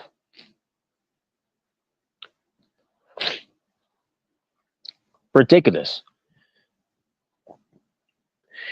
And here's the kicker here, folks. Vince McMahon was asked about this. And here's the thing, which is the irony of this, by the way. He was asked by this, will you ever retire? And Vince McMahon said, I will never retire. Why would you want? And then he goes beyond with that too. He goes, why would anyone want to retire? Maybe some people can't do this anymore because their body is telling them not to go anymore. That's why people retire, and which is why this called a retirement fund. or benefits, whatever it's called. Maybe that's why, Vince. You ever think of that? And then he said this. It was bad enough that he said that. Because to why would anyone want to retire? Why would people it would do that? Why would they decide to retire? I don't get it.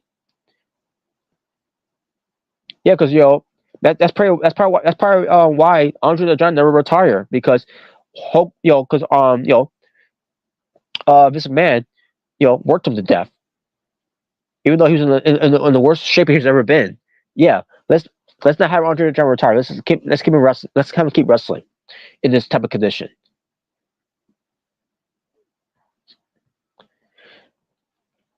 And then he's but yeah, like I said, here's the kicker of all this. He said this. He says for those if you want to retire, if for those that want to retire, to just go die. Wow. So I'll get back to that, folks. So then we get to the Wall Street Journal's post. When it comes to this McMahon has been accused of sexual allegations, and then obviously and then this man was doing the whole thing where the whole speech on SmackDown where we put smiles on people's faces and then blah blah blah Yankee smack me yada yada yada the jibber jabber rubber, and then he does the whole thing. We're WWE, then, now, forever, together. Makes me wonder when they start using the whole together thing. Was it in 2019 that happened? Maybe. I gotta look it up though. But the whole introduction, the whole WWE intro they always do with the whole then, now, forever. Well, let me do a little research for this, folks, because I'm very curious. Let me see here. Let's go with 2018. Okay, WWE 2018 was the then, now, forever. So let me go to 2019 now.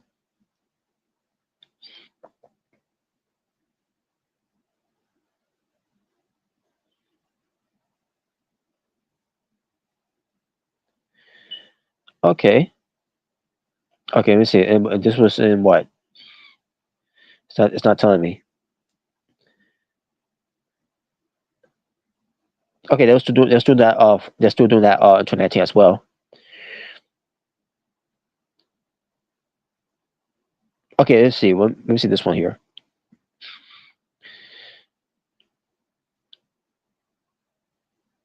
Okay, this is from WWE here. So let me go in here. Gotta find the date here. Okay, so April 12th, 2021. That's when they started doing the whole. I think that's what it was, right? Let me see. Then, now, together, forever. Okay, let me see from this one here.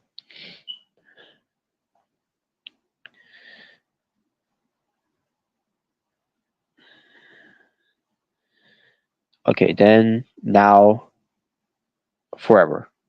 And this was in September 30th, 2019.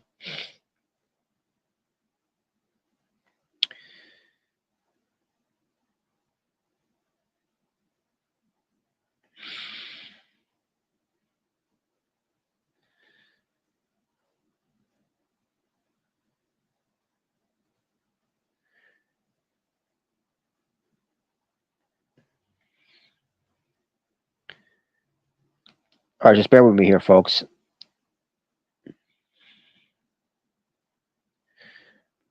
Where's the one that I went to before?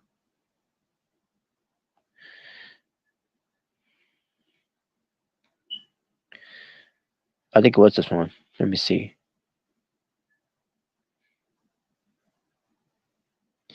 This doesn't say forever.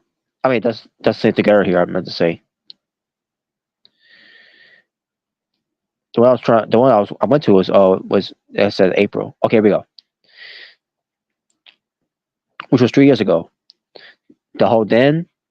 At first, it was then, now, together, forever, and that started again back in on April 12th, 2021, when they first did it. Well, I should say the upload of it. Oh, that's what they did.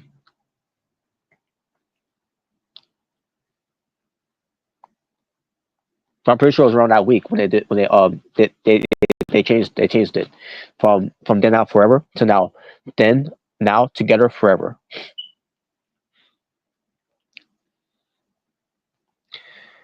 And then they started changing it up in 2022. I believe it was around 2022 they changed it up. Let me double check now. Yeah, I'm sorry about that, folks. Let me double check.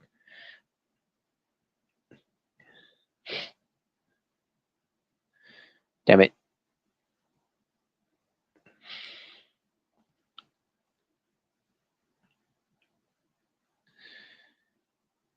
All right, let me see. Then, now, forever, together. And in April of 2022, that's when they changed it up to. Then, now, forever, together. Basically, with the WE logo, and then under it says together. That was in 2022 of April.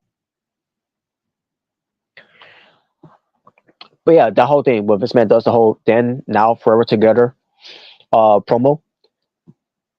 To me, fuck you. You're on your own, pal. Because we ain't together with the shit that you've been doing.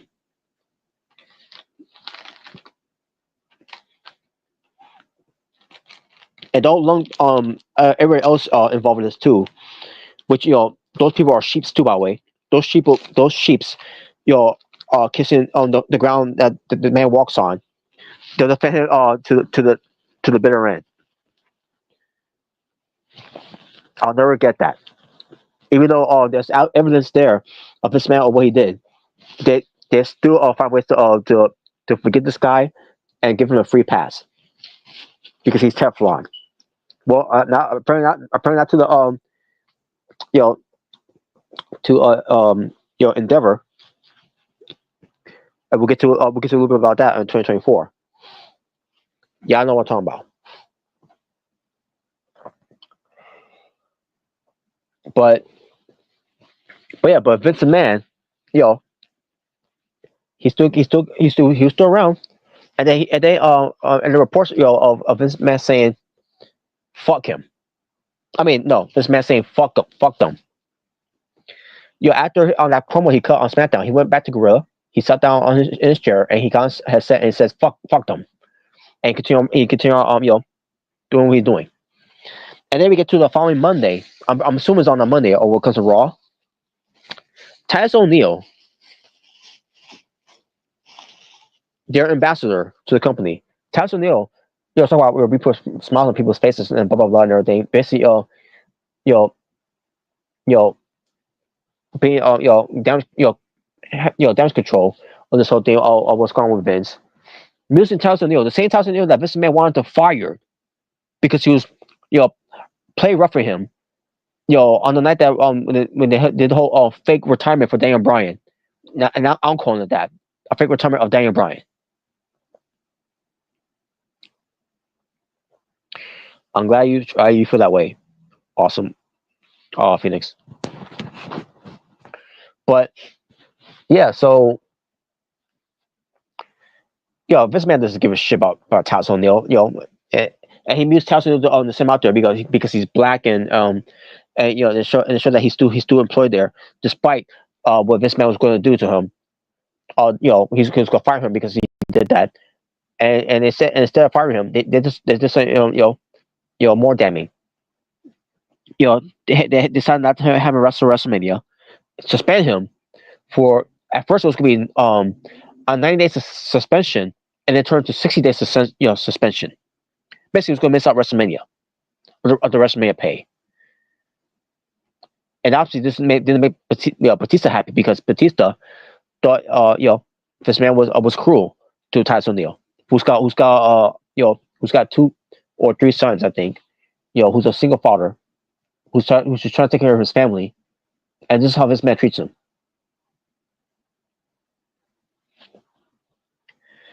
Now, I don't remember. I think maybe like a week later after that, this man all of a sudden on Twitter, which it wasn't really him tweeting this. He's probably got some people that works on his account on Twitter to tweet this.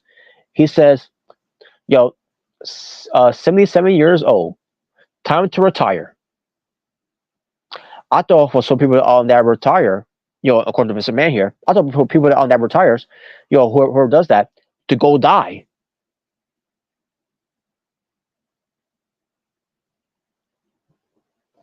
So this left the Suburban Man, who at one point, by the way, who did step down, by the way, at one point, because she was thrown under the bus at the time before this whole thing came out of this man. Suburban Man was already gone from the company, only for her to come back to step in as the chairwoman and CEO of the company, or at least co-CEO, because I think Khan Nick Khan was also a CEO or a co-CEO as well. So yeah, so Stephanie and Triple H and Nick Khan were taking control, finally getting rid of the debt, one of the debt weight of Vince McMahon. Kevin Dunn ends up being accepted that too, by the way. Or over the now is Bruce Pritchard be let go too, and also other cronies of Vince McMahon was gone. And also when it comes to John Laurinaitis, by the way, fuck John Laurinaitis. He finally got a divorce, or should I say Mama Bella, of the mother of the Bella twins, yo finally divorced his fucking ass, his fucking sick fucking piece of shit ass.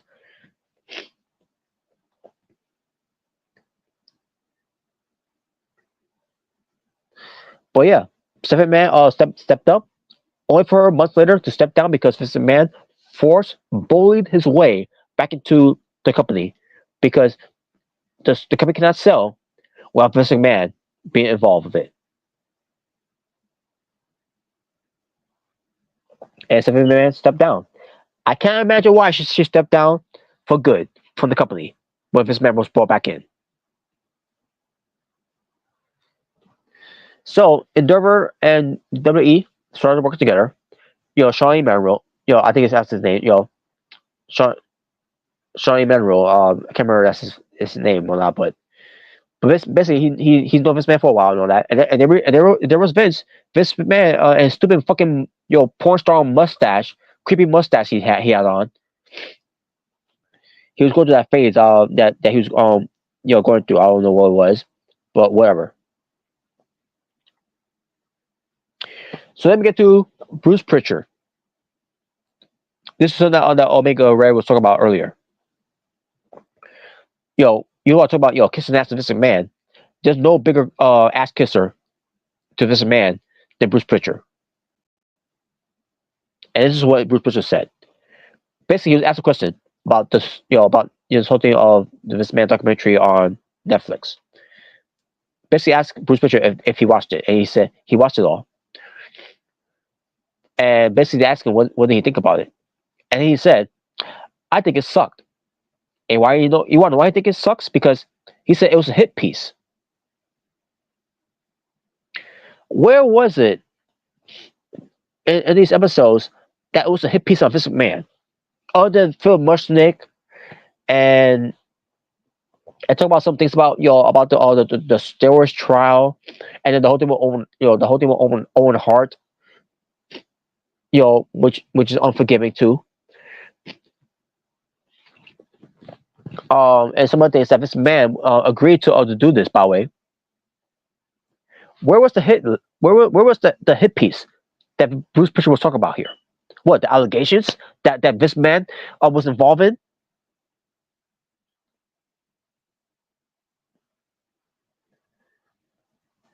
Yeah, I think it sucked. And then he says, he goes even more in depth with this, where this man, has done done some great things, and I can't deny that. Yes, he has. This man has done some great things. He has. I'm not going to deny that. Not saying, that this man never did any nice things. Of course, he did some nice things. He did some nice things for a lot of people. He worked in the business, but you got to call it as it is because what this man is. This man is a fucking monster. He's a fucking devil. The things he was doing is not good. That's why P Diddy is in trouble right now with the law. That's why Harvey Weinstein has been in trouble with the law. That's why Suge Knight has been in trouble with the law. That's why R. Kelly has been in trouble with the law, and that's why Bill Clinton. No. I'm sorry. It's, scratch that. Not Bill Clinton. Other the whole. I did not sleep with that attorney. I'm talking about. What I meant was Bill Cosby. That's what I had to say. Bill Cosby. I apologize, Bill Clinton. You're the man. But and that's why you see someone like Danny Masterson, which is just disappointing. He's locked up for what he did.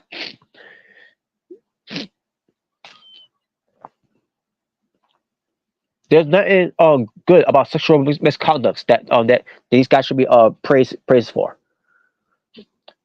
And then Bruce Pritchard defends Mr. Man for the good things that he did. For example, he paid uh, money, big money, I should say, for the treatment for his wife, Bruce Pritchard's wife, who had cancer, where she wasn't gonna make it. Obviously, I don't know the extent of it. I want to know. It's not my business, but Bruce Pritchard told us though, said, this man has done some great things. He'll if it wasn't for him, his wife would not be here right now. All right, I'll give this man that. And that if he's if that's why they're living a happy marriage because of that, that's great. That this man did that. They do the same with Martha Hart. When it comes to what happened with Owen Hart, going against Martha Hart's wishes, not to air the funeral on their TV product, on television, I should say. Let's not forget about when it comes to the um turning the family against Martha Hart. Basically having the Hart family be divided. The family was never, and that's the thing too. After having Owen Hart, the family was never the same again. The family were divided, and that's all because of Vince.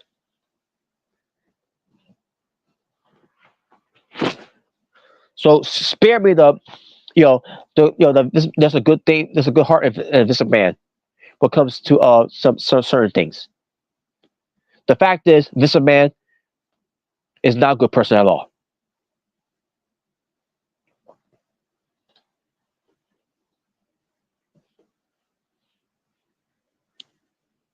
And the fact that Bruce Pritchard is still defending him to this day makes me wonder why he's even still in this company to begin with. Because it was such a hit piece of this man, then why is he still with the company with the same company that's not how nothing to do with this man anymore because of these allegations. Especially they show the evidence when it comes to the text messages that he was sharing with Janelle Grant, saying all these things about Janelle Grant, which is his next thing here. Janelle Grant, her name came out of all this. Janelle Grant, had to put um her case on hold because the feds are doing some things about this man here. But because Janelle Grant was in the news earlier this year, Vince McMahon has once again resigned. Not by Vince McMahon himself, but because Endeavor said, "Get the fuck out of here. If you care about this company, step the fuck down and get the fuck out of here. You're done. You'll never come back here." Because this is the last thing that they need right now. It's something like this But guess what? They're still trouble either way because General Grant is not only just filing a lawsuit against Mr. Man, she's also filing a lawsuit John Laurinaitis, you know, and also the WWE because under their watch they allowed this to happen because she was employed under the chairman of the board at the time with Mr. Man.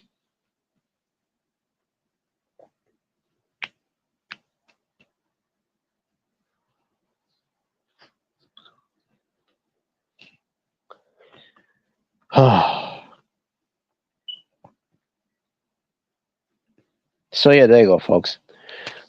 And to close up here, they asked them, um, what is this man's legacy? What what can you say about this man? Basically to close it up here. And they asked a lot of people when it comes to Shane, Stephanie, Undertaker, John Cena, John Cena, Tony Atlas. Can't remember who else they asked as well. But I remember Tony Atlas said, uh, best promoter in the world. Other guys like John Cena, Jim McMahon, Stephanie McMahon, Triple H, Undertaker, they had no answer. Not even Bret Hart. They had no answer, which is very telling.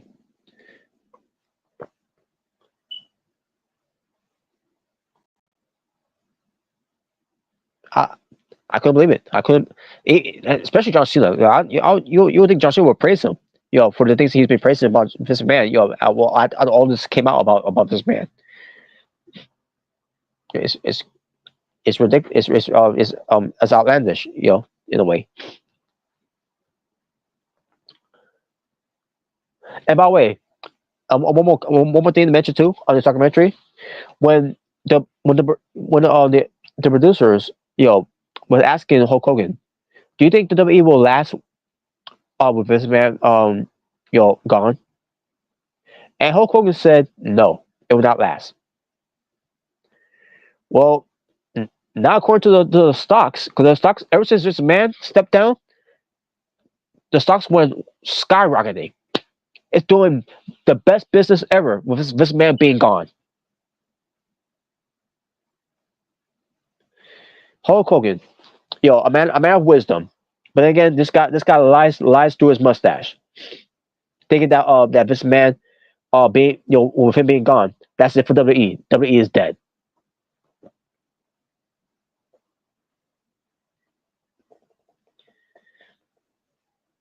Ridiculous. Hulk Hogan's ridiculous.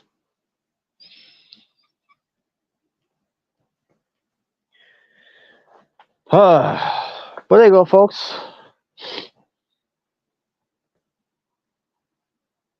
That's pretty much it. That was basically what comes to this being the Asylum episode that had Omega Red and the two Jaybird, which for them, thank you for them for being part of it. For the most part, but either way, just was being the Asylum episode 176. All because of this one thing we want to talk about. It was about Mr. McMahon.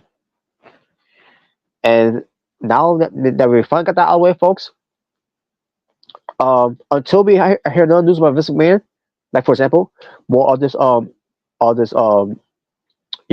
the feds go after Vince McMahon, and then when it comes to eventually when the case reopens again, when the case is I should say on hold because of General Grant, or with this man finally dropping dead. Other than that, I'm done talking about this man right now. Until the foreseeable future, I'm done talking about this man. Unless I bring something up when it comes to what this man when it comes to things that that was told by his peers to say this or say that, not to say this, not to say that. But other than that, I'm not going to mention anything about this man. Hell, I'm not even say um his name. I might just say his initial VKM. There you go. That being said, folks, Thank you all for watching. Thank you for tuning in. Thank you for being part of Being the Asylum. Shout out to the awesome Phoenix. Shout out to Tokyo. And for those that also watched and did commented, thank you for being part of the stream. Hope you enjoyed what we did here. For the most part, we apologize for not doing fun topics, but we'll do that next time. Hopefully, we'll do it maybe tomorrow night. After I come out of work, I'm gonna try to do an episode of Being the Asylum for episode 177. So that'll be the next time we do a Being the Asylum, which probably today is tomorrow. So I'll talk about later on tonight, I should say. Um, but yeah, folks, hope you got tuned for that one. So I'm gonna end it from here. So hope you all have a good time. And here you go. For its natural born thriller, say peace, all should be well, stay safe, take care of yourself and that's going in the world. Before I am out here, that's all for now. As I patrol and Abdu, a little goodbye and good night. And folks, take care of yourselves and each other. God bless. I'll see you all later on tonight for another episode being silent, episode 177, with some more topics to talk about, and hopefully we get to do some fun topics too. So until then, take care.